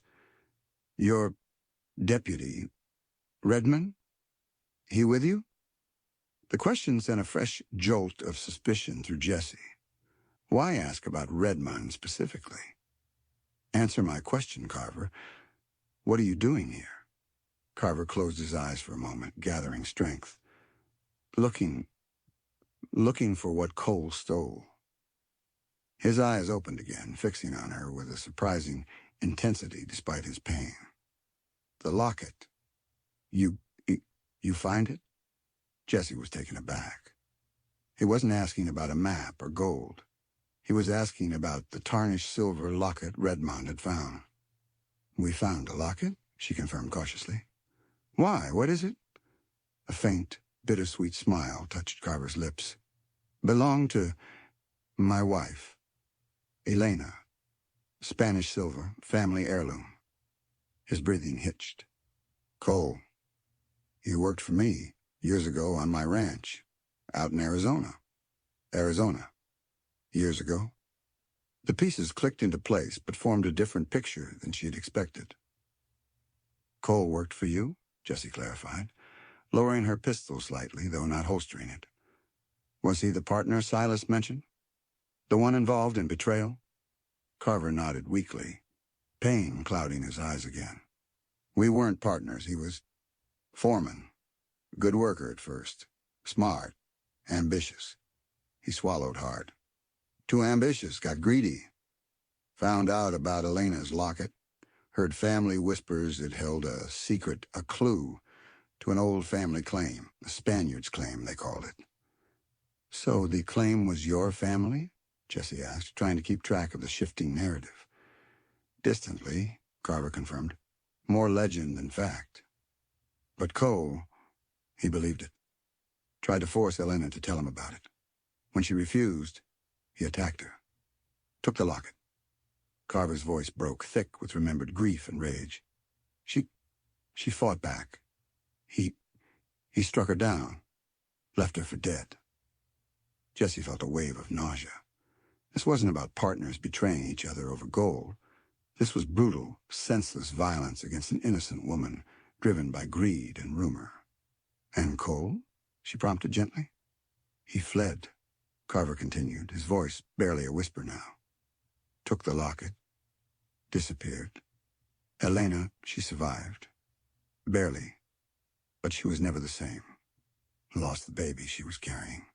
His eyes glistened with unshed tears. "She died 2 years later. Broken heart, the doctor said." He coughed again, a racking sound that shook his body. I swore I'd find him. Make him pay. For Elena. For our child." The story poured out of him, raw, painful, utterly convincing in its grief. This was the he Cole feared, not Redmond, not some shadowy gold seeker, but a husband seeking vengeance for the destruction of his family. "I tracked him for years," Carver went on, his voice fading. "Lost his trail, picked it up again.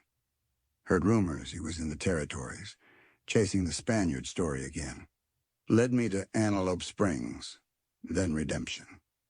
He looked at Jessie, his gaze pleading. "Saw him in the saloon, confronted him. He denied everything, laughed in my face. Then you brought him in." "And last night?" Jessie asked softly. "You tried to get into the cell?" Carver nodded, shame flickering in his eyes. "Couldn't let him hang. Too easy. Wanted him to face me for Elena." He grimaced. "Botched it. Deputy scared me off. Figured Cole must have hidden the locket, or the map if he found one. Some way he felt safe. like this old mine he scouted years ago when he first worked this area before drifting to Arizona. So you came here, Jesse concluded, looking for the locket. Or him, Carver admitted. Thought maybe he doubled back. Came here before heading to Antelope Springs, or maybe he told his partners. He trailed off, another wave of pain washing over him. Slipped. Timbers gave way. My leg. He looked down at his mangled limb, then back at Jesse. Guess Justice had other plans.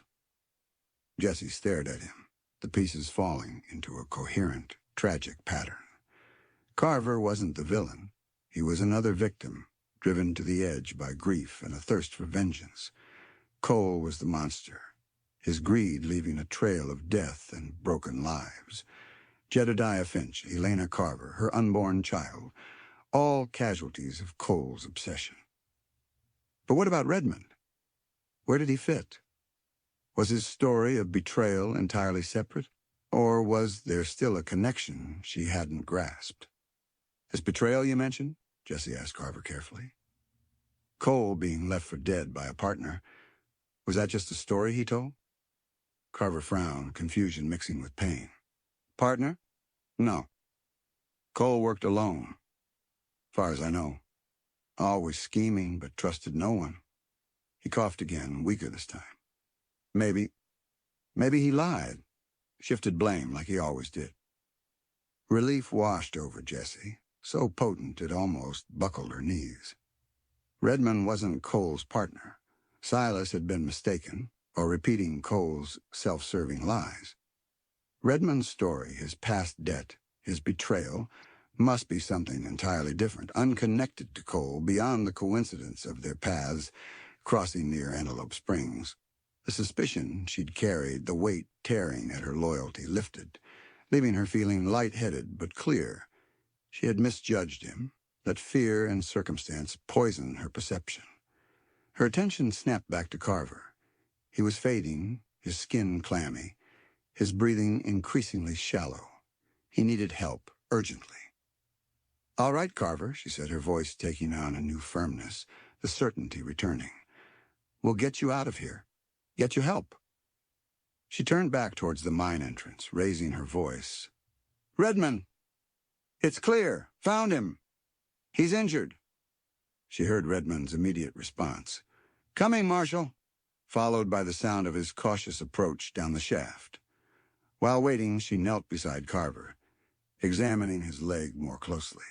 It was a bad break, compound fracture, bone visible through torn fabric and blood. He'd likely damaged arteries as well. The bleeding, though not profuse now, had likely been significant. He was going into shock.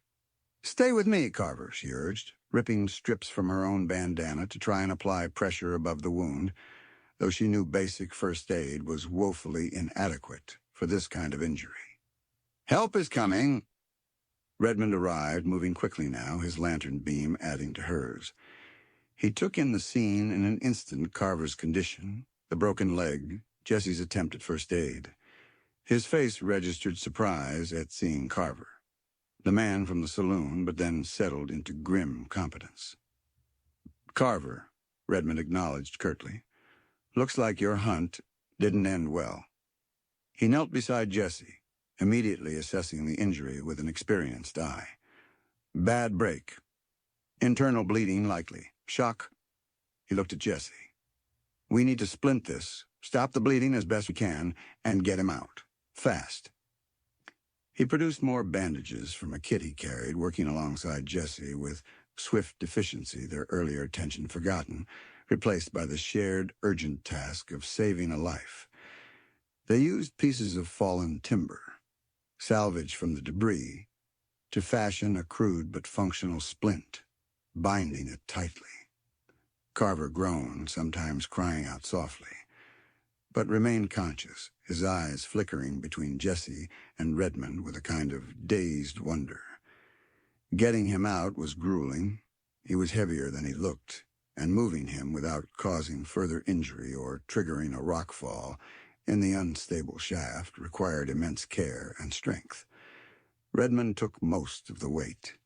his muscles straining, while Jesse guided Carver's splintered leg, trying to keep it immobilized, lighting the way ahead.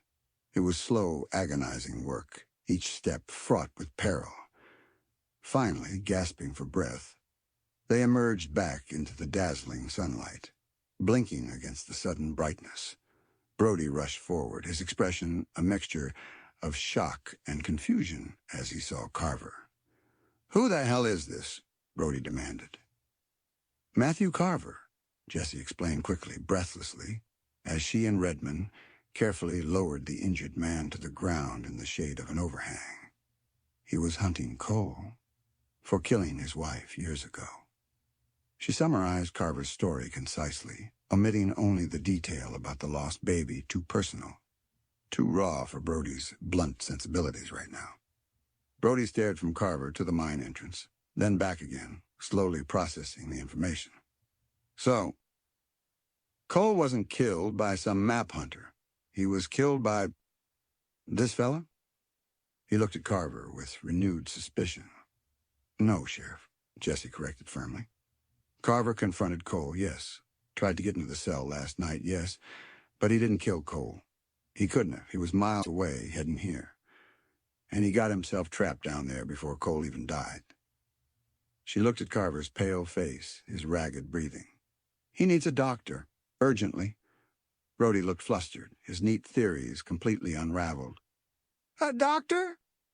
"Nearest one's back in Redemption. He'll never make the ride." "He might if we make a travois," Redmond said, already scanning the sparse vegetation for suitable poles. "It'll be slow, but it's his only chance." He looked at Jesse. "We need to move. Now." The decision hung in the air. Carver was likely dying. Trying to move him was risky, might even hasten the end. But leaving him here was a certain death sentence. It was a choice between a slim chance and none at all. "All right," Jesse agreed, meeting Redmond's determined gaze. The shared purpose, the immediate life-or-death stakes, had forged a new kind of understanding between them, overriding the lingering questions about his past, at least for now. Let's build the travois. While Redmond and Brody searched for sturdy poles, Jesse knelt beside Carver again, offering him water from her canteen. He sipped weakly, his eyes finding hers. "Thank you, Marshal," he whispered. For listening, for..." His voice trailed off. "Save your strength, Carver," Jesse said gently. He closed his eyes for a moment, then opened them again, a flicker of resolve returning. "The locket. Redmond has it?" Jesse nodded. "He found it. Tell him. Tell him Elena, she wouldn't have wanted this. The vengeance, it consumed me." A tear escaped, tracing a path through the grime on his cheek. "Tell him a second chance. Sometimes. It costs more than you think." His eyes slid closed again, his breathing shallowing further. Jesse stared at him, his words echoing in the canyon silence. A second chance. Sometimes it costs more than you think? Was he talking about his own quest for vengeance? Or was it a message for Redmond? A warning? Another cryptic piece in the puzzle of the deputy sheriff's past? Redmond and Brody returned with makeshift poles. Working quickly, they fashioned a crude travois using blankets and rope. Transferring Carver onto it was another delicate, painful process. Silas and Billy watched from a distance, their own fear momentarily eclipsed by the raw drama unfolding before them. Finally, they were ready. Redmond rigged the travois to his sturdy buckskin. The journey back to Redemption would be agonizingly slow, each jolt potentially fatal for Carver. But it was his only hope. As they prepared to mount, Redmond paused beside Jesse. He held out the tarnished silver locket. "Found this down there," he said, his voice neutral, though his eyes searched hers. Carver said it was his wife's. Jesse nodded. "He told me the story." She hesitated, then met his gaze directly. Silas also mentioned Cole talking about a partner. Someone Cole felt betrayed him, left him for dead years ago out west. Redmond didn't flinch. His expression remained steady, guarded. Like I said, Marshal, Cole lied, shifted blame. It's what men like him do. His denial was calm, absolute. And this time, remembering Carver's words, remembering the genuine grief in the injured man's voice, Jessie found herself believing him. The relief was profound, though tinged with shame at her own suspicion.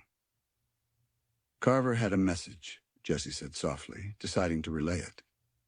He said Elena wouldn't have wanted the vengeance that consumed him. He said, sometimes the price of a second chance costs more than you think. Redmond's reaction was subtle, but unmistakable. A flicker of deep pain crossed his features, so raw and intense it made Jessie catch her breath. His hand tightened instinctively on the locket. He looked away quickly, towards the distant horizon, but not before Jessie saw the profound sorrow etched there. The confirmation that Carver's words, intended or not, had struck a deeply personal chord. He cleared his throat, tucking the locket carefully into his pocket, not the same pocket as the lavender sachet, she noted. Let's ride, Marshal, he said, his voice roughened, professionalism firmly back in place. We're losing daylight, and Carver, he doesn't have much time. They mounted up, beginning the slow, arduous journey back towards redemption, the travois bumping gently behind Redmond's buckskin. The quest for the Spaniard's gold felt distant now, overshadowed by the desperate race against time to save Matthew Carver, and by the echoes of lives shattered by greed and betrayal, the price of a second chance. Jessie pondered Carver's words, glancing towards Redmond's rigid back, wondering what second chance he sought, and what price he was still paying for a past he kept locked so tightly away. The canyon fell behind them, holding its secrets, while they carried their own fragile burden of hope and consequence back towards the flawed sanctuary of redemption. Chapter 14. Across the Cimarron River. The journey back from the shadow of Eagle Peak was an agonizing crawl under a sky that had turned a hard, indifferent blue. The sun beat down, reflecting off the rocky terrain, amplifying the heat and the misery. Every slow, careful step taken by Redmond's buckskin, pulling the travois bearing the barely conscious Matthew Carver, felt like a monumental effort against time and the encroaching finality of death. Jessie rode alongside the travois, her eyes constantly scanning Carver's pale face, watching the shallow rise and fall of his chest, offering sips of water when he stirred, murmuring words of encouragement she wasn't sure he could hear. His life felt incredibly fragile, tethered by the thinnest of threads, and the responsibility weighed heavily on her. They had pulled him from the mine, offered him a sliver of hope, but the odds remained terrifyingly slim. Redmond rode with grim focus, his attention divided between guiding his horse over the rough ground to minimize, jolting the travois and scanning their back trail, alert for any sign of pursuit. The quiet man, or whoever had killed Cole, was still out there. Finding Carver didn't solve the mystery of Cole's death in custody, nor did it guarantee their own safety. The killer might still believe Silas, or Billy knew something about the map, or might simply want to eliminate anyone connected to Cole, anyone who might expose other secrets. Sheriff Brody rode in silence, his earlier bluster replaced by a sullen acceptance of the grim situation. He seemed content to let Redmond and Jessie manage the logistics, occasionally casting anxious glances at Carver, perhaps contemplating the paperwork involved if the man died in his county. Silas and Billy, riding between Brody and Jessie, were subdued, their earlier terror seemingly numbed by exhaustion and the stark reality of Carver's suffering. Billy watched the injured man with wide, pitying eyes, while Silas seemed lost in his own bleak thoughts. The prospect of the gallows perhaps feeling momentarily less immediate than the drawn-out agony on the travois beside them.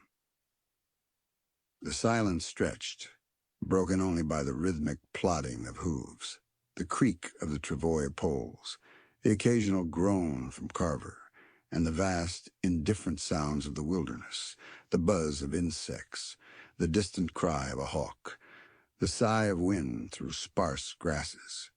Jessie found her thoughts drifting, circling back to Redma, to the lifted suspicion, the remaining mysteries. He hadn't been Cole's partner in betrayal. Carver's story had cleared him of that particular shadow. The relief Jessie felt was immense, yet it left other questions unanswered. What was the betrayal he spoke of? Who was the family member who chose gold over loyalty? And the lavender sachet, what memory did it hold? His reaction to Carver's message about second chances confirmed the depth of his own past wounds, wounds he still carried, still guarded fiercely. She watched him now, riding tall despite the fatigue evident in the set of his shoulders. His competence was undeniable, his focus absolute. In the shared urgency of saving Carver, their earlier antagonism had dissolved, replaced by a seamless teamwork born of necessity. He anticipated her movements. She understood his unspoken signals. They functioned as a unit, efficient and capable. Yet the wall around his personal life remained firmly in place. He offered competence, demanded trust in his actions, but gave nothing away of the man beneath the badge, the man haunted by his past. Did it matter? Her father had valued competence, results, adherence to duty above all else. Perhaps she should do the same. Judge Redmond by his actions, not his secrets. His actions, since their initial standoff, had been those of a capable lawman, albeit one operating with his own agenda simmering beneath the surface. He had helped capture Finch's killers, protected Silas and Billy, shown surprising care in handling Carver. Yet that intensity, that hint of personal vengeance, still flickered in his eyes at unguarded moments. The price of a second chance. What was his? Late afternoon found them approaching the Cimarron River. It wasn't particularly wide at this crossing point, but the banks were steep and muddy from the recent storm, and the current looked deceptively swift, swirling brown and turbulent. Crossing with a horse was one thing. Crossing with a man on a travois was another challenge altogether. Redmond reined in the buckskin at the river's edge, studying the current, the banks, the terrain on the opposite side. "We need to cross before dark," he stated, his voice tight with fatigue but firm. "Can't risk camping on this side. Too exposed. And Carver needs that doctor." Brody rode up, scowling at the muddy water. "Looks high. Current strong. Risky. Riskier to wait," Redmond countered. He dismounted, checking the rope securing Carver to the travois one last time. Carver's eyes fluttered open, vaguely registering the sound of the river. He licked his dry, cracked lips. Jessie dismounted too, offering Carver her canteen. He took only a tiny sip. "River," he whispered hoarsely. "We'll get you across safely, Carver," Jessie reassured him, trying to inject confidence into her voice. Redmond formulated a plan quickly. "Marshall, you cross first. Find the best landing spot on the other side. Secure the bank if you can. I'll bring Carver across on the travois, leading the buckskin. Sheriff, you bring the prisoners across right behind me. Keep them tight." It was sound. Jessie nodded, gathering Zephyr's reins. The mare snorted, eyeing the swirling water warily, but trusted Jessie's lead. Jessie urged her down the muddy bank, feeling the slippery clay give way slightly beneath the horse's hooves. Zephyr plunged into the cool water, hesitating for a moment, as the current tugged at her legs, then swimming strongly, head held high. The current was indeed strong, pushing them downstream slightly, but Jessie kept Zephyr angled correctly, her gaze fixed on the opposite bank, searching for a stable exit point. She spotted a section less steep than the rest, with exposed tree roots offering potential handholds. She guided Zephyr towards it, the mare scrambling the last few feet, pulling herself onto solid, albeit muddy, ground. Jessie quickly dismounted, securing Zephyr's reins to a sturdy bush and turning back to signal Redmond. He was already entering the water, leading the buckskin carefully, the travois floating precariously behind. The horse swam strongly, but the drag of the travois was significant, pulling them downstream faster than Jessie had been carried. Redmond kept a firm grip on the lead rope, his jaw set, his eyes fixed on the landing spot Jessie had chosen. Carver, jostled by the current, moaned softly on the travois, his eyes closed against the spray. Jessie held her breath, watching their slow, perilous progress. The current seemed determined to pull them further downriver, towards a section where the banks were steeper, undercut. Redmond fought against it, urging the buckskin forward, his own boots digging into the riverbed where it was shallow enough, swimming strongly where it deepened. Behind them, Brody entered the water with Silas and Billy.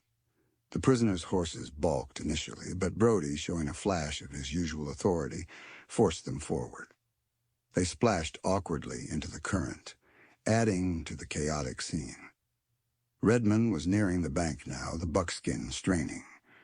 Jessie moved to the water's edge, ready to grab the bridle, to help pull them the last few feet. Just as Redmond reached shallower water, his foot slipped on a submerged, moss-covered rock. He stumbled, losing his grip on the lead rope for a fraction of a second.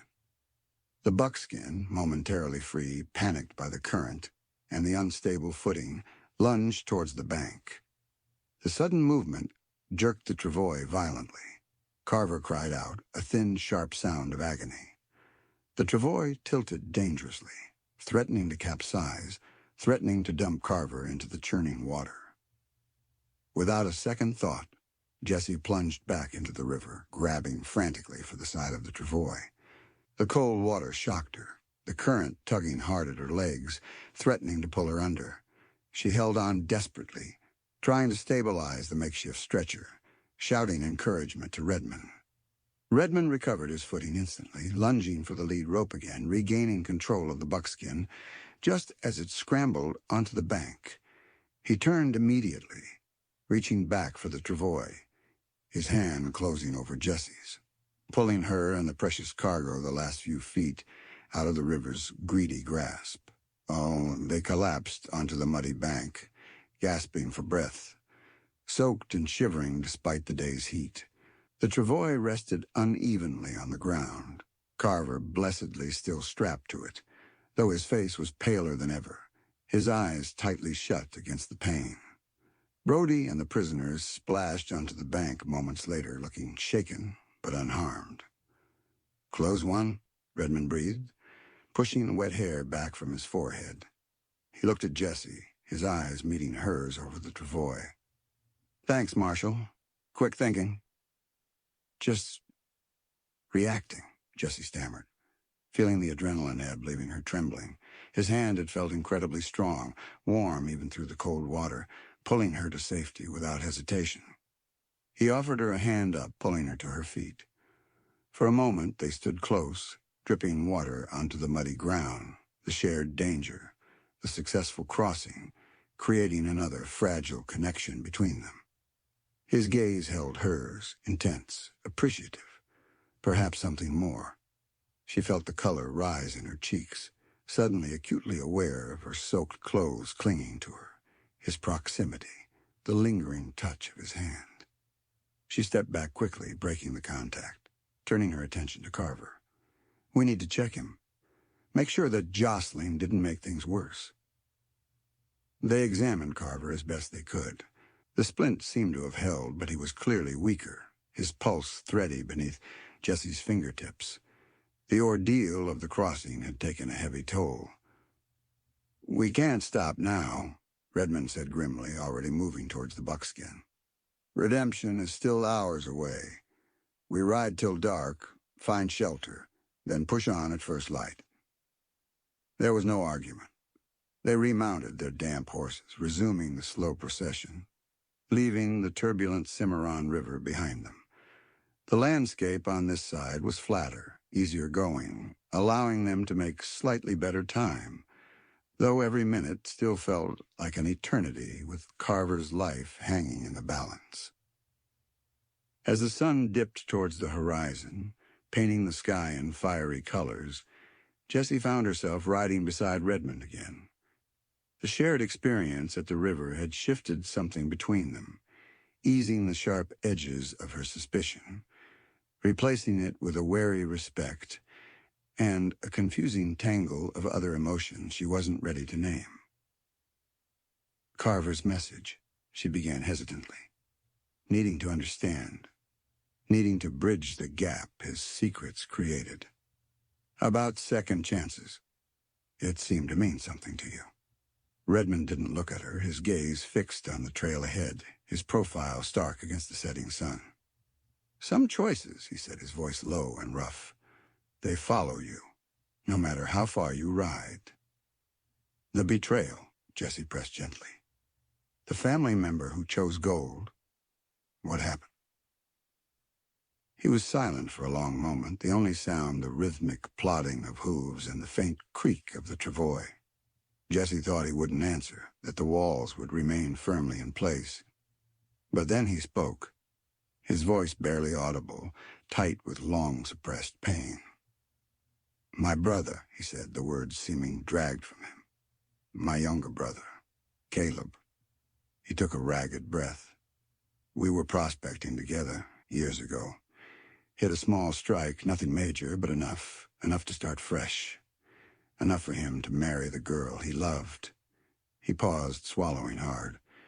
But Caleb, he always wanted more, faster, easier.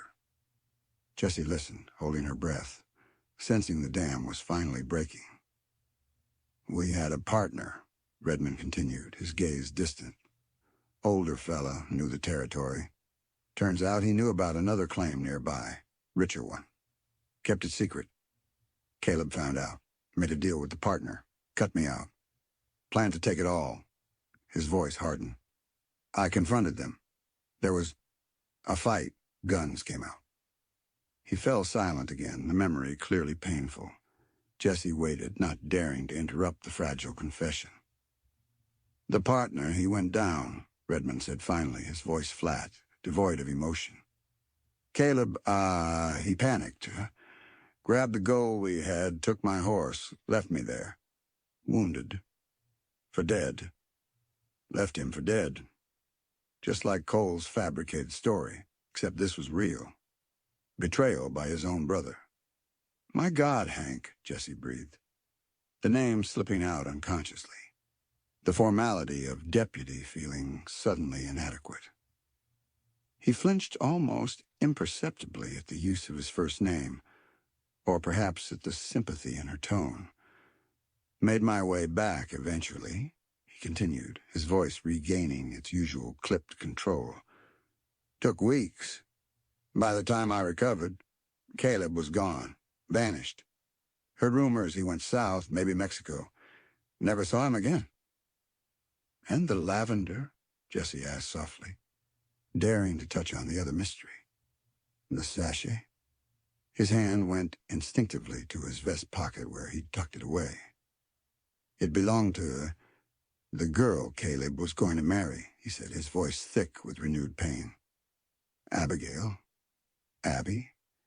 She gave one to me, too, for luck. And before Caleb. He couldn't finish the sentence. I heard later, after Caleb ran, Abby fell ill, wasted away. Grief, they said. Grief, remembrance, healing, it all clicked into place.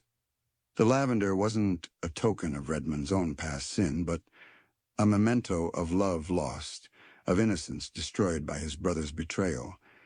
He carried it as a reminder, perhaps, of what had been lost, of the life Abby and maybe even he could have had, if not for Caleb's greed. So your personal business in redemption, Jessie said, understanding dawning. You thought Cole might know where Caleb is, had past debt. Cole ran with a rough crowd after he fled Arizona, Redmond confirmed, his voice regaining its guarded tone, uncomfortable with the depth of his revelation. Heard whispers over the years that he might have crossed paths with Caleb down south.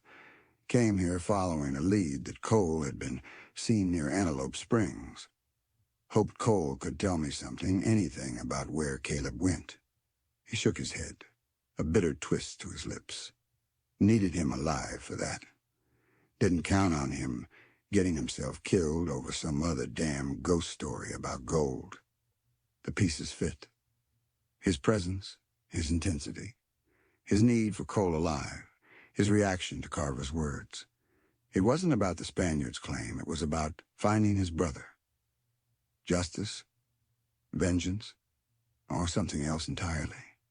Closure, perhaps. So you're still hunting him, Jesse stated quietly. Your brother. Redmond's jaw tightened. A man needs to answer for what he's done, Marshal, especially when it destroys lives. His gaze met hers, fierce, unwavering. Some debts have to be paid. The conviction in his voice was absolute, chilling in its intensity. He was still a man driven by the past, by betrayal, by a quest that blurred the lines between law and personal retribution. But now Jesse understood the source.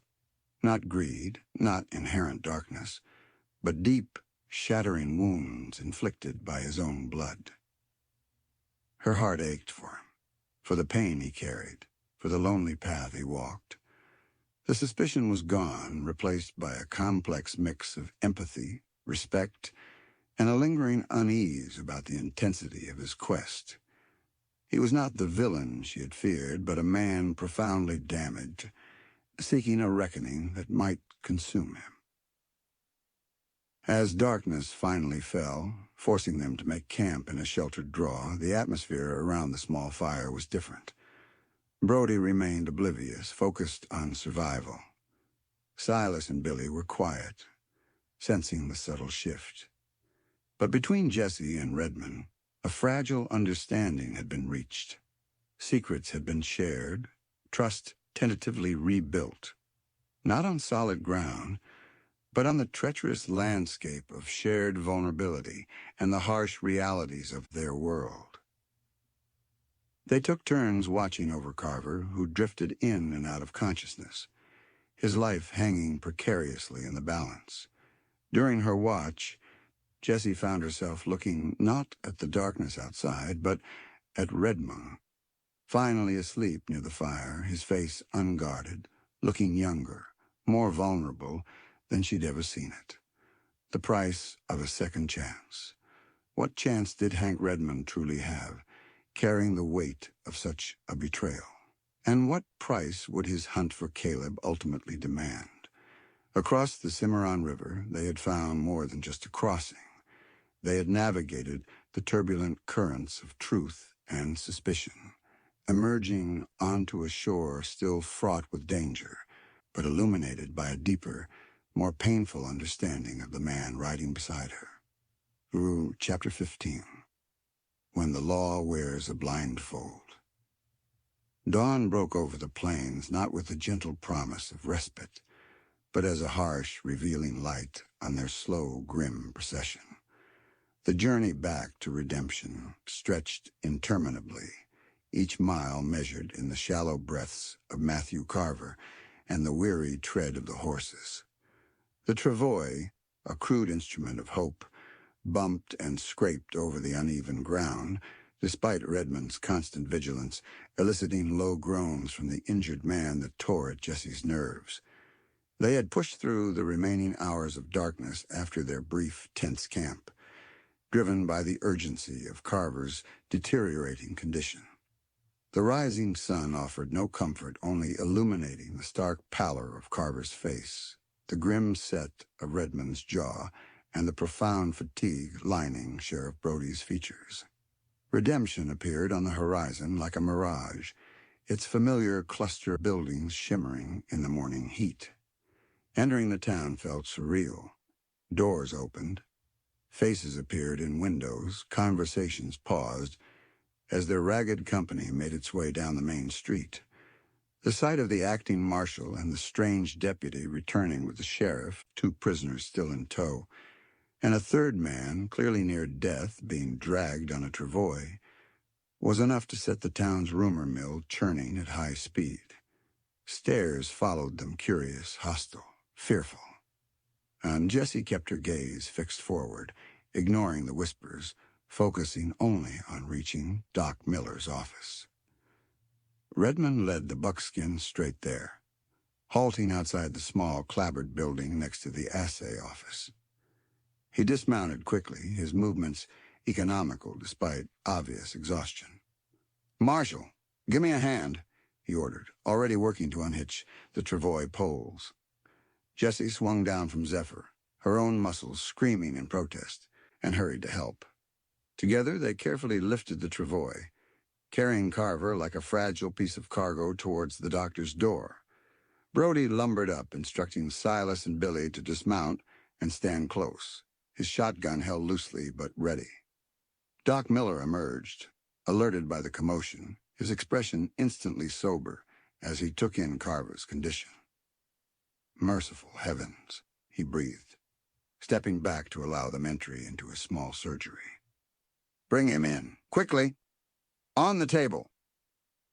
The surgery smelled sharply of carbolic acid and herbs. They maneuvered Carver onto the narrow examination table under the doctor's direction. Miller began working immediately, cutting away the torn, blood-stiffened trouser leg, his experienced hands probing gently around the mangled limb. Carver moaned, his eyes flickering open, unfocused, before rolling back again. Bad," Miller muttered, shaking his head, his gaze flicking toward Redmond and Jessie. "Compound fracture? Severe tissue damage?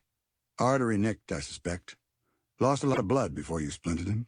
Infections likely setting in already." He straightened up, wiping his hands on a towel, his face grave. "I can clean it, try to set the bone, stop the bleeding. But frankly, his chances are poor. Very poor. Even if he survives the immediate trauma, the fever, the rot, he left the grim prognosis hanging in the air."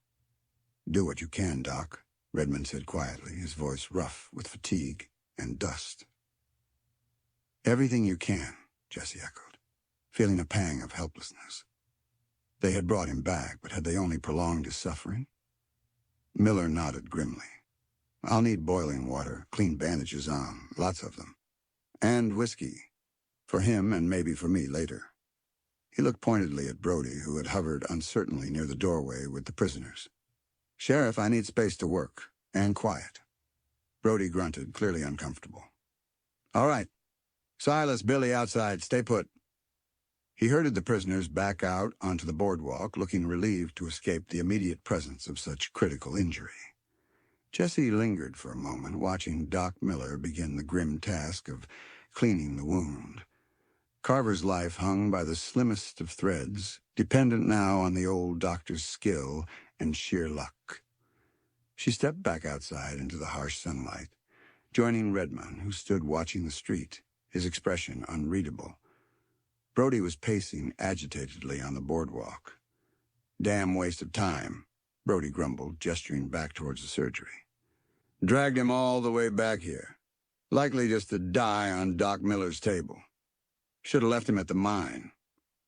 "He deserved a chance, Sheriff," Jessie snapped, her patience with Brody's callousness wearing thin. "Same as anyone." "Deserved?" Brody scoffed.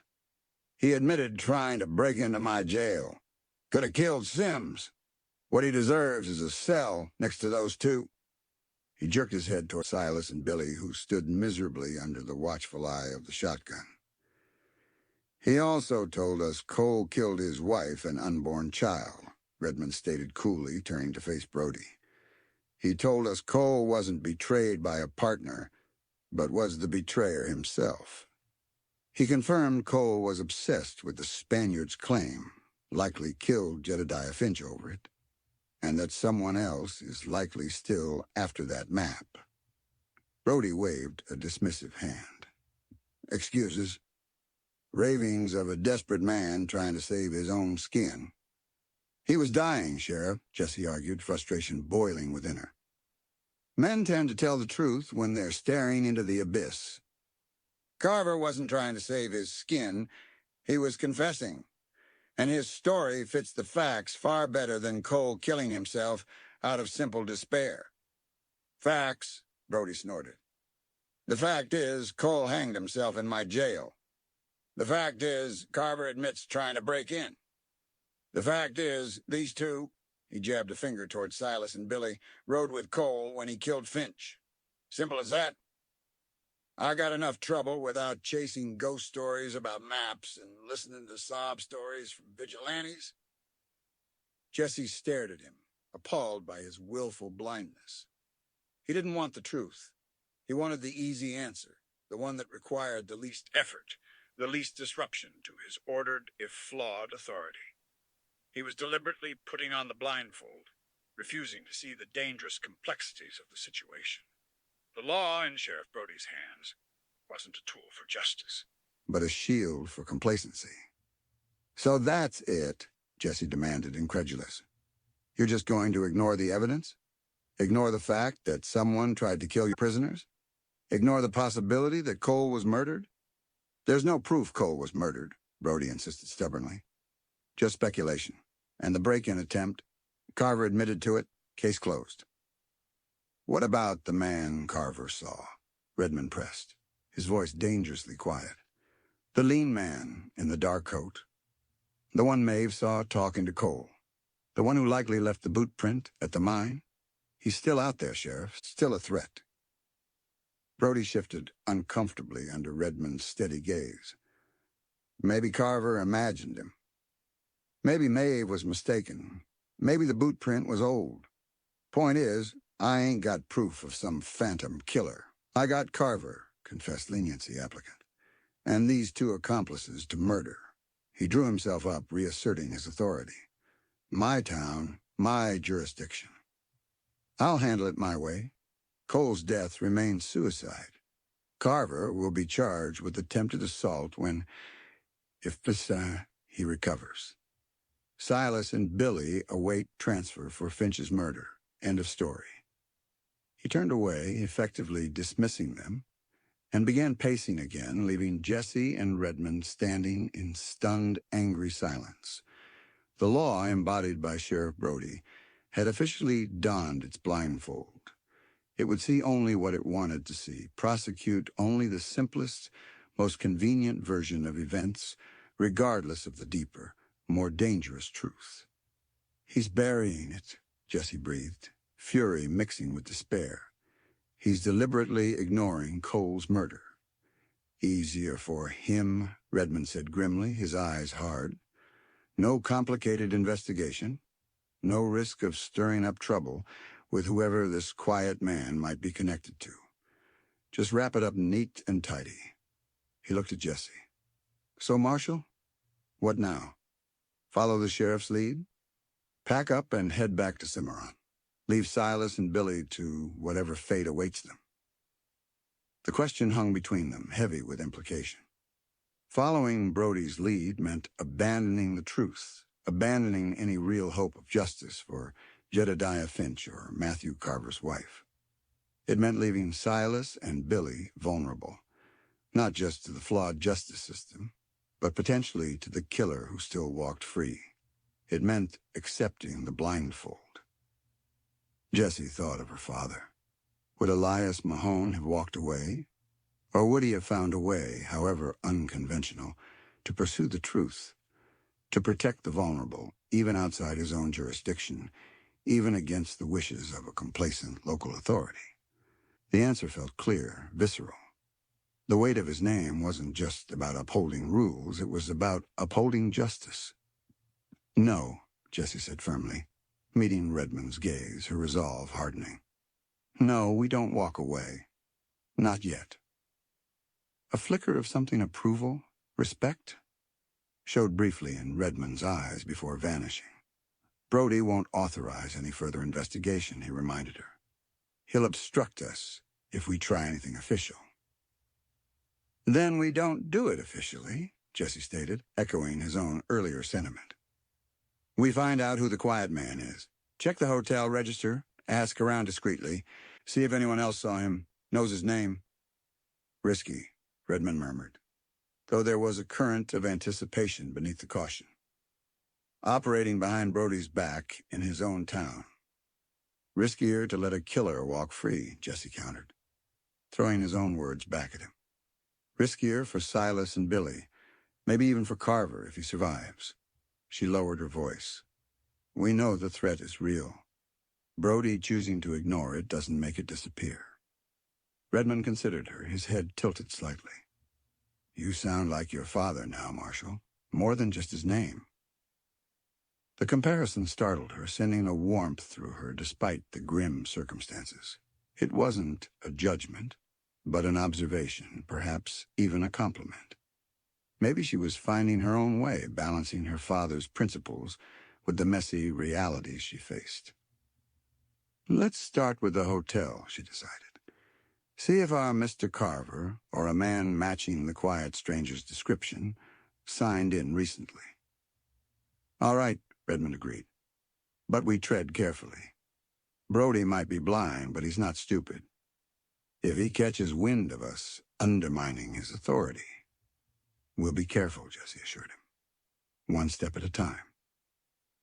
They informed Brody they were going to the hotel to finally secure their rooms and clean up. A plausible enough excuse after their long ordeal.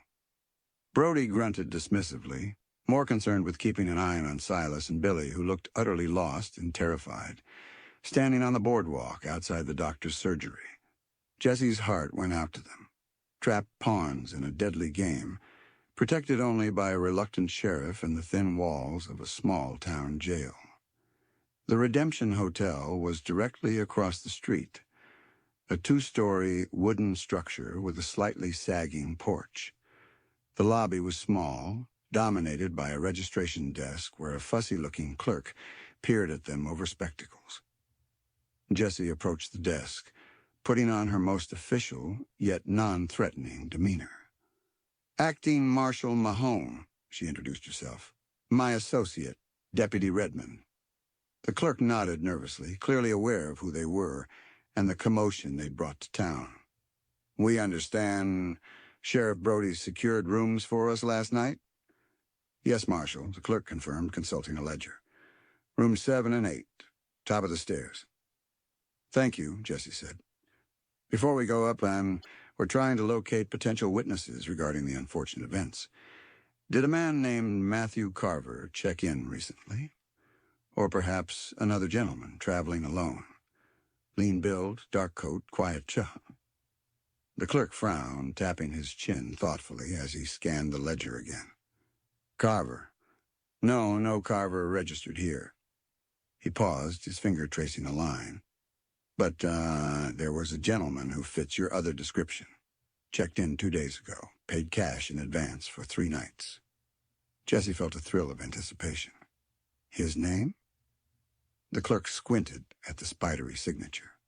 Looks like Quill. Josiah Quill. Josiah Quill. The name meant nothing to Jesse, but it was a start, a solid lead. Is Mr. Quill currently in his room? The clerk shook his head. Left early yesterday morning, Marshal. Said he might be back, might not. Left his key. Hasn't returned since. Left yesterday morning. Before Cole was found dead. Before the attempt on Silas and Billy. Where'd he gone? To the mine? And where was he now? Watching? Waiting? Did he receive any visitors, any messages? Redmond asked quietly from beside Jesse. Not that I recall, Deputy, the clerk replied. Kept to himself mostly. Didn't take meals here. They thanked the clerk and collected their keys, the information settling heavily between them. Josiah Quill. Their quiet man had a name. And he was still at large, his whereabouts unknown, his intentions lethal. Brody might be wearing a blindfold, content with his simple answers, but Jesse and Redmond knew the danger was far from over. The hunt for Quill, the hunt for the truth behind Cole's death and the Spaniard's legend, had just become critically important. and they would have to conduct it in the shadows, under the nose of a sheriff who preferred ignorance to inconvenient truths. The law and redemption might be blind, but they couldn't afford to be. Too many lives depended on it. Chapter 16. Two Colts, One Truth. Josiah Quill. The name echoed in the relative quiet of Jesse's small hotel room. A tangible piece of the puzzle dropped into the swirling uncertainty. He had a name, he had a face, lean, quiet, dark coat.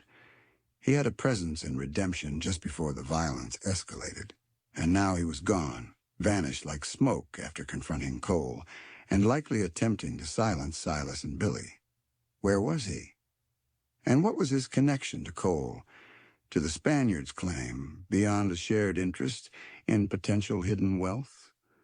Jessie splashed cold water on her face from the chipped porcelain basin, the shock helping to cut through the layers of fatigue.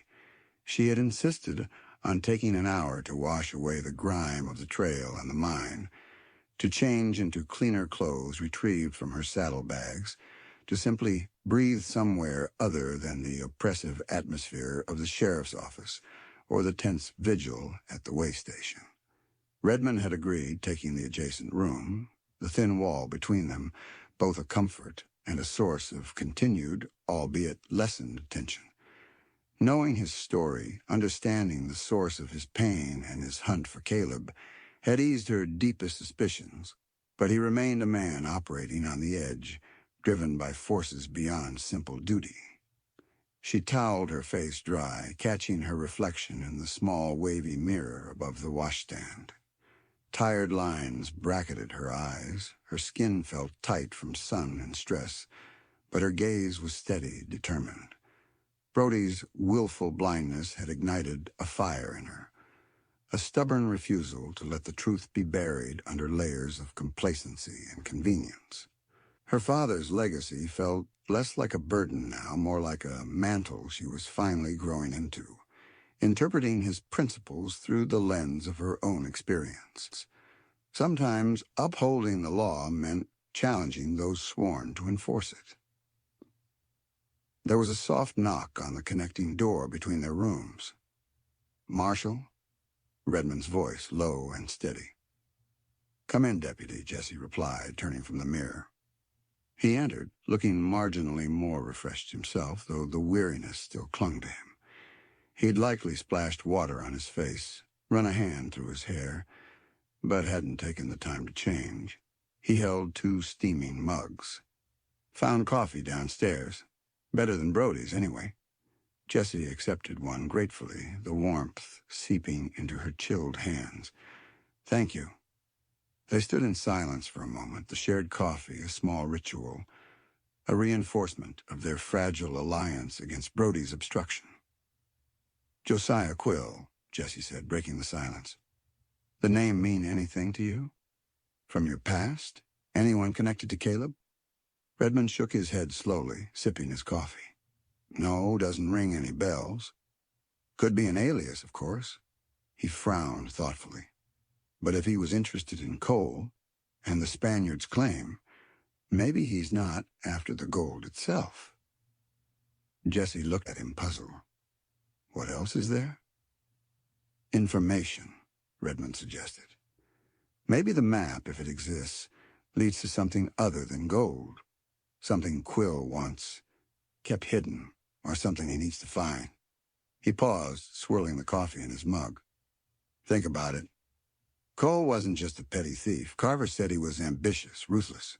Maybe his search for the Spaniard's claim unearthed something else entirely, something dangerous." It was a new angle, one Jessie hadn't considered. They'd been so focused on the gold legend, the obvious motive. But what if the treasure wasn't treasure at all? What if it was evidence of an older crime, a hidden claim to land, something Quill, or someone he worked for, would kill to possess or suppress? So Quill confronts Cole in the saloon, Jessie theorized aloud, piecing it together. Tries to find out what Cole knows, maybe tries to get the map or the information. Cole refuses or doesn't have it yet. Quill leaves. Later, under cover of the suicide, Quill, or an accomplice, silences Cole permanently. Or tries to silence him, Redmond corrected. Maybe Cole didn't die instantly. Maybe whoever arranged the hanging wasn't sure it was finished. Or wasn't sure Cole hadn't passed information to Silas or Billy. So Quill comes back, tries to break into the cell to finish the job, or to search for the map among Cole's belongings. Maybe even torture Silas for information. It made a grim kind of sense. Quill wasn't just a treasure hunter. He was likely a professional cleaner, sent to handle a situation, retrieve something specific, and eliminate loose ends. His quiet demeanor, his ability to vanish, his ruthlessness, it fit the profile. Which means he's likely still in the area, Jesse concluded. He failed to get Silas and Billy. He probably didn't find a map on Cole. He knows we took the prisoners out of town, knows we went towards Eagle Peak based on Cole's ramblings. He might have followed us, seen us bring Carver back. Or, Redmond added grimly, he used the time we were gone to search elsewhere. Cole's horse? Saddlebags? Anything left at the jail? Brody wouldn't have let him search the office, Jesse said, though doubt flickered. Brody's complacency was profound. But the horse, it's at the livery. My thoughts exactly, Redmond said, finishing his coffee. While Brody's preoccupied with Carver and congratulating himself on closing the case, maybe we pay another visit to the livery stable, see if Cole's gear has received any undue attention. It felt like their only remaining lead besides waiting for Quill to make another move. They left the hotel quietly, heading back towards the livery at the end of the street. Trying to appear casual, just two law officers checking on their mounts. The livery stable bustled with more activity now than during their pre-dawn visit. The hostler, a lanky youth with hay sticking out of his hair, was busy pitching manure. Several horses belonging to townsfolk occupied stalls. Zephyr and Redmond's buckskin nickered a greeting as they approached. Cole's horse, along with Silas's and Billy's mounts, stood forlornly in adjacent stalls, their confiscated gear piled nearby. Jesse engaged the young hostler in conversation, asking about feed, water, general horse care, keeping him occupied while Redmond casually drifted towards the stalls holding the prisoners' horses and gear. Jessie kept her senses alert, noting the comings and goings in the stable, anyone paying undue attention. A blacksmith hammered rhythmically nearby, the sound echoing in the cavernous space. A rancher haggled loudly with the livery owner over shoeing prices. Everything seemed normal, ordinary. Redmond spent several minutes examining Cole's saddle, running his hands over the leather, checking the cinch, lifting the flaps. He moved on to the saddlebags, opening buckles, feeling inside. From a distance, it looked like a routine check. He gave Jesse a subtle shake of his head. Nothing obvious. Then he knelt beside Cole's horse, examining its legs, its hooves. He spent a particularly long time near the left foreleg, the one Jesse remembered Redmond noting as slightly favored back at the outlaws' camp. He ran his hand down the cannon bone, pressing gently. The horse shifted slightly, but didn't react with pain. Redmond frowned, probing further up, near the horse's shoulder. He paused, his fingers seeming to find something. He glanced up, catching Jesse's eye, and gave a barely perceptible nod. He had found something. Trying to maintain a nonchalant air, Jessie concluded her conversation with the hostler, thanking him and promising to return later.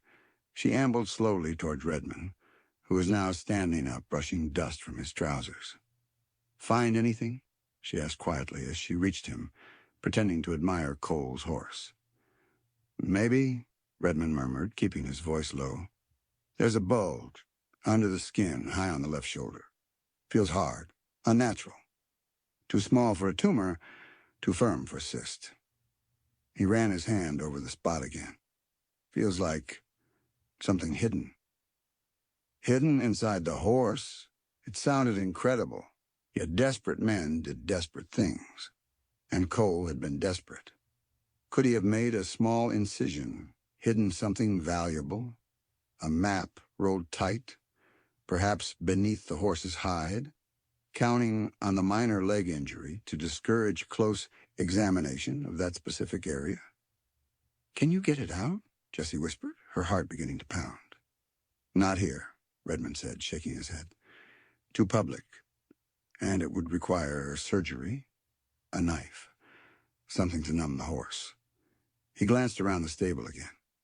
"We need privacy. And we need to get this horse away from Brody's potential oversight." An idea sparked in Jessie's mind. Risky, involving deception, but potentially their only chance. "Brody wants the prisoners transferred," she said quickly, thinking aloud. "He needs horses for them. Maybe we suggest using these horses for the transfer." Redmond caught her meaning instantly. "Get Brody to release Cole's horse into our custody, along with the others, for prisoner transport." "Exactly," Jessie confirmed. "We could say Zephyr and your buckskin are needed for scouting ahead, ensuring the route is safe. Brody wants rid of the prisoners. He might agree just to expedite things, especially if Judge Harrison issues the order quickly." "It's thin," Redmond mused, rubbing his jaw. "Brody might insist on using livery horses, or his own deputies' mounts when they return." "But he also wants this whole business concluded," Jessie argued. "He might see it as the fastest way. We volunteer to handle the transport ourselves, take Silas and Billy off his hands completely. We could wire Judge Harrison ourselves, explain the urgency due to the unstable situation here, request immediate transfer authorization to a federal facility, maybe Fort Reno." Redmond considered it. His eyes narrowed in thought. "It could work," he conceded slowly. "If Harrison agrees, and if Brody bites." He looked at Cole's horse again, then back at Jessie. "All right, Marshal, let's play their game. Let's push for the transfer." They left the livery, walking back towards the sheriff's office, formulating their plan.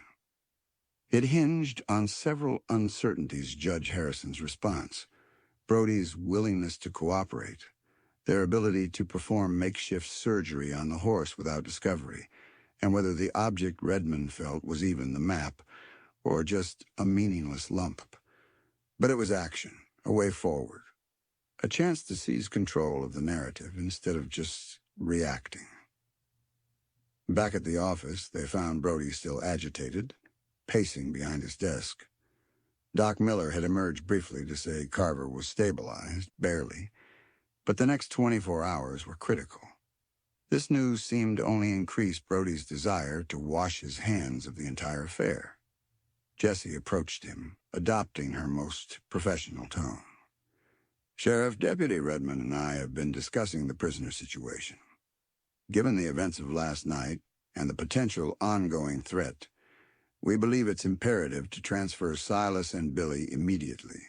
We propose wiring Judge Harrison, requesting emergency transfer to Fort Reno, citing safety concerns." Brody stopped pacing, looking surprised. "Immediate transfer? Think Harrison will go for that?" "We can emphasize the strain on your resources here," Redmond added smoothly. "The damaged cell, the need for constant vigilance, the potential danger to the town if the attacker remains at large." Brody chewed on the inside of his cheek.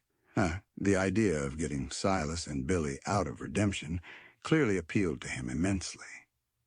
"And who's going to escort them?" "My deputies are still out on patrol. Won't be back till tomorrow, maybe." "We will, Sheriff," Jessie offered quickly. "Deputy Redmond and myself, we brought them in. We'll see them delivered safely to federal custody. It relieves you of the burden entirely." Brody looked from Jessie to Redmond, suspicion warring with relief. "You too? All the way to Fort Reno?" "We're federal officers, technically," Jessie reminded him gently, stretching her acting status slightly. "It falls within our purview, especially given the interstate nature of Cole's original crimes, crossing from Arizona. And we'll need transport horses," Redmond added casually. "Those mounts the prisoners rode in on seem sturdy enough. Using them would save county expense." Brody hesitated, clearly tempted. Getting the prisoners gone, escorted by federal officers, absolving him of further responsibility. It was an attractive proposition. All right, he decided abruptly. All right, fine. Wire the judge. Use my authority. If he authorizes it, you can take them. Take their horses, too. I don't care.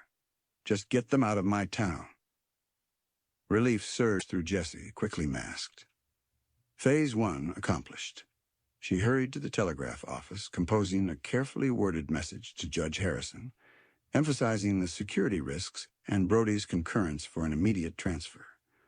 Now they just had to wait and hope. The wait was agonizing. They returned to the hotel, unable to relax, pacing their separate rooms. Jessie found herself constantly going over the plan, the potential pitfalls. What if Quill was watching them? What if Brody changed his mind? What if the lump in the horse wasn't the map? What if Redmond, despite her revised assessment, still had secrets that could endanger them all? Late afternoon brought the clicking response from the telegraph office. Judge Harrison, likely influenced by Brody's implied authority and the mention of federal involvement, had approved the emergency transfer. The necessary orders would be waiting for signature at the telegraph office. Victory, tempered by the immense risk ahead. They collected the orders, showed them to a relieved Sheriff Brody, who eagerly signed the release forms for Silas, Billy, and the 3 horses, Coles included. He seemed almost cheerful as he handed over the prisoners, washing his hands of the whole affair. Under the pretense of preparing for the journey, Jessie and Redmond led the 3 prisoners and the 5 horses, their own plus the confiscated ones, back to the livery stable. They needed privacy for what came next. Redmond spoke quietly with the livery owner, slipping him a few coins, arranging to use a secluded back stall for an hour to treat a minor swelling on one of the transport horses before their long ride. The owner, uninterested in the details as long as it didn't involve serious veterinary intervention, agreed readily. Inside the closed stall, shielded from prying eyes, the tension was palpable. Jessie stood guard near the door, listening intently, while Redmond worked quickly, efficiently. He calmed Cole's horse with soft words in a gentle hand. He produced a small leather roll from his saddlebags, containing not just first aid supplies, but several sharp, gleaming instruments, scalpels, probes, tools of a field surgeon, or something else. He administered a local numbing agent he carried, likely laudanum, based to the horse's shoulder, waiting for it to take effect. Silas and Billy watched, wide-eyed and silent, huddled in a corner of the stall. With practiced hands, Redmond made a small, precise incision over the lump.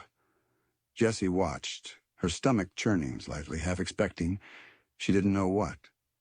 Redmond probed gently, then used forceps to grasp something small, cylindrical, coated in protective oilskin. He drew it out carefully. It was about 3 inches long, maybe half an inch thick, tightly rolled and sealed. "The map?" Jessie breathed, stepping closer. Redmond didn't answer immediately.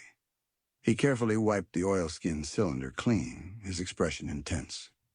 With painstaking care, he broke the seal and began to unroll the stiff, aged parchment within. It wasn't large, maybe 6 inches square, drawn in faded ink. Lines depicted canyons, peaks, rock formations, landmarks Jessie vaguely recognized from their ride towards Eagle Peak, and there, marked with a small, crude drawing of a cross inside a circle, near a symbol representing a mine entrance, were the words El Nido del Águila, Aqui, the eagle's nest, here. Below the map, however, was something else. Not directions to goal, but names. A list of names, perhaps a dozen, written in the same faded ink, several crossed out. Beside some names were dates, amounts of money, locations, claim numbers, assay offices in long-defunct mining camps. It looked less like a treasure map and more like a ledger, a record of transactions, debts, partnerships, One name near the bottom, not crossed out, jumped out at Jessie, making her blood run cold. Caleb Redmond. Beside it was a location. Socorro, and a date from nearly 5 years ago. Jessie looked up sharply at Redmond, whose face had gone pale beneath his tan, his eyes fixed on his brother's name, his expression a mixture of shock, dawning understanding, and profound anguish. This wasn't just a map to the Spaniard's claim. This was something far more personal, far more dangerous. This was tangled up with Cole's past, with Quill's hunt, and inextricably with Hank Redmond's own quest for his lost brother. The truth they sought wasn't just about gold. It was about a web of past dealings, betrayals, and debts far older and deadlier than they had imagined. 2 colts, 5 horses, 2 prisoners, 1 marshal, 1 deputy haunted by his past, all bound together by one brittle piece of parchment, heading out of a town where the law wore a blindfold, straight into the heart of a storm far more dangerous than the one they had weathered. The single truth held on the map was far more complex and perilous than any legend of hidden gold. Chapter 17. The Gathering Storm of Reckoning. The aged parchment map, brittle and smelling faintly of dust and oilskin, lay spread on the rough plank floor of the livery stall, illuminated by the flickering light of Redmond's bullseye lantern. Outside, the sounds of redemption settling into evening distant laughter, the clatter of wagons, the inevitable tinny piano from the Cottonwood Creek Saloon seemed a world away. Inside the cramped, hay-scented space, the air crackled with the raw energy of revelation, thick with the goats of past betrayals and the looming threat of future violence. Caleb Redmond, Socorro. The name and location pulsed on the map, a tangible link to Hank Redmond's agonizing past, discovered in the most improbable way hidden beneath the hide of a dead outlaw's horse. Jessie watched Hank's face, saw the carefully constructed walls crumble, revealing the raw wound beneath. Shock, grief, anger, and a dawning, horrified understanding warred in his eyes as he stared at his brother's name, inextricably linked to this sordid map, this record of forgotten claims and likely illicit dealings. Caleb, Hank breathed, the name a rough whisper, thick with years of unanswered questions and unresolved pain. He reached out a trembling hand, his fingertip hovering over the name as if touching it might burn him or perhaps confirm a reality too painful to accept. What is this? Jessie knelt beside him, her earlier suspicions replaced entirely by a wave of empathy so strong it almost overwhelmed her. Seeing his raw vulnerability, the stark evidence of his brother's entanglement in this dangerous web, solidified their fractured alliance into something firmer, something rooted in shared purpose beyond just survival or duty. It looks like a ledger, she said softly, examining the other names, the cryptic notations. Maybe records of old claims Cole was involved in, partnerships, debts, or blackmail material, Hank muttered, his eyes scanning the list, recognition flickering as he perhaps identified other names associated with his past, with the mining camps where he and Caleb had worked. Cole, the snake, always collecting information, leverage. He looked back at the mark indicating the mine near Eagle Peak, El Nido del Aguila. Aqui, the Spaniard's claim. Maybe it wasn't about gold at all. Maybe Cole hid this ledger in the mine, the place marked on the map, and the legend was just cover. It made a terrifying kind of sense. The map wasn't leading to treasure, but to buried secrets. Secrets powerful enough to drive Cole to kill Jedediah Finch, perhaps because the old station master stumbled onto the map or information related to it. Secrets dangerous enough that someone Josiah Quill was dispatched to retrieve the ledger and silence anyone connected to it. Quill, Jesse said, the pieces clicking rapidly now. He wasn't after gold. He was after this. He was sent to recover this ledger, Silence Cole, and anyone else who might know about it. Sent by whom? Hank's voice was tight, his gaze snapping up from the map, sharp and focused again despite the personal blow he'd just received. One of the names on this list? Someone powerful enough to hire a killer like Quill? They scanned the names again. Most were unfamiliar, likely long-dead prospectors or forgotten figures from dusty mining booms. But a few might still hold weight, still have secrets worth protecting. And Caleb Redmond, where did he fit? Was he a potential target or somehow allied with Quill's employers? The location, Socorro suggested, he might still be alive, traceable. "We need to get this map, this ledger, somewhere safe," Jesse stated urgently. "And we need to get Silas and Billy clear of redemption. Quill failed last night, but he knows they were with Cole. He won't give up." Hank nodded grimly, carefully rolling the precious parchment back into its oilskin cylinder. He tucked it deep inside his shirt, a hard lump against his ribs, a physical burden mirroring the emotional one he now carried. Fort Reno, he agreed. Delivering the prisoners is still the priority. Gets them out of immediate danger, gets us away from Brody's interference, and puts this ledger into federal hands. He paused, his eyes meeting Jesse's, a new hard resolution settling there. "And maybe the trail from Reno will lead towards Socorro, towards answers, towards Caleb." The unspoken objective hung between them. Their official mission was prisoner transport. But Hank's personal mission, the hunt for his brother, the quest for reckoning, had just reignited with fierce, undeniable intensity. And Jesse knew, without needing to voice it, that she couldn't stand in his way.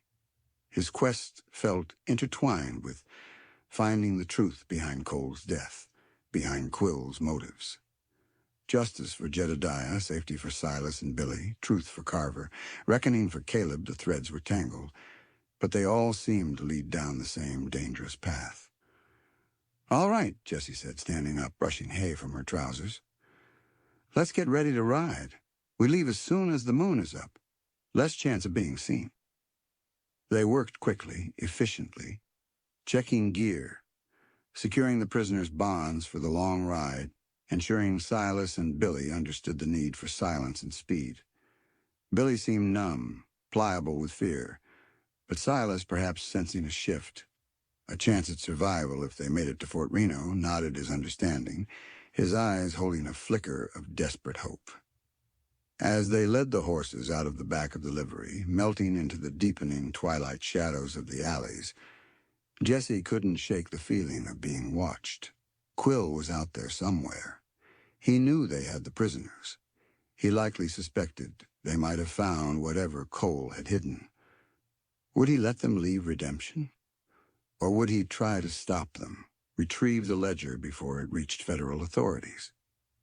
They skirted the edge of town, avoiding main streets, following the same creek bed path they'd used to leave the night before, but heading southwest this time, towards the main trail that eventually led towards Fort Reno. The rising moon, nearly full now, cast a silvery, ethereal light, illuminating the landscape in stark relief, making shadows seem deeper, more menacing. They pushed the horses hard, maintaining a steady, ground-eating pace, putting distance between themselves and redemption. Hank rode point, his senses hyper-alert, constantly scanning the trail ahead, the surrounding terrain. Jessie rode drag, watching their back trail, her hand never far from her Colt. Brody rode beside the prisoners, looking miserable but keeping his shotgun ready, perhaps finally understanding the reality of the danger they faced. Hours passed in tense silence, broken only by the rhythmic drumming of hooves, the creak of saddle leather, the night sounds of the prairie. The moon climbed high, bathing the plains in cool white light. They crossed shallow streams, navigated rocky outcrops, pushed through tall grasses that whispered against their legs. Every shape in the distance and every shadow held potential menace. Around midnight, Hank signaled a brief halt in a shallow draw screened by cottonwoods. "Water break," he announced quietly. "Check the prisoners, the horses.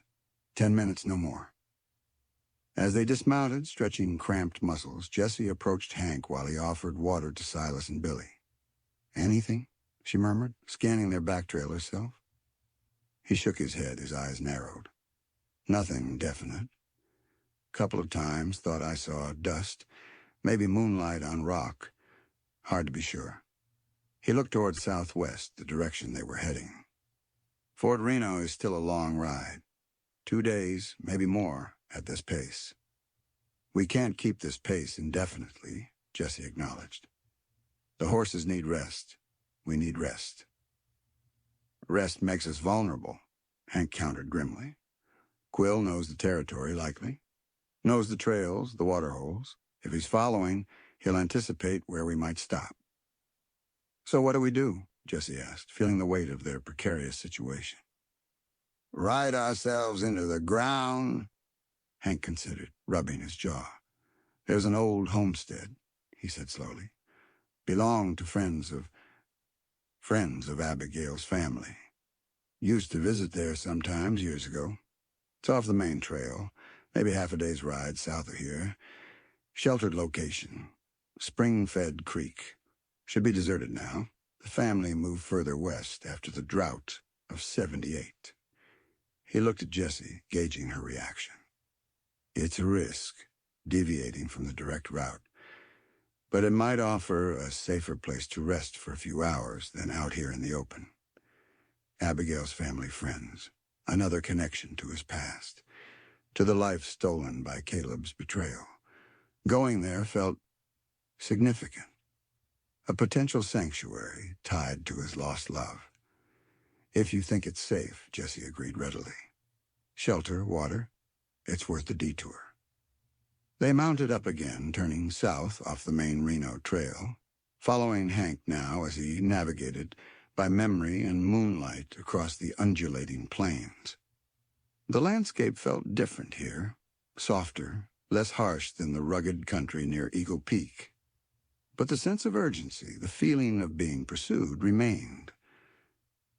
Just before dawn, as the eastern sky began to pale, Hank led them into a small, hidden valley. Nestled beside a clear, bubbling creek, shaded by ancient cottonwoods, stood the remnants of the homestead, a small, sturdy cabin, built of sod and riverstone, its roof sagging, but largely intact, and the collapsed outline of a barn. It looked peaceful, untouched by time, a haven hidden from the world. "We rest here," Hank announced, dismounting. "Couple of hours. Water the horses, let them graze. We keep watch." The relief was palpable. Jessie slid from Zephyr's back, her body aching with fatigue. Brody practically fell off his horse. Even Silas and Billy seemed to relax fractionally, breathing in the cool, damp air near the creek. While Brody took the prisoners to the creek to drink under Hank's watchful eye, Jessie explored the cabin cautiously. The door hung open on broken leather hinges. Inside, it was small, single room, empty except for dust, dry leaves blown in through cracks, and the lingering ghosts of past lives. A rough stone fireplace dominated one wall. Pack rats had nested in the corners. Yet it felt secure, sheltered. A definite improvement over resting in the open. She rejoined Hank by the creek. He had removed the prisoners' bonds temporarily, allowing them to wash their faces, drink freely. Billy splashed water on his face with childlike relief. Silas drank deeply, then simply sat by the water's edge, staring into the current, his expression unreadable. "This place," Jessie began softly, looking around at the tranquil valley. "It's peaceful." Hank nodded, his gaze distant. clearly lost in memory. Abby loved it here, he said quietly, the name spoken with a mixture of tenderness and pain. Said it felt safe, away from everything. He fell silent, the weight of his past settling heavily around him again. Jessie respected his silence, understanding the bittersweet pilgrimage this detour represented for him. She busied herself checking the horses, loosening cinches, letting them drink their fill from the clear creek. Zephyr nudged her affectionately, sensing her fatigue, perhaps. Suddenly, Hank stiffened, his head snapping up, listening intently. Jessie froze, her hand going to her colt. "What is it?" "Horse," Hank breathed. "Single rider, coming fast. From the direction we just came." Panic flared. Quill? Had he followed them, despite the detour? Or was it someone else? Brody scrambled for his shotgun, fumbling with the shells in his haste. Silas and Billy flattened themselves against the creek bank, terrified. "Get the prisoners inside the cabin," Hank ordered Brody, his voice sharp, commanding. "Marshall, with me. Take cover." Jessie didn't hesitate. She drew her Colt, diving behind the trunk of a massive cottonwood near the creek bank, peering through the leaves in the direction Hank indicated. Hank took cover behind a cluster of boulders on the opposite side, his own pistol drawn, his face set in grim lines. The sound of hoofbeats grew rapidly louder, echoing in the quiet valley. A lone rider burst into view, galloping recklessly down the slope towards the creek, pushing his horse hard. He wasn't dressed in black. He wore range clothes, dusty and worn. His face, visible now in the growing daylight, was young, frantic, streaked with sweat and dirt. Jessie frowned. She recognized him. It was Deputy Sims, Sheriff Brody's young, nervous deputy from Redemption. Sims spotted them then, saw the drawn guns, and hauled his horse to a skidding halt near the creek, nearly unseating himself. He threw his hands up, his eyes wide with panic. "Don't shoot," he gasped, breathless. "Marshal, deputy, sheriff." "Sims," Brody exclaimed, emerging cautiously from the cabin doorway, shotgun still raised. "What in blue blazes are you doing here?" "Had to warn you," Sims panted, sliding gracelessly from his exhausted horse. He knows where you're going. The man is stepping out from behind the boulders. He got his gun ready. "Quill," Sims confirmed, his voice trembling. "Josiah Quill. He came back. And not long after you left last night. Went straight to the sheriff's office. Said he was a Pinkerton agent." Jessie and Hank exchanged a startled glance. A Pinkerton?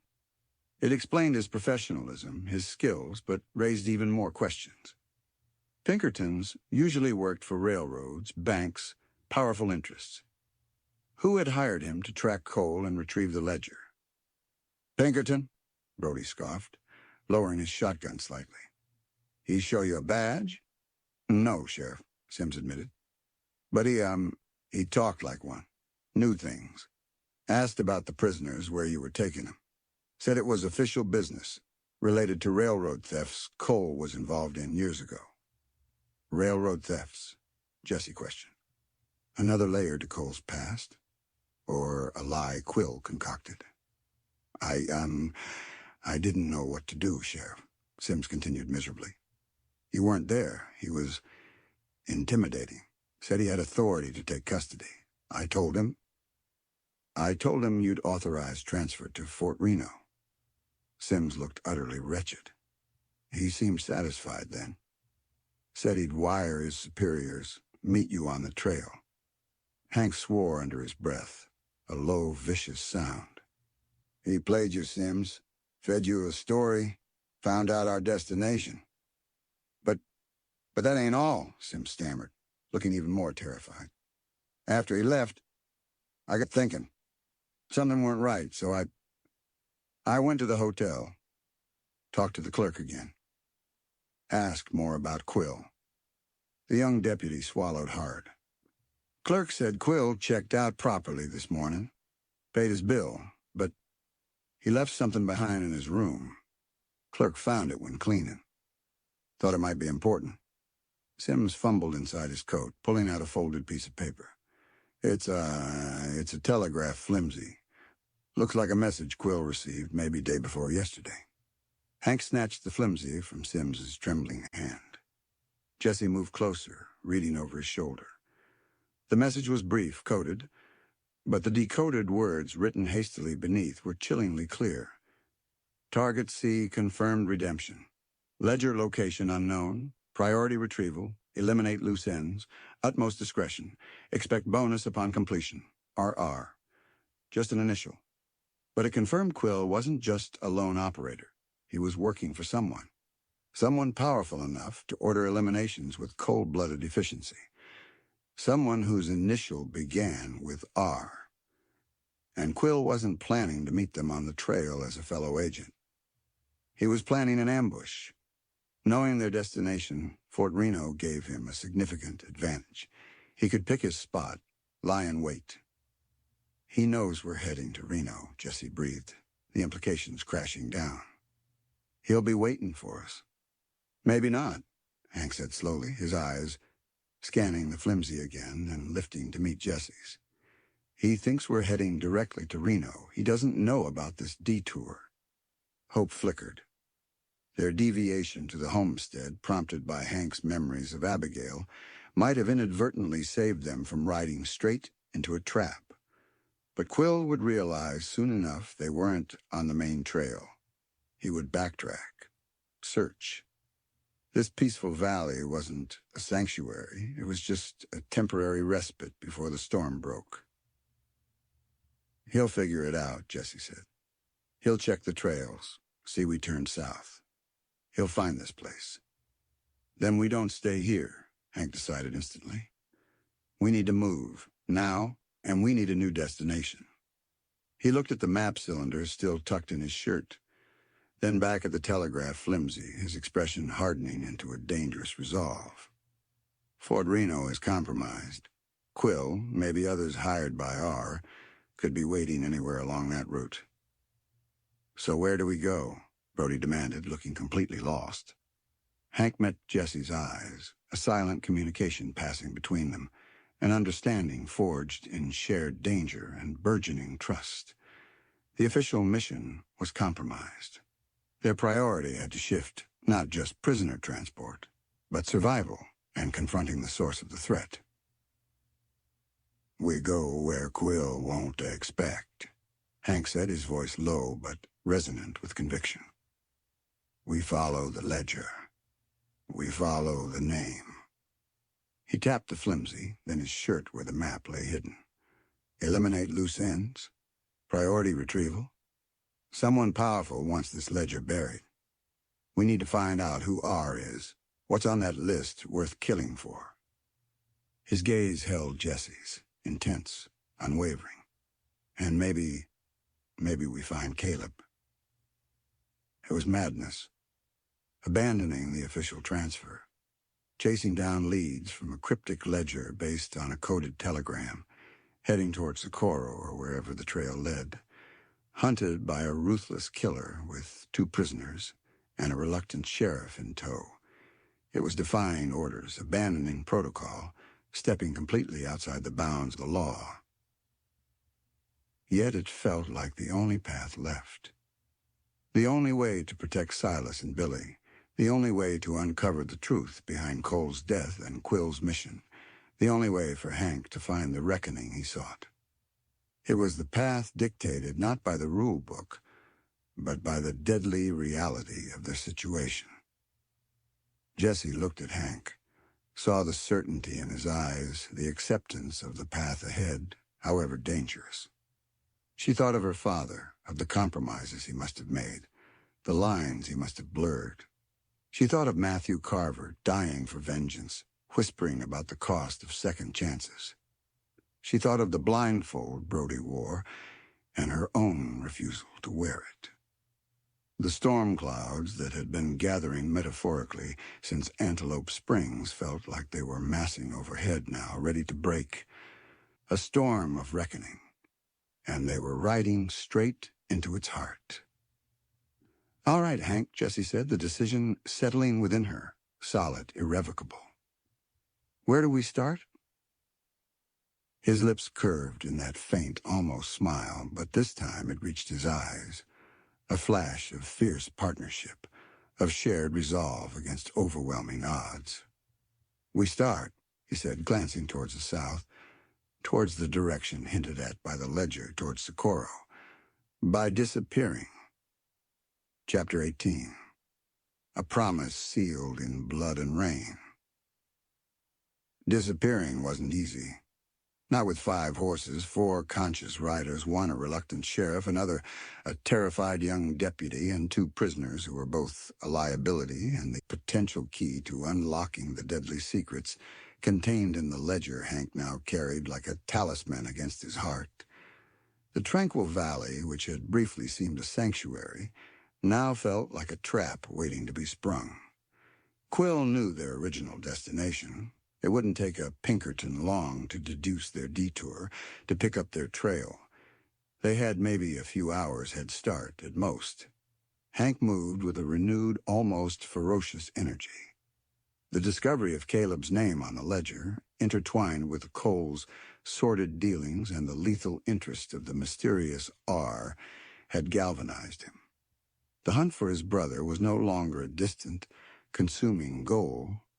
It was immediate, tangible, and fraught with far more danger than he could have imagined.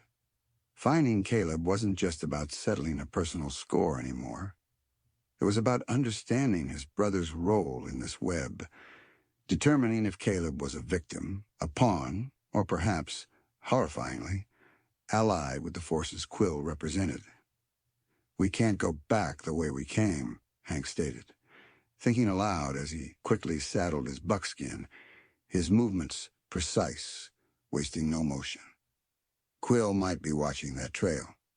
We need to cut west, towards the broken lands near the Diablo Mountains. Rough country. Harder to track." "Diablo Mountains?" Brody protested, aghast. "That's wilderness. Barely mapped. We'll get lost. Starve." "Better lost than dead, Sheriff," Hank countered grimly. "There are old game trails, water sources if you know where to look. I hunted there years ago. Before Caleb. Before the betrayal." The unspoken words hung in the air. Jessie nodded her agreement, already tightening Zephyr's cinch. "It's our best chance to throw Quill off. Buy us time to figure out our next move. Examine that ledger properly." She looked at Deputy Sims, who stood pale and trembling near his horse. "Sims, you rode hard to warn us. You're low on water. Your horse is spent. You should head back to Redemption."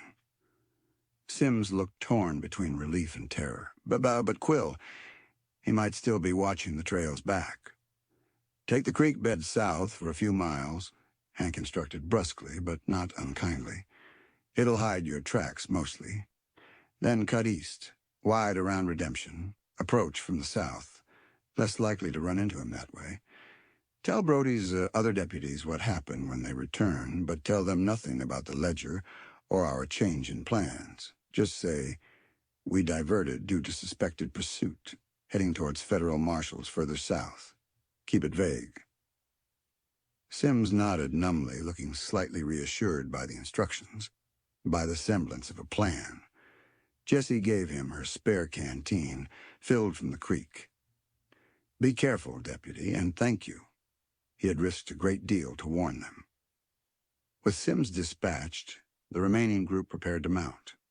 Silas and Billy were rebound, their eyes wide with apprehension, as they understood they were heading deeper into unknown territory, not towards the relative safety of a fort. Brody grumbled continuously, but seemed resigned to following Hank and Jessie's lead, his own authority utterly eroded by the escalating crisis. They rode out of the hidden valley just as the sun climbed higher, heading west, away from established trail into rugged, broken country. Hank led the way, his eyes constantly scanning the terrain, reading the subtle signs of the land-bent grass, disturbed pebbles, the flight patterns of birds searching for both the easiest path and any indication of pursuit. Jessie rode beside him, covering their flanks, her senses equally alert. The land grew progressively harsher. Rolling plains gave way to rocky outcrops, steep arroyos and dense thickets of thorny brush that tore at their clothes and the horses' legs. The pace slowed considerably, the going treacherous. The heat intensified, reflecting off the barren rock faces, sucking the moisture from the air. Water discipline became crucial. Hours passed in grueling silence, punctuated only by the labored breathing of the horses and the occasional dislodged stone clattering down a slope. They saw no sign of Quill, no dust clouds on the horizon, but the feeling of being hunted, of time running out, pressed down on them relentlessly. Sometime after midday, Hank led them into a narrow, winding canyon, its high walls offering shade and concealment.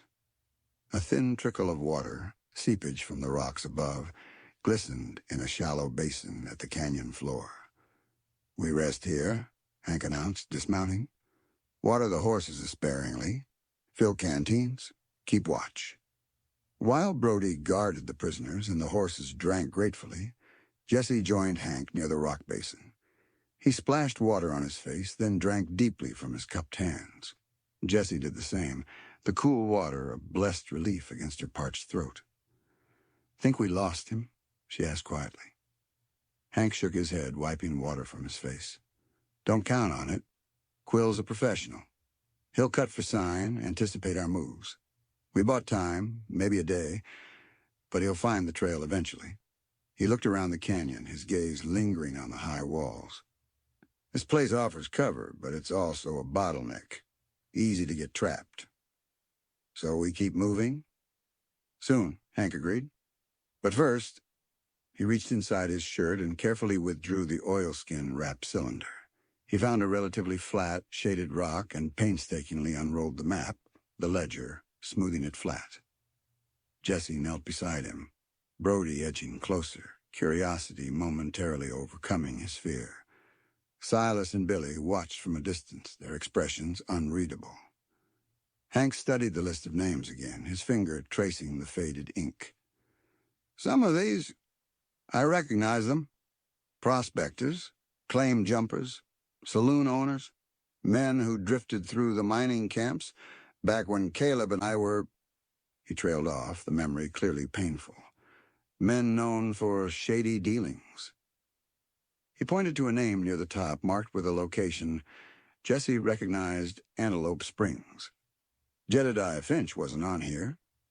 But maybe he knew something about this man, or this claim. He tapped another entry, a mine name. The Lucky Spaniard, different from the Spaniard's Claim legend, located vaguely west of Antelope Springs. Maybe Cole wasn't just after the legend. Maybe he was after this specific registered claim, using the legend as cover. Then his finger stopped again at his brother's name. Caleb Redman. Socorro. Socorro, New Mexico territory. A known hub for mining, ranching, and sometimes desperate men seeking to disappear or reinvent themselves. 5 years ago, Hank murmured, looking at the date beside Caleb's name. That's about 2 years after he left me. He looked up at Jessie, his eyes filled with a turbulent mix of emotions. What was he doing in Socorro? What's his connection to this list? To Cole? "Maybe Cole tracked him down," Jessie suggested gently. "Tried to blackmail him over whatever happened between you? Or maybe they encountered each other by chance, became unwilling partners again?"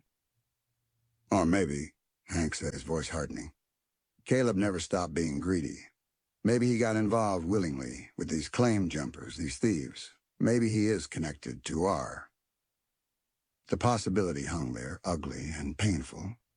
Could the brother Hank hunted be not just a betrayer, but actively involved in the conspiracy that employed Quill?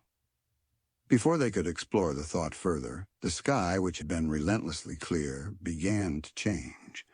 Dark clouds appearing seemingly from nowhere gathered rapidly along the jagged peaks of the Diablo Mountains to the west, boiling and churning, tinged with an ominous purple hue. The air grew heavy, humid, charged with electricity. A low rumble of thunder echoed through the canyon, much closer than the storm they'd weathered near Redemption. "Storm's coming," Jesse observed, looking anxiously at the darkening sky. "And fast." "And hard, by the looks of it," Hank agreed grimly, quickly rolling up the map and securing it again. "Flash floods are deadly in these canyons. We need to get to higher ground. Now." Panic replaced weary resignation in Brody's eyes. "Higher ground? Where?" Hank scanned the canyon walls. "There." He pointed towards a series of ledges partway up the southern cliff face, accessible via a steep, crumbling game trail. Not ideal, but better than being caught in the canyon floor if the water rises. Scrambling began immediately. Getting the horses up the narrow, treacherous trail was difficult, requiring careful leading and coaxing. Getting the prisoners up, their hands still bound, was even harder. Jesse and Hank practically had to haul Silas and Billy up the steepest sections, while Brody struggled behind, cursing and sweating. They reached the ledge just as the first fat drops of rain began to fall, splattering against the hot rocks with sizzling sounds. The ledge was narrow, exposed, offering little shelter beyond a slight overhang, but it was significantly above the canyon floor. Below them, the trickle of water was already beginning to swell, turning muddy, fed by unseen runoff from higher slopes. The storm broke with savage fury. The sky opened, unleashing a torrential downpour that instantly soaked them to the skin. Wind howled through the canyon, driving the rain almost horizontally. Lightning flashed, brilliant and terrifyingly close, followed immediately by deafening cracks of thunder that vibrated through the rock beneath their feet. The horses whinnied nervously, huddling together for comfort. The prisoners pressed themselves against the rock face, shivering from cold and fear. Jessie huddled under the meager overhang next to Hank, pulling her hat low, water streaming down her face. The roar of the rain and wind was deafening. Below them, the creek had transformed into a raging brown torrent, churning with debris branches, rocks, entire bushes ripped loose by the floodwaters. The canyon floor was submerged, impassable. They were trapped on the ledge until the storm passed and the waters receded. Hank peered out into the driving rain, his expression grim. "Well," he shouted over the roar of the storm, "at least Quill won't be tracking us through this." It was small comfort. They were isolated, exposed, supplies dwindling, with 2 prisoners and a potentially dying man miles back toward Redemption. Jesse sent a silent prayer for Carver and Doc Miller. And when the storm passed, their trail leading directly to this canyon would be clearer than ever for a tracker like Quill. The rain lashed down for what felt like hours. Jessie shivered uncontrollably, the wet clothes clinging to her, chilling her to the bone despite the ambient heat that had preceded the storm. She saw Hank glance at her, concern flickering in his eyes.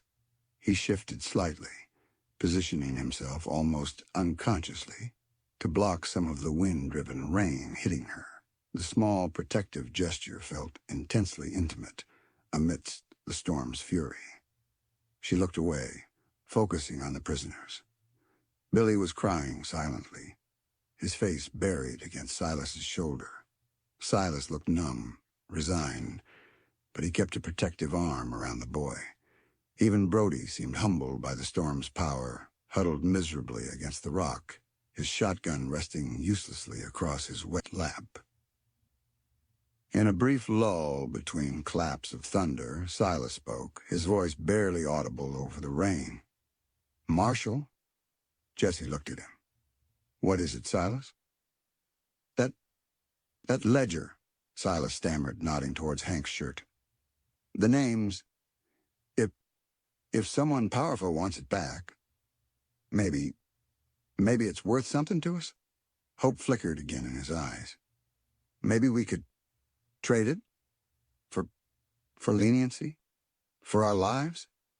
Before Jesse could answer, Hank spoke, his voice cold as the rain. That ledger represents murder, Silas. Jedediah Finch, Carver's wife. Maybe others we don't even know about. It's evidence, not a bargaining chip. He stared hard at Silas.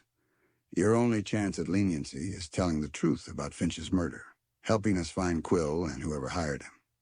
Understand? Silas flinched under the intensity of Hank's gaze and nodded mutely, the desperate hope dying in his eyes, replaced by stark fear. The storm raged on, trapping them on the narrow ledge, suspended between the flooded canyon below and the threatening peaks above. As the deluge continued, Jessie found herself thinking about promises. The promise Hank made to himself to find Caleb. The promise Carver made to avenge Elena. The promise Jessie made to her father's memory to uphold justice. And the promise implicitly sealed between her and Hank in the heart of the storm to see this through, together, whatever the cost. Suddenly, Hank tensed beside her, his eyes fixed on something further down the ledge, partially obscured by the driving rain and the overhang. "What is it?" Jessie whispered, following his gaze. He pointed subtly. Tucked into a crevice in the rock face, sheltered from the worst of the rain, was a small bundle wrapped in oilskin.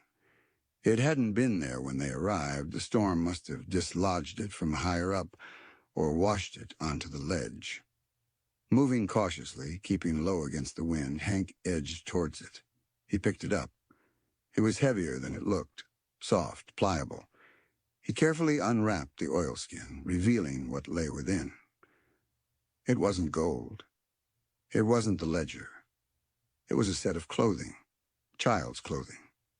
A small hand-stitched cotton dress, faded but clean. A tiny pair of knitted booties. And tucked inside the dress, a small carved wooden bird, worn smooth by tiny hands. Jessie stared, bewildered. Children's clothes? Here? In this desolate place? Whose were they? How did they get here? Hank lifted the small dress, his expression unreadable in the dim, stormy light. He ran a calloused thumb over the soft fabric, then gently touched the carved bird.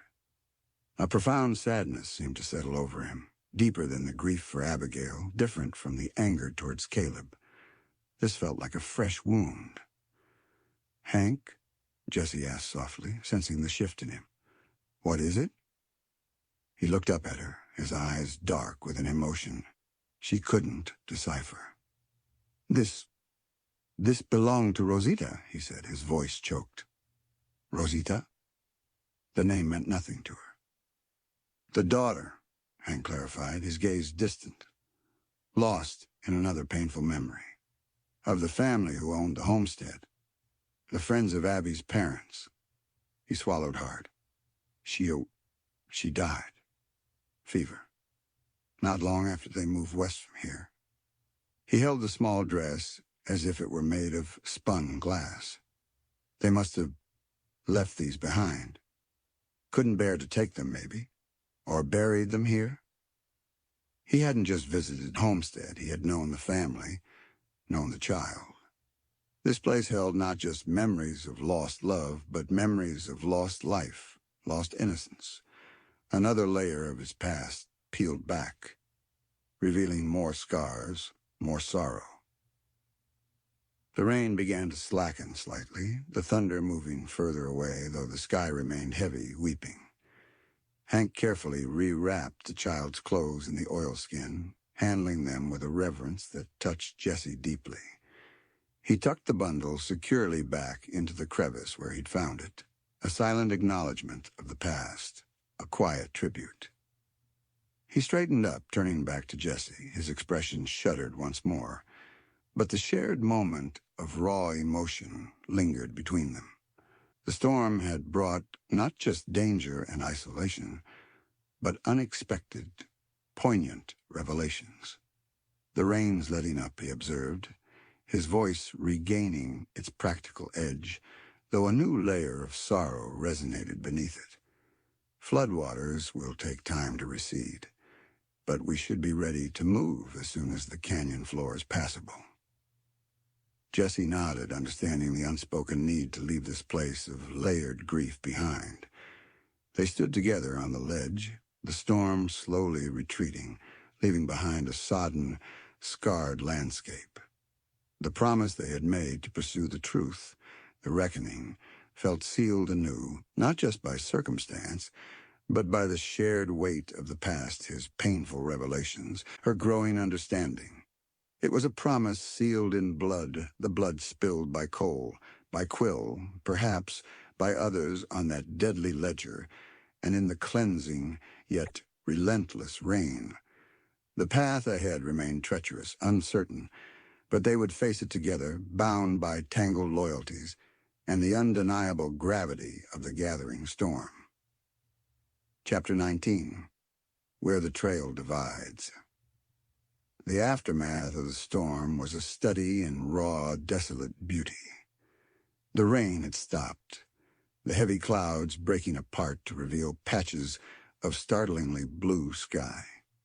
The air felt scrubbed clean, sharp with the scent of wet sagebrush and damp earth. Water still dripped from the canyon walls, glistening like tears on the ancient rock, and the roar of the receding floodwaters echoed from the canyon floor below, a reminder of the destructive power unleashed just hours before. Trapped on their narrow ledge, the small group waited, isolated in the vast, waterlogged wilderness. The discovery of the child's clothes had cast a somber mood over Hank. He remained withdrawn, quieter than usual. The brief opening of his past seemingly sealed shut again, perhaps too painful to revisit. Jesse respected his silence, understanding that the hidden valley, intended as a brief sanctuary, had instead become a repository of layered grief for Abigail, for the child Rosita, for the life he might have had before Caleb's betrayal sent him down this long, lonely path of reckoning. She found herself watching him, no longer with suspicion, but with a deepening empathy that felt both profound and perilous. Caring about Hank Redmond, understanding his wounds, made their dangerous situation even more complicated. Sheriff Brody was miserable, complaining about the damp, the delay, the general incompetence that had led them to be stranded in the wilderness, chasing, as he still saw it, myths and shadows. He eyed the prisoners resentfully, occasionally prodding them with questions about the map, about Cole, receiving only fearful silence or mumbled ignorance in return. Young Billy seemed to have retreated entirely into himself while Silas watched Hank and Jesse with wary, calculating eyes, perhaps still hoping the ledger offered some path to self-preservation. Jesse focused on the practical. She checked the horses tethered precariously on the ledge, calming them, ensuring their footing was secure. She assessed their dwindling supplies, jerky, a little hardtack, maybe a day's worth of water in the canteens if they were careful. They needed to get moving, find fresh water, reach somewhere. But where? The map, the ledger Hank carried, pointed towards Socorro, towards Caleb. But that was days, perhaps weeks, of hard travel away, through unknown, potentially hostile territory. And Quill was still out there, somewhere behind them, undoubtedly resuming his hunt, now the storm had passed. As the floodwaters in the canyon below finally subsided, leaving behind a treacherous landscape of mud, debris, and rearranged boulders, Hank stirred from his introspection. "Water's dropped enough," he announced, his voice regaining its usual decisive tone. "We can try crossing the canyon floor. It'll be slow going, muddy, but we can't stay here." Getting down the steep game trail was even more treacherous than climbing up, the rain having loosened rocks and turned patches of dirt into slippery mud. It required careful coordination, Hank leading the way, finding the safest path, Jesse bringing up the rear, helping the prisoners, while Brody grumbled but managed to keep his footing. The canyon floor was a scene of devastation. The raging torrent had scoured the earth, leaving behind thick layers of mud, tangled branches, uprooted bushes, and smooth, water-worn rocks. Picking their way through the debris was slow, exhausting work. The horses struggled in the mud, sinking to their fetlocks at times, requiring encouragement and sheer strength to pull free. They followed the canyon westward for several miles, hoping to find where it opened onto flatter ground, allowing them to make better time. The silence was broken only by the squelch of hooves in mud, the horses' labored breathing, and Brody's intermittent complaints. The sun beat down, quickly turning the damp canyon into a humid steam bath. Late in the afternoon, the canyon finally began to widen, the walls lowering, opening onto a vast, broken plain stretching towards the hazy ramparts of the Diablo Mountains. Freedom of a sort. But freedom also meant exposure. Out here they were visible for miles. Hank called a halt near a cluster of pinon pines that offered meager shade. He dismounted, scanning the horizon in all directions, his eyes narrowed against the glare. "All right," he said, turning to face the others. "Decisions." He looked pointedly at Brody. "Sheriff, Fort Reno is northeast of here. The official transfer point. You can take Deputy Sims' trail back towards Redemption, cut north from there. It's the safest route for you." Brody looked startled and immensely relieved. You ain't expecting me to continue on this wild goose chase?" "No," Hank said flatly. "Your jurisdiction ends here. Your duty is to report back, handle the paperwork for Carver, ensure Sims is all right." He paused, his gaze hardening slightly. "And keep quiet about the ledger, about Socorro, about anything beyond us pursuing Finch's killers into the wilderness." It was an order, not a request. Brody, clearly eager to escape the danger and discomfort, nodded vigorously. "Right, yes. Good idea. Report back. Official channels." He avoided meeting Hank's eye. "What about us?" Jessie asked, knowing the question was more for Brody's benefit, confirming their separation. "And them?" She nodded toward Silas and Billy.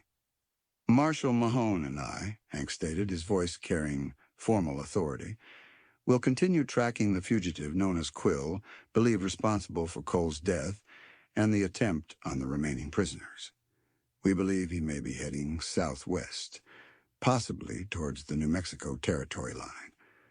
We will take custody of Silas and Billy as material witnesses and potential targets, ensuring their safety until they can be delivered to the nearest appropriate federal authority." He looked directly at Brody. "Is that clear, Sheriff?" It was a fabrication, a plausible cover story that allowed them to pursue their real objectives while formally relieving Brody of responsibility. Brody, understanding the subtext, readily agreed. "Clear, Deputy. Federal matter now. Seems like out of my hands." He looked almost cheerful. The separation happened quickly. They shared the last of the water, divided the remaining jerky. Brody, eager to leave, mounted up, gave a curt nod, and without a backward glance, rode off towards the east, towards the relative safety and familiar bureaucracy of redemption. Watching him go felt like cutting the last frayed rope connecting them to the official world, to the established rules. They were truly on their own now. Silence fell after Brody's departure, heavier than before. It was just Jessie, Hank, Silas, and Billy. 4 people bound by circumstance, heading into the unknown, hunted by a killer, guided by a cryptic ledger, and haunted by ghosts of the past. Hank turned to the prisoners. "Silas? Billy? Sheriff Brody's gone? It's just us now." His voice was low, serious. "We're not heading to Fort Reno. We're heading south, following leads connected to Cole, trying to find the man who killed him and tried to kill you. Your best chance, your only chance, is to cooperate fully. Tell us everything you remember Cole saying, everything you saw, no matter how small." Silas swallowed hard, looking from Hank to Jessie and back again. The fear was still there, but perhaps mixed with a dawning realization that his fate was now inextricably tied to theirs. I already told you everything, Deputy. The map talk, Lost Canyon, the Spaniard, him being scared of someone from his past. Think harder, Hank pressed, his gaze intense. Names, places, anyone Cole met with secretly? Anything unusual he carried besides that lavender sachet? Silas squeezed his eyes shut, concentrating desperately. Billy watched him, trembling slightly. No names, Silas stammered after a moment. Just the ramblings. But, wait. His eyes flickered open. It was something. A few weeks before Antelope Springs, we were camped near Prairie Dog Creek. Cole met a fella there at night. Didn't want me or Billy seeing him. Did you see him? Jesse urged gently. Just a glimpse, Silas admitted. Tall fella, had a fancy horse. Silver conchos on the saddle. Didn't see his face clear, but he had a scar right here. Silas touched his own left cheekbone. Jagged looking. Gave me the creeps. A tall man with a scarred cheek and a fancy horse with silver conchos. It wasn't Quill. Quill was lean, unremarkable except for his quiet intensity. This was someone else. Another player in the game? Someone Cole was dealing with? Perhaps the mysterious R from the telegram? Did you hear anything they said? Hank asked sharply. Silas shook his head. Too far off, just heard him arguing, low-like. Cole seemed agitated after. Paced around all night. Another dead end, yet another complication. A scarred man. Who was he? All right, Hank said heavily, deciding not to press further for now. Mount up. We need to find water, make miles before Quill picks up our trail again. They rode southwest, deeper into the broken lands, the hazy Diablo Mountains looming closer. The terrain remained difficult, slowing their progress. Hank pushed them relentlessly, his eyes constantly scanning, reading the land, searching for the safest route, the hidden water sources he remembered. Jessie rode beside him, her earlier empathy warring with the practical demands of survival. His focus was absolute, his determination a tangible force. But she saw the strain, the weight he carried the ledger, Caleb's name, Abigail's memory, the responsibility for their lives. As the afternoon wore on, the horses began to falter noticeably. Even Zephyr, usually indefatigable, stumbled more frequently. They hadn't found water since the canyon, and the heat was taking its toll. Hank's expression grew increasingly grim. His memory of this territory was years old. Time, drought, or changing seasons could have altered the landscape, dried up the springs he recalled. Just as Jessie was beginning to fear they'd have to make a dry camp, Hank reined in sharply, pointing towards a narrow cleft in a rock formation ahead. There, he said, relief evident in his voice. Should be a seep spring in there if it hasn't dried up. He dismounted, handing his reins to Jessie, and approached the cleft on foot, gun drawn. He disappeared inside for a moment, then reappeared, nodding. Water, not much, but enough. And shelter. Looks like an old rock shelter, maybe Apache. Defensible. Relief washed through the small group. They led the horses carefully toward the cleft. Inside, hidden from the main plain, was a shallow overhang, creating a natural shelter.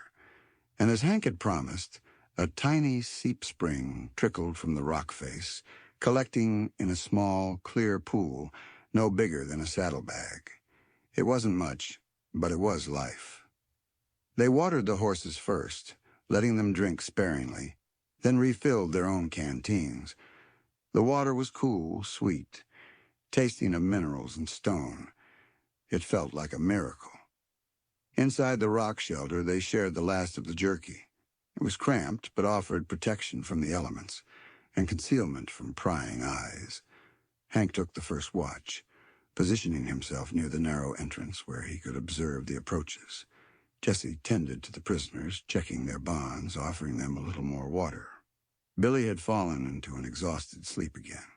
Silas remained awake, watchful, his earlier fear replaced by a kind of weary alertness.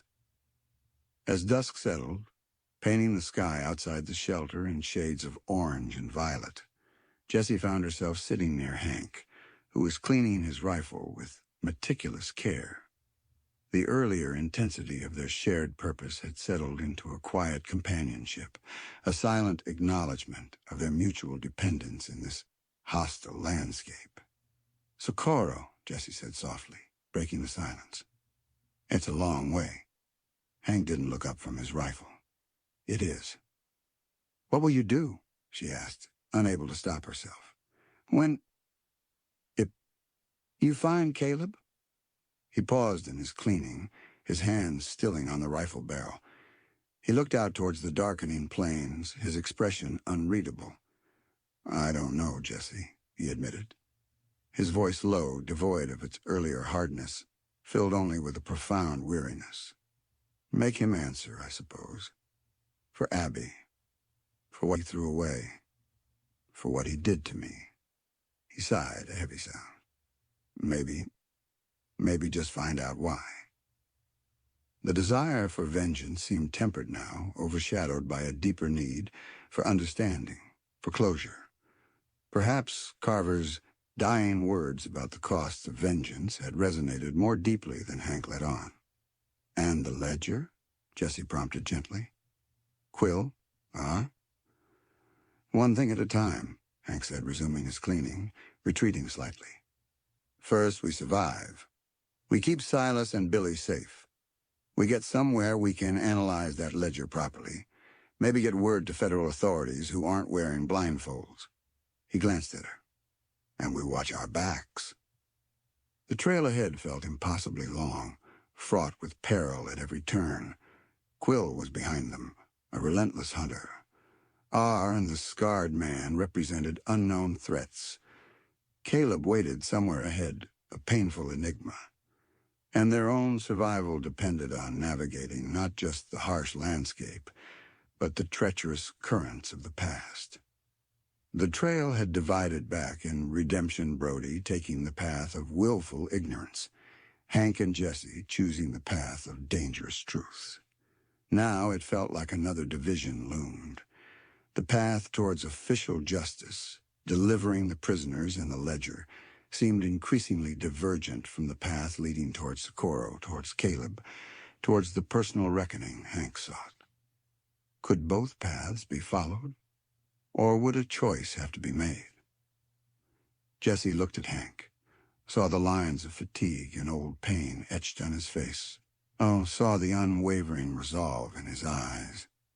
Her loyalty, once so torn, now felt strangely settled.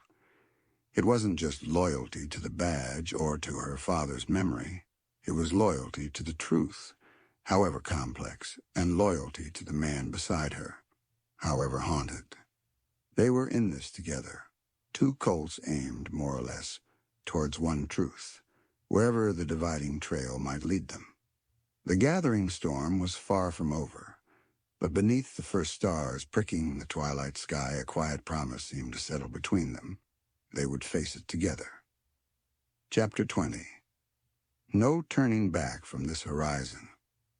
The decision to abandon the compromised route to Fort Reno and strike southwest, deeper into the unforgiving wilderness of the Diablo Mountains, felt less like a choice and more like stepping off a cliff edge in the dark, trusting that unseen currents would carry them rather than dash them against the rocks below. Redemption lay behind them, a haven of flawed order rejected. Fort Reno lay ahead, a mirage of safety now revealed as a potential killing ground. Their path now was dictated by the cryptic ledger Hank carried against his ribs, by the desperate hope of finding answers in Socorro, and by the relentless shadow of Josiah Quill dogging their trail. There was no map for this journey, only instinct, necessity, and the fragile, evolving trust between a haunted deputy and an acting marshal testing the very boundaries of her duty. The initial hours after leaving the Hidden Valley homestead were brutal. The land rose steadily, broken by ravines and jagged peaks that seemed to claw at the sky. The faint game trails, Hank remembered, were often overgrown or washed out, forcing long detours through dense chaparral that snagged at clothing and scraped mercilessly against the horse's legs.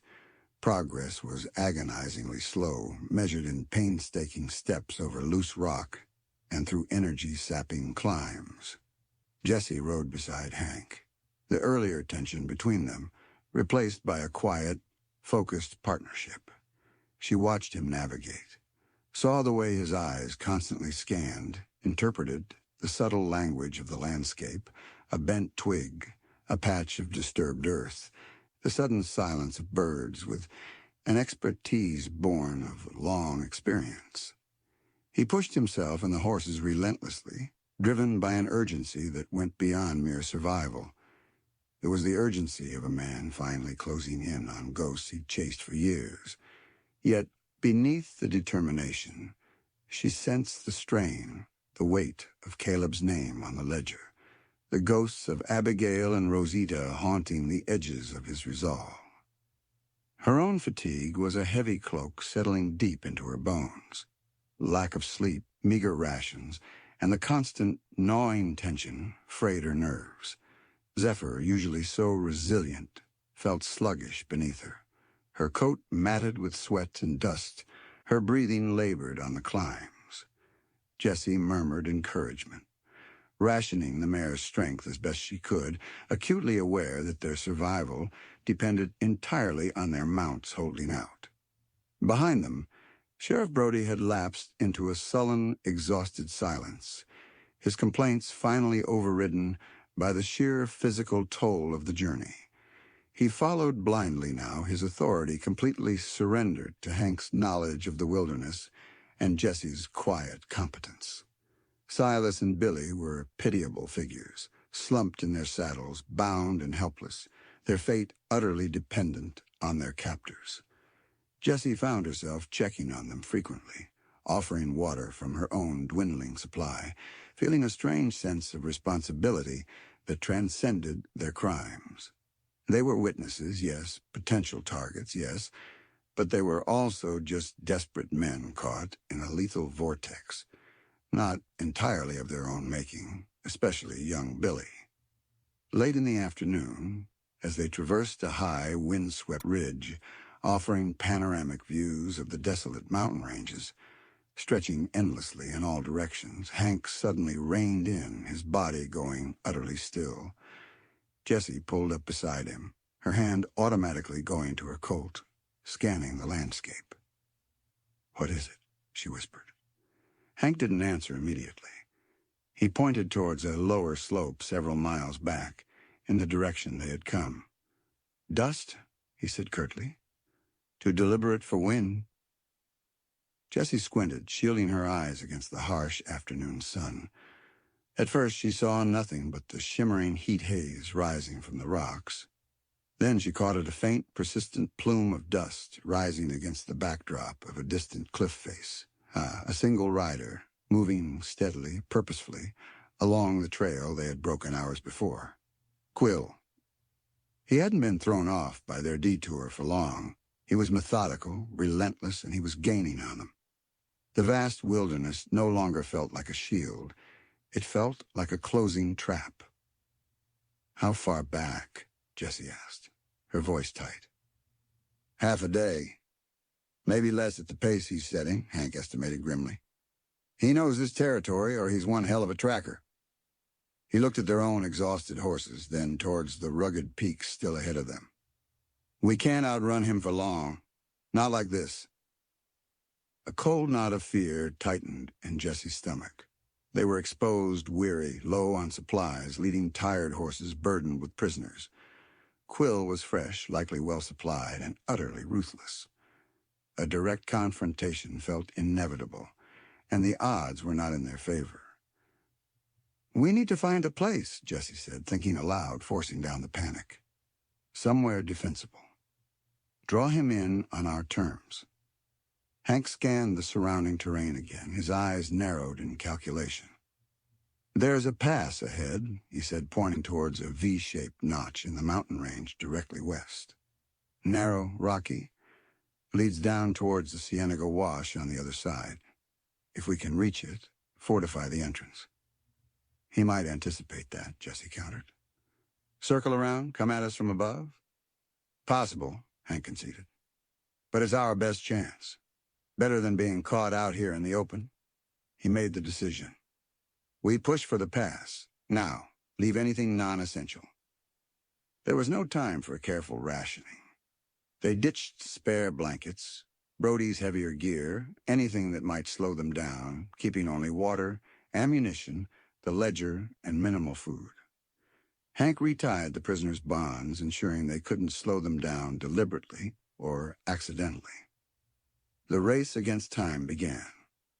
They urged the flagging horses forward, descending from the exposed ridge towards the dark notch of the pass. Every backward glance seemed to show the dust cloud closer, more defined. The sun beat down, mercilessly hot. Jessie's mouth felt like cotton. Her muscles screamed, but the image of Quill, the quiet killer, relentlessly closing the distance, spurred her onward.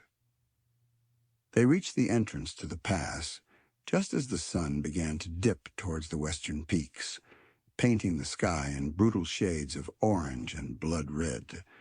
The pass was even narrower and more rugged than Hank had described, a tight defile littered with massive boulders, the walls rising sheer on either side. It offered excellent cover, multiple points for ambush, but was also a potential death trap if Quill managed to pin them down. "This is it," Hank announced, swinging down from his buckskin. "Jesse, take Silas and Billy. Find the most sheltered spot further in. Keep them secure. Sheriff, find yourself some cover near the entrance. Keep that shotgun ready, but hold your fire unless I give the signal. I'll scout ahead, see if there's a way to watch our back trail from higher up." Jesse nodded, understanding the swift allocation of roles.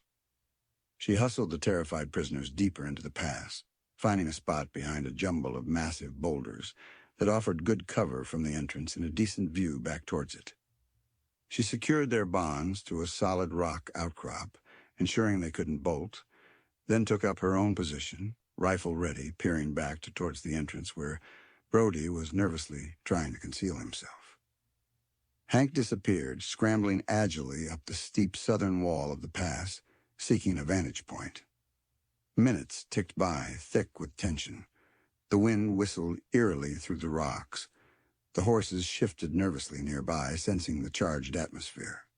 Silas began muttering prayers again. Billy just shivered, his eyes squeezed shut. Jessie strained her ears, listening for hoofbeats, for the scrape of boot on rock, for any sign of Quill's approach. The fading light played tricks, turning rock formations into lurking figures. Every shadow seemed to hold menace. Then Hank reappeared, sliding silently back down the rock face near the entrance. He moved quickly to Jessie's position. "He's coming," he reported, his voice low and urgent. "Maybe 15, 20 minutes out, still pushing hard." "Just one rider?" Jessie confirmed. "Looks like it," Hank nodded. "He's alone for now." He crouched beside her, checking the loads in his own rifle and pistol. "He'll likely dismount before the pass. Approach on foot. Smartest way." He looked at her, his eyes grim but steady in the fading light. "This is where it gets decided, Jessie. He's coming for the ledger. He won't stop until he has it. Or we're all dead." "We won't let him have it," Jessie stated, her voice firm despite the tremor she felt inside. "Or them." She glanced towards the prisoners. Hank nodded slowly. "Plan is simple. We let him enter the pass, deep enough so he can't easily retreat. Then we take him." "Take him?" Jessie questioned. "Alive?" Hank's expression hardened. "Alive, if possible. We need answers. Who is R? Why the ledger?" But his voice dropped, becoming cold as glacial ice. "If it comes down to him or us, there's no choice. He doesn't get past us." The finality in his tone sent a chill down Jesse's spine. This wasn't just about defense anymore. It was about ending the threat, permanently if necessary. The lines of the law felt impossibly blurred now, overwritten by the stark reality of survival. They waited. The light faded rapidly, the pass sinking into deep shadow, lit only by the sliver of moon beginning to rise over the eastern peaks. The wind picked up, moaning through the rocks like a restless spirit. The tension was a physical thing, coiling in Jessie's stomach, making her palms sweat despite the cooling air. Then the faint sound reached them, the scuff of a boot on gravel, coming from the entrance to the pass. He was here. Jessie flattened herself further behind the boulder, rifle stock pressed tight against her shoulder, sighting down the barrel towards the shadowed entrance. Beside her, Hank did the same, utterly focused, radiating a lethal stillness. Further back, she heard Brody shift nervously, the click of his shotgun safety unnaturally loud in the silence. A figure emerged from the gloom at the pass entrance, moving cautiously, blending with the shadows. Lean frame, dark clothing. Quill. He moved with fluid silence, pistol held ready, scanning the pass ahead, assessing the terrain, searching for signs of them. He was good, Jessie thought grimly. Confident. Dangerous. He advanced slowly into the pass, moving from boulder to boulder, using the cover expertly. He was heading deeper in, just as Hank predicted, making his retreat more difficult. Jessie held her breath, waiting for Hank's signal. Her heart hammered against her ribs. Quill paused near a large rockfall, perhaps 50 yards from their position, listening intently. Did he sense them? Had Brody made a noise? The silence stretched, taut as a bowstring. Then Hank acted. He didn't shout a warning, didn't identify himself. He simply rose slightly from behind his cover and fired. The roar of his rifle shattered the stillness, echoing thunderously between the narrow canyon walls. The bullet sparked off the rock face inches from Quill's head, showering him with stone fragments. It wasn't a killing shot, it was a warning shot, perhaps, or deliberately aimed to pin Quill down, force his hand. Quill reacted instantly, diving behind the rockfall as Hank's shot echoed away. Return fire answered almost immediately, a pistol shot, wild, aimed generally towards their position, the bullet whining harmlessly overhead. "Federal officers!" Jessie shouted, finding her voice, trying to reclaim some semblance of legality, however thin. "Quill, drop your weapon. You're surrounded." Another pistol shot was her only answer, chipping rock near Brody's position, further back. Brody yelped, firing his shotgun blindly towards the rockfall, the blast deafening in the enclosed space, the pellets spraying harmlessly against stone. "Hold your fire, Sheriff!" Hank yelled back, furious. The firefight settled into a tense standoff. Quill was pinned behind the rockfall, returning fire sporadically with his pistol. Hank and Jessie laid down covering fire with their rifles, trying to keep Quill contained, preventing him from flanking them or retreating back out of the pass. Bullets ricocheted off the rocks, whining and sparking in the deepening gloom.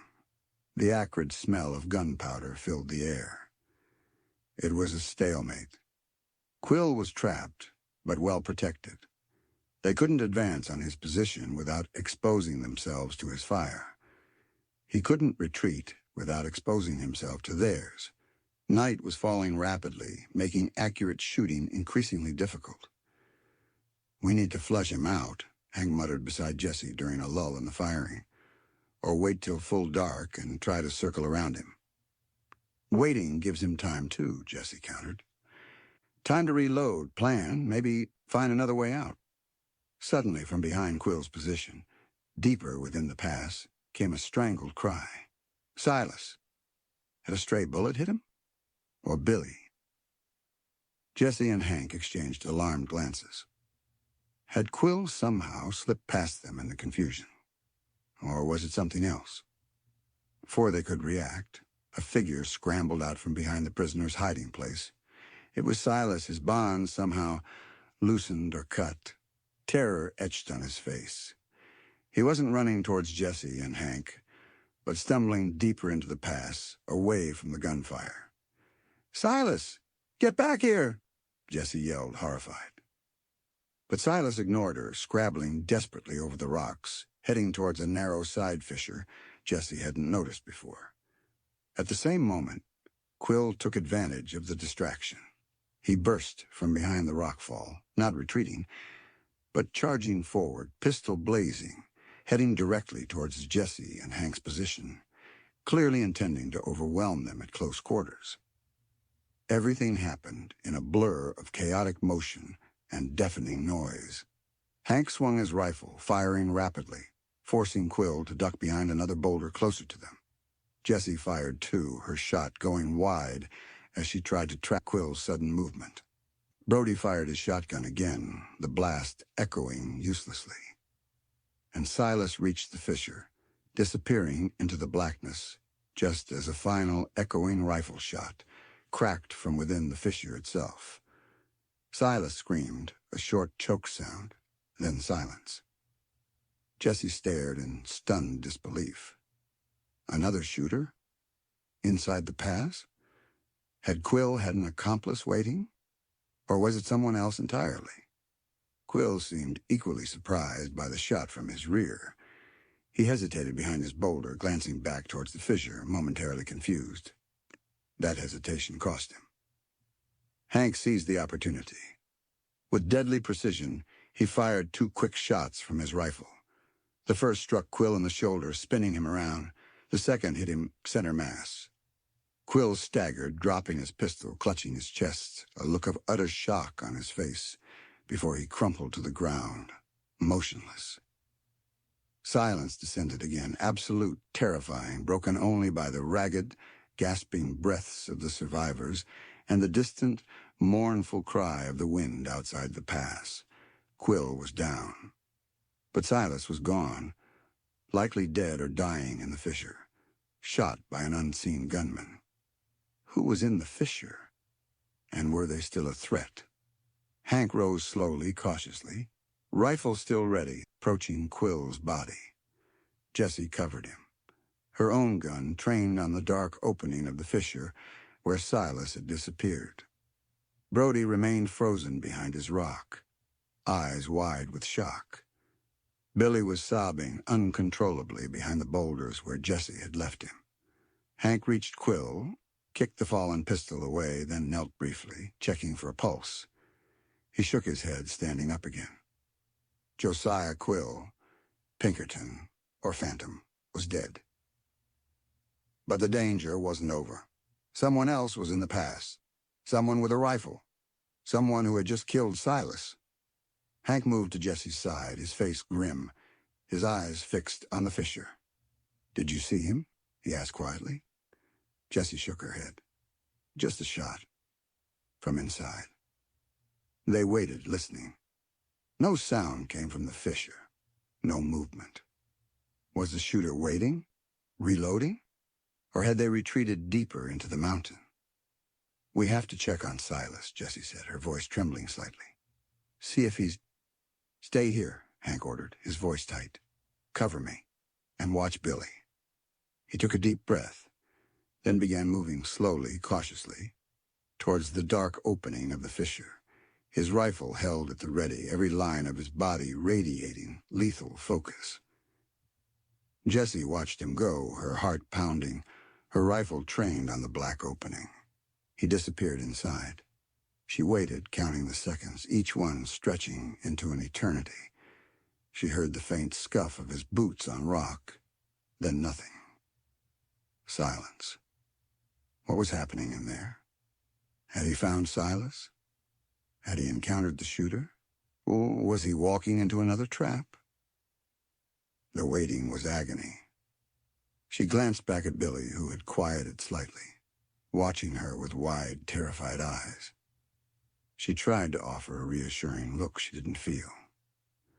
Then Hank reappeared at the mouth of the fissure. He wasn't hurrying. His rifle was lowered slightly. His face, shadowed by the brim of his hat in the deep twilight, was unreadable, but held a profound weariness, a deep sadness. He walked slowly back towards Jessie. "Silas?" she whispered as he reached her. Hank shook his head slowly. "Dead," he confirmed, his voice flat. "Single shot. Clean." He paused, looking not at Jessie, but past her, towards the horizon visible beyond the pass entrance, towards the vast, indifferent landscape now sinking into night. He wasn't alone in there. "The shooter?" Jessie prompted, bracing herself. Hank finally met her gaze, and what she saw in his eyes chilled her to the bone. Not fear, not anger, but a devastating, soul-deep recognition. "It wasn't Quill's accomplice," Hank said, his voice barely audible. "The man who shot Silas. The man waiting in that fissure." He took a ragged breath, the words tearing from him like shards of glass. It was Caleb, his brother, not in Socorro, but here, in the pass, waiting. And he had just killed the last remaining prisoner, who might have shed light on Cole's secrets, on the ledger, on Caleb's own involvement. The storm of reckoning hadn't just gathered, it had broken directly upon them in the most devastating way imaginable. And there was no turning back from this horizon, littered with bodies, betrayals, and the terrible reunion Hank Redmond had sought for so long, delivered in blood and gunfire under a sky rapidly surrendering to night. Chapter 21. Ghosts of Redemption Gulch. Caleb. The name hung in the air, heavy and suffocating as the sudden, profound silence that followed Hank's revelation. Caleb Redmond, Hank's brother. The betrayer. Not a distant figure in Socorro, but here now, concealed in the mountain's dark crevices, his presence announced by the fatal crack of a rifle shot that had silenced Silas Stone forever. The reunion Hank had spent years seeking, fueled by grief and a burning need for answers, had arrived not with confrontation or explanation, but with cold-blooded murder, deepening the mystery, twisting the knife of betrayal yet again. Jessie stared at Hank, seeing the shock waves reverberate behind his eyes, cracking the careful facade he'd rebuilt since the homestead. The stoic deputy, the focused tracker, the man driven by a singular purpose, seemed momentarily lost, adrift in the wreckage of his assumptions. He hadn't found his brother. His brother had found him and announced his presence by eliminating a key witness. What did it mean? Was Caleb protecting himself, protecting R? Was he an unwilling pawn or a calculating player in this deadly game orchestrated around the ledger he now carried? He shot Silas? Jessie stammered, struggling to process the implications. "Why?" Hank shook his head, his gaze still distant, fixed on the dark fissure where his brother had lurked. "To silence him," he said, his voice hollow. Silas knew, maybe not much, but enough. About Cole, about the map, the ledger. Caleb couldn't risk him talking. Not to us, not to anyone. The pieces were falling into a new, horrifying pattern. Caleb wasn't just the betrayer from Hank's past. He was actively involved in the present conspiracy, complicit in the violence, possibly even working alongside Quill or directly for R. "Then, where is he now?" Jessie whispered, scanning the fissure opening, the surrounding rocks, suddenly acutely aware of their vulnerability. Caleb had a rifle, knew the terrain perhaps, and had demonstrated lethal intent. "Gone," Hank said, his voice regaining a fraction of its familiar hardness, though underscored by a deep, resonant grief. "Slipped away deeper into the mountain, likely through other passages in that fissure system. He knows these mountains, too. We hunted here together, before." The shared memory, once perhaps cherished, now felt like another bitter betrayal. Caleb was using their shared past, their intimate knowledge of this wilderness, against him. Sheriff Brody, who had cautiously emerged from behind his rock upon hearing Quill was dead, overheard Hank's last words. "His brother," Brody blurted out, his face a mask of disbelief. "Your brother shot Silas? What in God's name is going on here, Redmond?" Hank turned slowly. His eyes, when they met Brody's, were flat, cold, dangerous. "What's going on, Sheriff?" he said, his voice dangerously quiet. "Is that this is far bigger than redemption, bigger than Jedediah Finch, bigger even than Cole or Quill, and it's no longer any of your concern." He took a deliberate step towards Brody. "You want it out. You washed your hands of it. You're going back to redemption, Sheriff Anaktankin." Brody recoiled slightly from the intensity in Hank's gaze, the sheer palpable menace radiating from him. "Now? But the prisoners? Silas is dead. Quill." "Quill is dead," Hank cut him off. "Silas is dead. Billy," he glanced towards the terrified boy still huddled behind the rocks, "is a witness, potentially still a target. Marshal Mahone and I are pursuing federal fugitives involved in conspiracy and murder crossing territorial lines. That includes Caleb Redmond." He held Brody's gaze. "You will ride back to redemption. You will report Quill's death in a shootout resisting arrest. You will report Silas Stone killed by an unknown assailant during the firefight. You will report that Marshal Mahone and I have taken custody of the witness Billy Ryan." He finally gave the boy a name, "and are continuing pursuit of the remaining fugitives southward. You will not mention Caleb Redmond. You will not mention the Ledger. You will not mention Socorro. Is that absolutely clear?" The transformation in Hank was startling. The quiet, competent deputy was gone, replaced by someone harder, colder, driven by a purpose that transcended the law. He was dictating terms, issuing orders, taking control with an authority that Brody, cowed and out of his depth, didn't dare challenge. Yes," Brody stammered, nodding quickly. "Clear, federal matter, right?" He looked relieved to be given instructions, however dictatorial, that allowed him to retreat. "Take Quill's horse," Hank instructed. "Leave his weapons. Get moving before full dark." Brody didn't need telling twice. He scrambled to obey, retrieving Quill's horse, checking its meager supplies, avoiding looking at Quill's body slumped near the rockfall. He mounted quickly, gave Hank and Jesse a wide berth, and spurred the horse back out of the pass entrance, disappearing into the twilight, eager to escape the vortex of violence and conspiracy that had consumed his simple jurisdiction. His departure left an unnerving silence, broken only by Billy Ryan's soft whimpers in the mournful wind. Quill's body lay starkly visible in the fading light.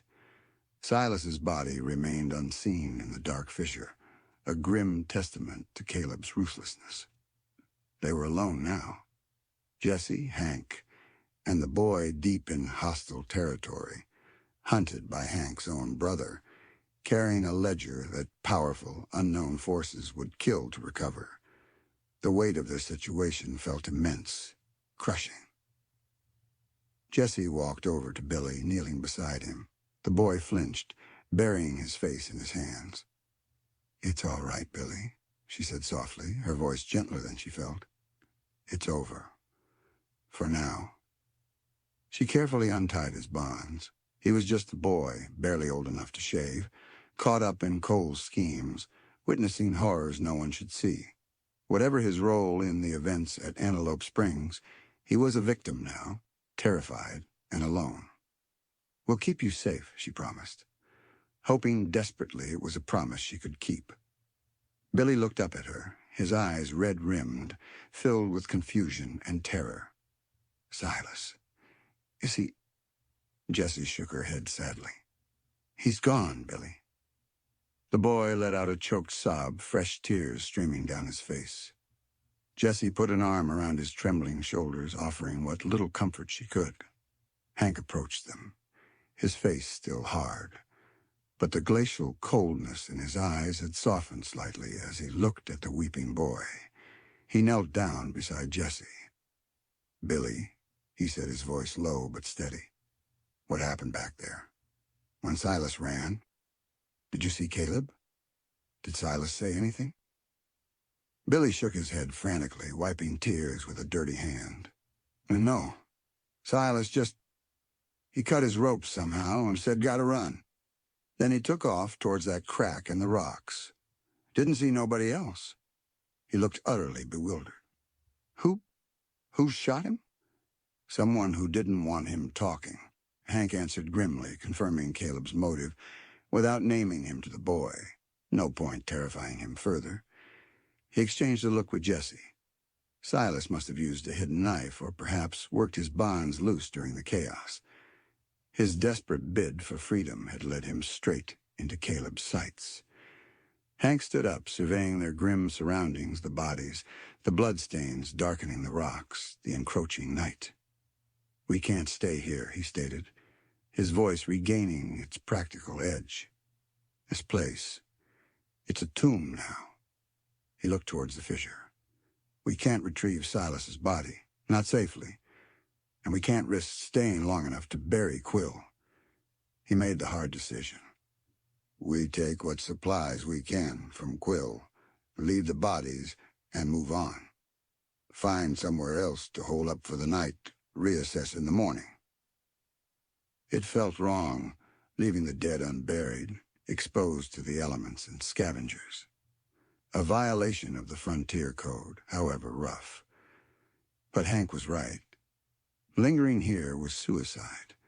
Caleb could be watching, waiting, or circling around. They needed it to disappear again, quickly. Working by the thin moonlight and the beam of the lantern, they quickly searched Quill's body and saddlebags. He traveled light but efficiently.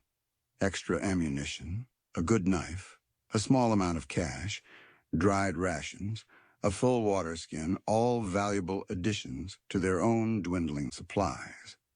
There were no papers, no letters, nothing to identify R, or give further clues to Quill's employers, aside from the coded telegram Sims had recovered. Quill had been careful, professional to the end. Hank methodically reloaded his own weapons and Jesse's with the extra cartridges, his movements precise, economical. Jesse watched his hands, capable and steady despite the tremor of emotion she knew must be running beneath the surface. He was compartmentalizing, focusing on survival, pushing down the shock and grief of Caleb's reappearance, channeling it into cold, hard resolve. They mounted their weary horses, Hank pulling Billy up behind him on the sturdy buckskin. They picked their way carefully out of the pass, leaving the scene of the firefight, the bodies of Quill and Silas, behind them in the shadows. It felt like leaving ghosts behind, ghosts that would surely follow. Redemption. Gulch, Jessie thought grimly, though the place likely had no name, felt aptly christened in her mind. Redemption seemed impossibly distant. Only the harsh reality of the gulch remained. They didn't go far, just a few miles deeper into the mountains, following a dry wash, Hank seemed to recall. He found another sheltered spot, a shallow cave hidden behind a curtain of ancient, gnarled junipers. It wasn't much, but it was concealment. They made a cold camp, not daring to risk a fire. Hank took the first watch, positioning himself outside the cave mouth, melting into the shadows, rifle cradled in his arms. Jesse settled inside with Billy, who had finally cried himself into an exhausted sleep, huddled against the saddlebag. Jesse couldn't sleep. The events of the day replayed relentlessly in her mind: the desperate race, the standoff, Quill's death, Silas's murder, Hank's face when he recognized his brother as the killer. Caleb. Why?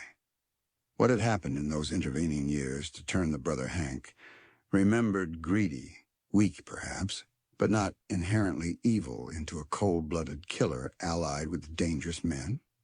Had the guilt of leaving Hank for dead twisted him? Or had he always had this darkness within him, finally unleashed? And what did his presence here mean for Hank? Could Hank truly face him, gun to gun, if it came to that? Could he pull the trigger on his own blood, even after the betrayals? The ledger felt heavy inside Hank's shirt, a tangible weight connecting them all: Caleb, Cole, Quill, R., the ghosts of Jedediah Finch and Elena Carver, and now Silas Stone. It was a Pandora's box, opened in a dusty livery stall, unleashing violence and long-buried secrets. Following it toward Socorro felt less like pursuing justice and more like chasing doom. Yet turning back felt equally impossible. Brody wouldn't help. The official channels were blindfolded. Quill might be dead, but R was still out there. The scarred man Silas saw was still unaccounted for, and Caleb was now the most immediate, most personal, and potentially most dangerous threat. He knew they had the ledger. He knew Hank was alive. He wouldn't simply let them ride away. Jessie pulled her blanket tighter, shivering despite the relatively mild night. She looked towards the cave entrance where Hank kept his silent vigil. Their paths had converged in dust and gunfire near Antelope Springs, driven by separate duties, separate ghosts. Now their paths seemed irrevocably intertwined, leading into a future shrouded in danger, defined by the ledger and the looming confrontation with Caleb. The weight of her father's name, the demands of the badge, felt distant, overshadowed by the immediate, brutal calculus of survival and the complex, undeniable bond forged with the haunted man guarding their fragile sanctuary. There was no turning back from this horizon.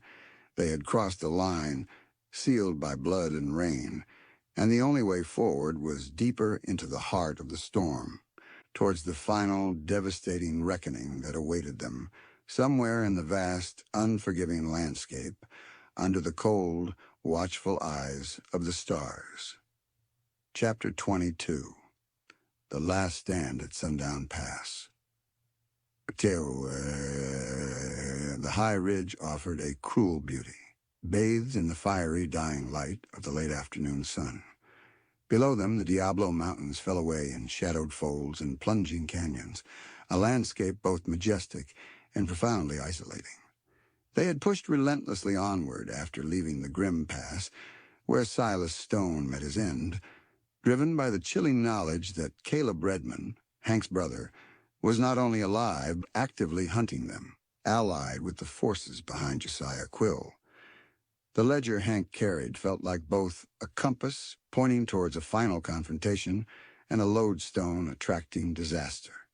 Every rustle of wind, every hawk's cry, every dislodged stone felt like a precursor to ambush. They found the place Hank instinctively sought, perhaps guided by some grim memory or tactical assessment: Sundown Pass. It wasn't a pass in the conventional sense, more a narrow saddle between two towering granite peaks, accessible by steep, treacherous trails on either side. The western approach, the one they now faced, was choked with boulders and scree, offering natural defensive positions. The eastern side dropped away sharply into gathering darkness. It was a place where one could make a stand, but also a place where one could be easily trapped, silhouetted against the setting sun for any watcher approaching from below. A place for endings. "This is it," Hank announced, his voice raspy with fatigue and dust, but underscored by a hard, brittle calm. He swung down from his buckskin, the movement stiff but controlled. "We wait here. He'll come." There was no question who he was: Caleb. Hank seemed certain his brother would track them here, that this desolate pass was destined to be the stage for their final act. Perhaps Caleb knew Hank would seek such a place, drawing on their shared knowledge of terrain, of tactics, from a time before betrayal shattered their world. Jessie dismounted, her body protesting, every muscle screaming from the days of relentless travel and tension. Young Billy Ryan slid numbly from behind Hank's saddle, his face pale, eyes wide with the trauma he'd endured. Jesse led him gently towards the relative shelter of a cluster of wind-scoured boulders partway into the pass, settling him down with a water skin and the last handful of jerky. "Stay here, Billy. Stay low, no matter what you hear," she instructed softly but firmly. The boy nodded mutely, curling into himself. Hank didn't waste time on sentiment or rest.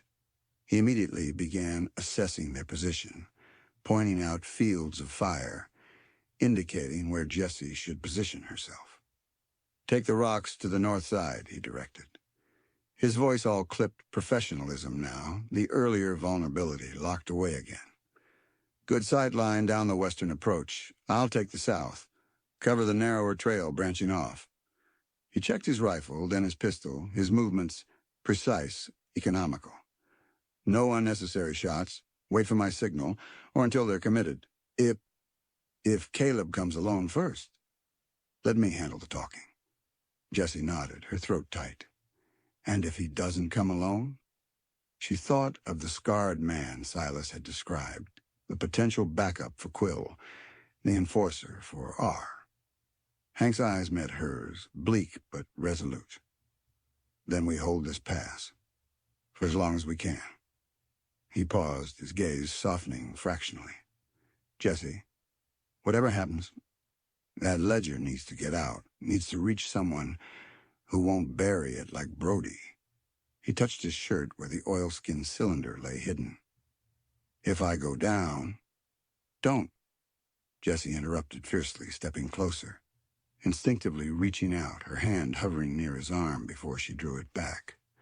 "Don't talk like that, Hank. We get through this. Together." He looked at her, a flicker of surprise, then a deep, weary sadness in his eyes. "We'll try, Jessie," he said softly. "We'll damn well try." He gave her a curt nod, then moved swiftly to his chosen position on the south side of the pass, disappearing behind a jagged outcrop of granite. Jessie took her position among the northern boulders, settling herself, resting her rifle on a flat rock, sighting down the treacherous western slope they had just ascended. The setting sun was directly in her eyes, a blinding glare reflecting off the rocks, making it difficult to see clearly down the trail, a tactical disadvantage. Had Caleb anticipated this? Was he using the sun against them? The waiting began. The silence of the high mountains pressed in, broken only by the mournful cry of the wind whipping through the pass. The sun dipped lower, painting the undersides of the few high clouds in brilliant, almost violent shades of crimson and gold. Sundown Pass. The light was dying, and with it, perhaps, their chances. Jessie scanned the slope relentlessly, her eyes watering from the glare, straining to detect movement. Every shadow seemed to shift, every gust of wind carrying phantom sounds. She thought of Hank, hidden across the narrow pass, waiting for the brother who had betrayed him, left him for dead. What terrible conflict raged within him now? Could he truly face Caleb gun to gun? The price of a second chance. Carver's words echoed again. What price would this confrontation exact? Then she saw it. Not dust this time, but movement.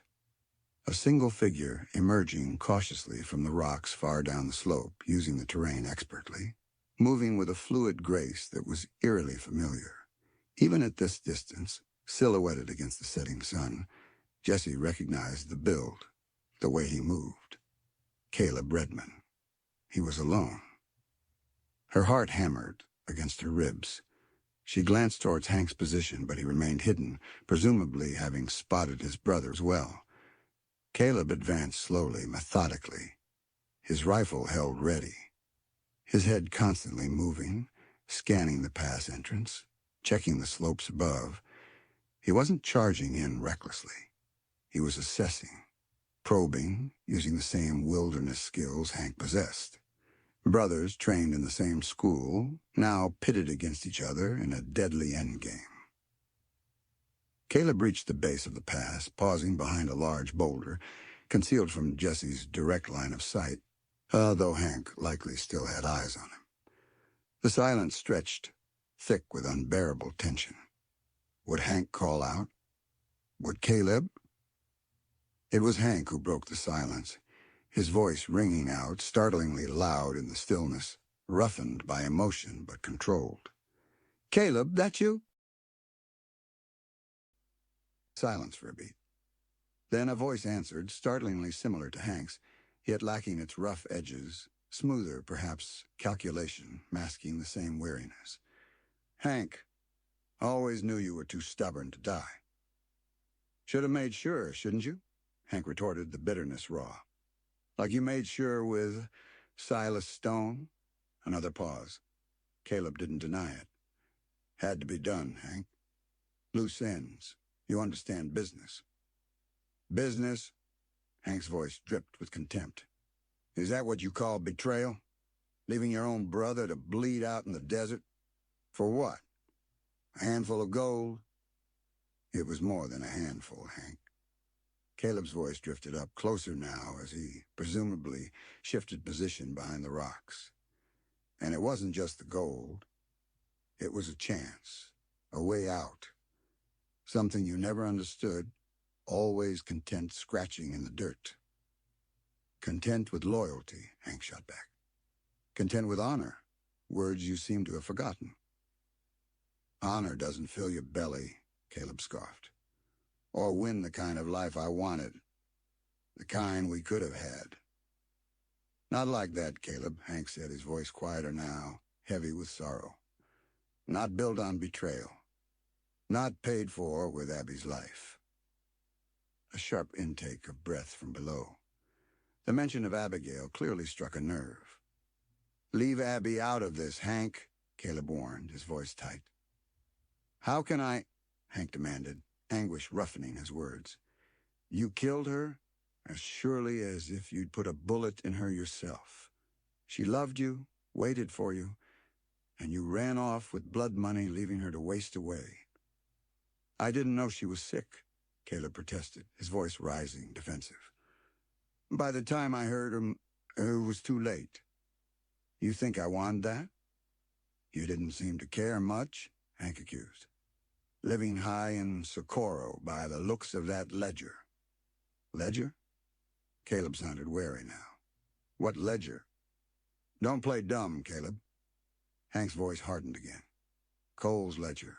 The list of names, your name, tied up with claim jumpers and God knows what else. The reason Quill came hunting. The reason R wants everyone silenced." A longer silence from below. Caleb was processing, realizing how much they knew. "Cole was a fool," Caleb said finally, his voice cold again. "Should have destroyed that ledger years ago. Kept it as insurance, the idiot." He paused. "So you have it?" "We have it," Hank confirmed. "Hand it over, Hank," Caleb said, his tone shifting, becoming almost pleading, yet underscored with menace. "Give me the ledger. Let me disappear. No one else needs to get hurt. You can walk away. Go back to whatever life you have now." Jessie held her breath. Would Hank consider it? Let his brother go, take the ledger, vanish? Avoid the final bloody confrontation? "Walk away," Hank echoed, his voice incredulous, filled with the pain of years. "Walk away from what you did. To me, to Abby, to Finch, to Silas, to whoever else is on that list, crossed out or waiting their turn. Walk away while you serve whoever R is?" "You don't understand, Hank," Caleb argued, desperation creeping into his voice. "I got tangled up deeper than I ever meant to. R isn't someone you walk away from. He finds you. Always. The ledger, it's my only leverage, my only way out." "Leverage?" Hank's laugh was harsh, humorless. "Or your death warrant? R sent Quill to retrieve it. Eliminate loose ends. That includes you, Caleb. He won't let you walk away with those secrets." "Maybe," Caleb conceded. "But I have to try. Give me the ledger, Hank. Please. For what we were." The raw plea hung in the air, a desperate gamble on a long-dead bond. Jessie felt her own heart clench. Could Hank refuse? What we were, Hank repeated softly, sadly. Died in the desert when you left me, brother. His voice hardened again, filled with irrevocable finality. It ends here, Caleb. Now, throw down your rifle. You'll answer for what you've done. Maybe there's a chance for some kind of redemption. Behind bars. A tense silence. Then Caleb's voice, stripped of persuasion, filled with cold fury. Always the righteous one, weren't you, Hank? Always judging. There was a scuff of movement below. Looks like you leave me no choice. Jessie knew what was coming. She tightened her grip on her rifle. Caleb, don't, Hank yelled. Gunfire erupted from below, not aimed at Hank, but towards Jessie's position. Caleb must have circled slightly, using the terrain, trying to take out Hank's backup first. Dirt sprayed near Jessie's boulder. She ducked instinctively, then returned fire, aiming towards the muzzle flash. Hank opened fire simultaneously, pinning Caleb down again. The pass exploded into a cacophony of ricocheting bullets, shouting and echoing gunfire. The final stand had begun. It was chaos. Muzzle flashes lit the deepening twilight. Bullets whined and screamed off the rocks. Jessie fired methodically, changing position, slightly behind her cover, trying to get a clear shot, trying to support Hank without exposing herself. She saw Hank shift position too, moving like a shadow between the rocks on his side, trying to flank his brother. Caleb was good. He used the terrain, fired accurately, kept them both pinned down. He knew Hank's tactics, anticipated his moves. It was a deadly dance between two men who knew each other intimately, now locked in mortal combat. Jessie saw her chance. Caleb was focused on Hank, momentarily exposed as he moved between boulders. Jessie took careful aim, squeezed the trigger. Her shot struck the rock near Caleb's arm, making him flinch, stumble. He cursed, firing wildly towards her again, then scrambled for better cover deeper in the pass, closer to where Billy was hidden. Jessie's blood ran cold. Was he trying to take a hostage? Hank! He's heading for the boy! She screamed over the gunfire. Hank reacted instantly, abandoning his flanking maneuver, charging recklessly across the open space towards Caleb's last known position, firing his rifle from the hip. It was a desperate move, exposing himself completely. Caleb turned, surprised by Hank's sudden charge. He raised his rifle. Jessie saw the movement, saw Hank silhouetted against the last rays of the setting sun, saw Caleb take aim. Time seemed to slow. She didn't think. She reacted. Swinging her rifle, finding Caleb in her sights, she fired once, twice. Her first shot missed. Her second struck Caleb high in the chest. He staggered backward, dropping his rifle, clutching his chest, a look of disbelief on his face, mirroring the look Quill had worn moments before his death. He stared at Hank, who had skidded to a halt just yards away, rifle still raised, frozen. Hank! Caleb gasped, his eyes wide, searching his brother's face. Then his legs buckled, and he collapsed onto the rocky ground, still. Silence crashed down again, absolute, profound, broken only by Jessie's ragged breathing and the distant cry of the wind. Hank stood frozen, staring down at his brother's body, his rifle still half raised, smoke curling from the barrel of Jessie's rifle. She had done it. She had shot Caleb Redman. She had killed Hank's brother to save Hank's life. Slowly, numbly, Hank lowered his rifle. He walked towards Caleb's body, stopping beside it. He knelt down, reaching out a trembling hand. Not to check for life, Caleb was clearly gone, but perhaps just to touch him one last time. He stayed there for a long moment, head bowed, his shoulders slumped, the weight of years, the weight of fratricide averted but witnessed, crushing him. Jessie approached cautiously, her own weapon lowered, her heart aching for him, for the terrible choice she had forced upon him by saving his life.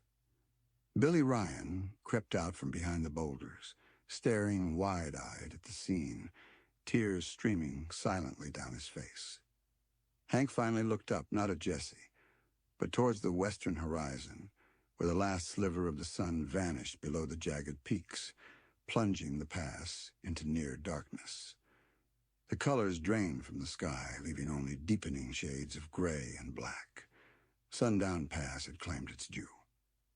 He stood up slowly, turning to face Jesse. His face was a mask of grief, exhaustion, and something else. Acceptance, release. It was impossible to tell. "It's over," he said, his voice thick, hoarse. He looked down at Caleb again, then back at Jesse. "Thank you, Jesse."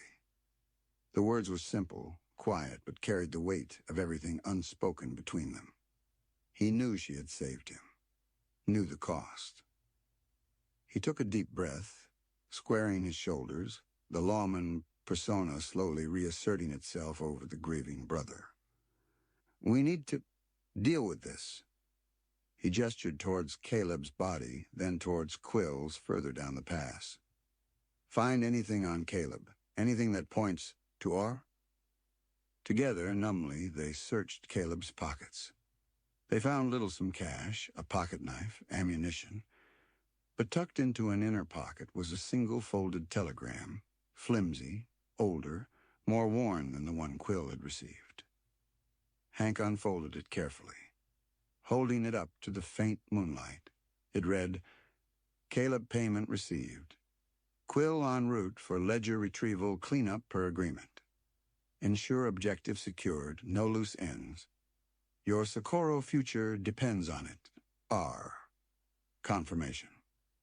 Caleb wasn't just involved, he was actively coordinating with Quill under orders from R, promised a future in Socorro as a reward. His plea to Hank had been a lie, a desperate attempt to get the ledger and save himself, likely intending to betray Hank yet again if necessary.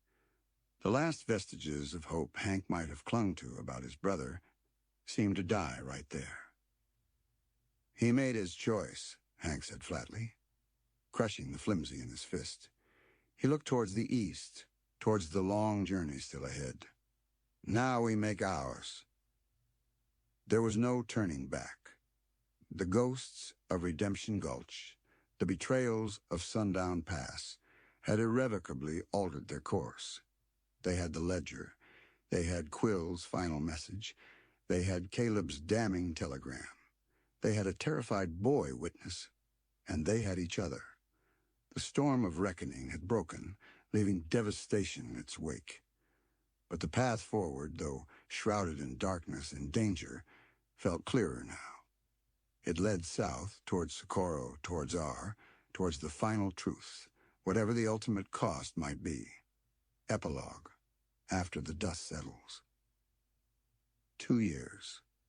2 turns of the seasons had swept across the Cimarron Plain since the bloody sunset at Sundown Pass, each cycle bringing its own measure of healing and hardship, washing away some of the blood but never entirely erasing the scars etched onto the land and the souls who traversed it. Jessie Mahone stood on the porch of her father's ranch house now, truly hers, not just by inheritance, but by the sweat, resilience, and hard-won identity she'd forged in the crucible of the intervening time. The late afternoon sun, lower in the sky now as autumn breathed its crisp promise under the air, cast long shadows from the cottonwoods near the creek, painting the familiar landscape in hues of gold and deepening amber. The scent of curing hay mingled with the sharp tang of wood smoke from her chimney, familiar comforts that felt both grounding and poignant after the dust and danger she had known. The badge pinned to her sturdy canvas vest felt different now. Still heavy, yes, but the weight felt earned, settled, less like a borrowed coat and more like her own skin. Judge Harrison, after receiving detailed reports corroborated by trusted federal marshals Hank had contacted outside of Brody's influence, had quietly removed the acting prefix. She was Marshal Mahone now, her authority accepted, if sometimes still grudgingly, throughout the Cimarron district. She had faced down outlaws, mediated land disputes, simmering with old feuds, navigated the treacherous currents of frontier politics, all under the shadow of her father's name, but guided now by her own hard-won wisdom, her own understanding of the blurred lines between law and justice, order and survival, the ghosts of redemption. Gulch and Sundown Pass rode with her still, not as tormentors, but as solemn reminders of the cost, the complexity, the weight of the choices made when the law wore a blindfold and truth had to be clawed from the grasping hands of greed and betrayal. The ledger, carried carefully from the mountains, had indeed been Pandora's box, delivered discreetly, along with Billy Ryan's terrified but crucial testimony, to federal authorities in Santa Fe. It had slowly, painstakingly begun to unravel a web of corruption stretching far beyond Cole's petty villainy. Ra, as Hank had suspected, was Randolph C. Merritt, a wealthy, influential railroad investor and land speculator based back east, a man who operated through layers of intermediaries, using men like Quill and Caleb Redmond to acquire land, silence opposition, and manipulate claims through bribery, intimidation, and murder. The ledger documented years of these illicit dealings, a chilling record of Merritt's ruthless expansion across the territories. The investigation was ongoing, frustratingly slow, hampered by Merritt's wealth, distance, and political connections. There were indictments, arrests of smaller players implicated on the list, but Merritt himself remained untouchable, insulated by lawyers and bought influence. It was a harsh lesson in the limits of frontier justice when confronted by entrenched power, a cynical truth that settled heavily in Jessie's gut, but didn't extinguish the quiet fire of her resolve. Knowing the truth, exposing it, had value, even if the scales didn't balance perfectly. Young Billy Ryan, spared the gallows due to his age and testimony, had been taken into federal witness protection, eventually sent back east under the care of a church organization that promised education and a life far removed from the violence that had nearly consumed him. Jessie prayed he found peace, that the nightmares faded, that he got the second chance fate had denied so many others caught in Merritt's web. Matthew Carver, against all odds, and Doc Miller's grim prognosis, had survived. Jessie had made a point of checking on him via telegraph reports from Redemption's doctor before she and Hank had finally parted ways weeks after Sundown Pass. He had lost the leg, but not his life. The vengeance that had driven him for years, seemingly burned out in the darkness of the mine, replaced by a quiet emptiness. Last she heard, he had taken up residence in a small settlement further west, living quietly, the fire gone from his eyes, carrying the ghosts of Elena and his quest like phantom limbs. Perhaps, in survival, he had found a different, more difficult kind of peace. And Hank Redmond. He hadn't stayed in the Cimarron district. After delivering the ledger and ensuring Billy was safe, their paths had diverged. He had needed to go south toward Socorro, not in immediate pursuit of Caleb, but perhaps in pursuit of understanding, of closure. He carried the weight of his brother's final betrayal, the terrible image of Caleb's death killed by Jessie's bullets, fired to save Hank's life and the complex, unspoken emotions that shimmered between them. They hadn't spoken of love, not in words. The harsh realities they faced, the violence, the ghosts, they left little room for soft declarations. But Jessie knew what she felt. The deep, aching connection forged in shared danger, mutual respect, and the glimpses of the honorable, wounded man beneath the guarded exterior. And she believed fiercely that he felt something similar for her, something profound and equally unspoken, visible only in the unguarded intensity of his gaze across a campfire, the protective instinct in his touch, the shared silence that spoke volumes more than words ever could. He wrote occasionally, brief, infrequent letters arriving unexpectedly at the marshal's office, postmarked from dusty towns across the New Mexico and Arizona territories. He never spoke of Caleb, never mentioned Socorro directly. He wrote of tracking rustlers, mediating disputes, sometimes just describing the way the light fell across a mesa or the taste of strong coffee under a starry sky. Simple observations, yet beneath the surface, Jesse read the restlessness, the search that hadn't ended, the solitude he seemed to both seek and suffer. He always asked if she was well, if the Cimarron was quiet. He always signed off simply, Hank. She wrote back just as infrequently, keeping her tone professional, reporting on events in her district, sometimes sharing a small anecdote about Zephyr or the ranch. She never asked about Caleb, never pressed him about his past or his future. She understood his need for space, for time to reconcile the man he was with the brother he had lost twice once to betrayal, finally to death.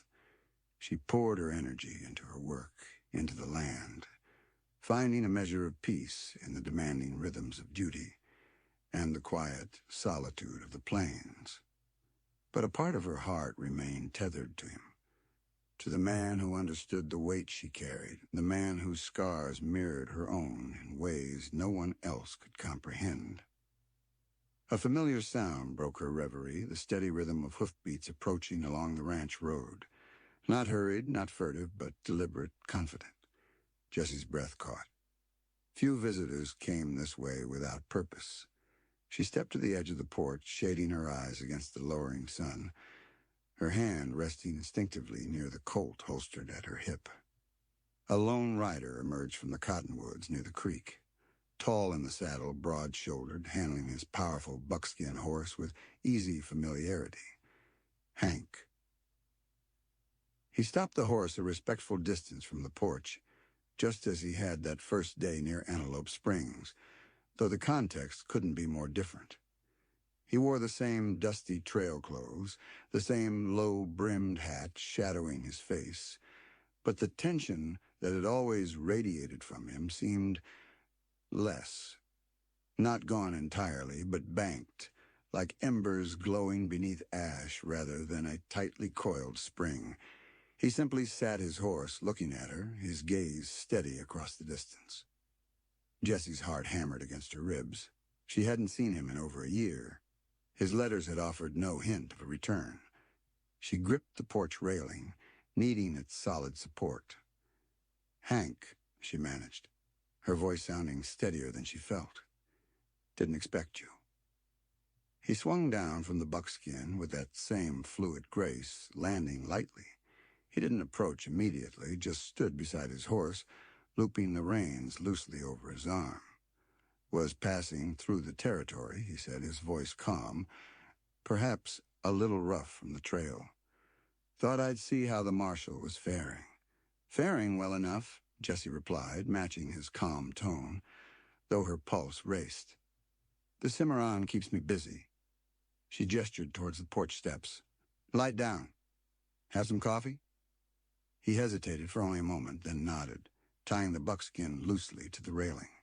He walked up the steps, removing his hat as he reached the porch, revealing lines etched a little deeper around his eyes, perhaps a touch more gray threaded at his temples, but his gaze was clear, direct, meeting hers without the old guardedness. Coffee sounds good, Jessie, he said, using her name easily now. She led him inside, into the familiar warmth of the ranch house kitchen. The silence felt comfortable as she moved about, fetching mugs, pouring coffee from the pot kept warm on the back of the stove. He stood near the doorway, watching her, taking in the simple, sturdy furnishings, the clean swept floor, the signs of a life reclaimed, rebuilt. She handed him a mug, their fingers brushing briefly. This time the jolt was still there, but softer, less startling, more like a warm current than a static shock. She leaned against the countertop, cradling her own mug, waiting. Socorro? She asked quietly, finally voicing the question that lingered. He nodded slowly, taking a sip of coffee. Went there. After. He looked into his mug, then met her eyes again. Caleb wasn't there. Not for years. Seems he used the money he got from our blood money, from deals Cole likely brokered, to set himself up elsewhere, under a different name. "Did you find him?" Jessie asked, holding her breath. Hank shook his head. "No, found his trail. Found where he'd been living, but he was gone again. Moved on weeks before I got there. Maybe heard about Quill failing, about the ledger being recovered. Maybe just spooked." He took another sip of coffee. "I followed for a while, across Arizona, towards California." He paused, looking out the kitchen window towards the vast plain stretching away to the horizon. "Then, I stopped." "Stopped?" Jessie echoed, surprised. He turned back to her, his expression searching. "I realized, chasing him, it wouldn't bring Abby back. It wouldn't undo the betrayal. It wouldn't silence the ghosts." He sighed, a deep, weary sound. "Maybe Carver was right. Vengeance consumes you, leaves nothing else." He looked around the simple kitchen, then back at Jessie, a new clarity in his eyes. "Decided it was time to stop chasing ghosts. Time to figure out what else there is." The admission hung in the air, heavy with unspoken possibilities. He had let Caleb go, relinquished the hunt that had defined him for so long. He was adrift, perhaps, but free in a way he hadn't been before. "And what now?" Jessie asked softly. He shrugged, a gesture that encompassed years of uncertainty. "Don't rightly know. Keep wearing the badge, I suppose. Seems to be what I'm good at, for better or worse." He gave her a small, wry smile. "Maybe find a quieter district than redemption." He finished his coffee, placing the empty mug carefully on the counter.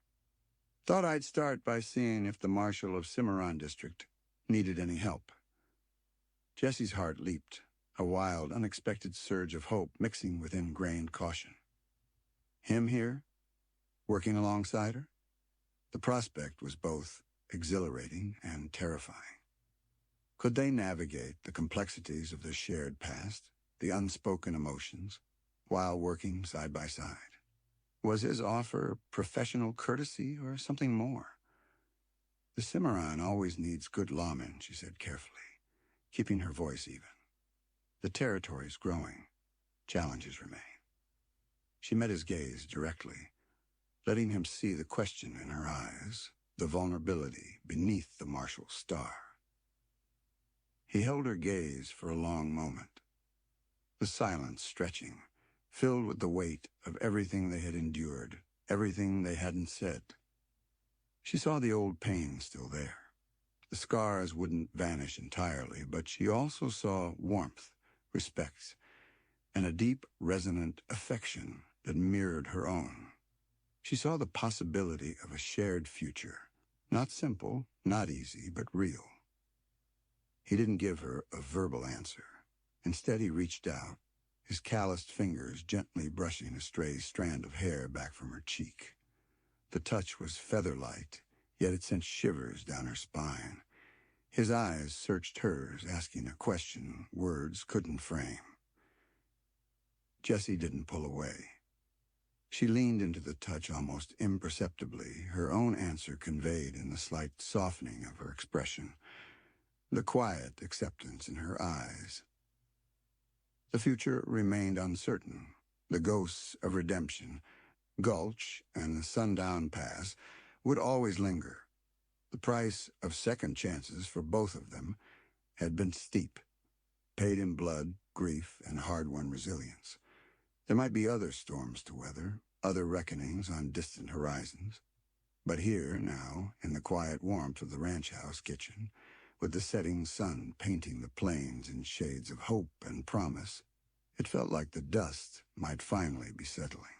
Perhaps, after the long dividing trail, their paths might finally run together for a while. Perhaps, together, they could face whatever lay beyond the horizon.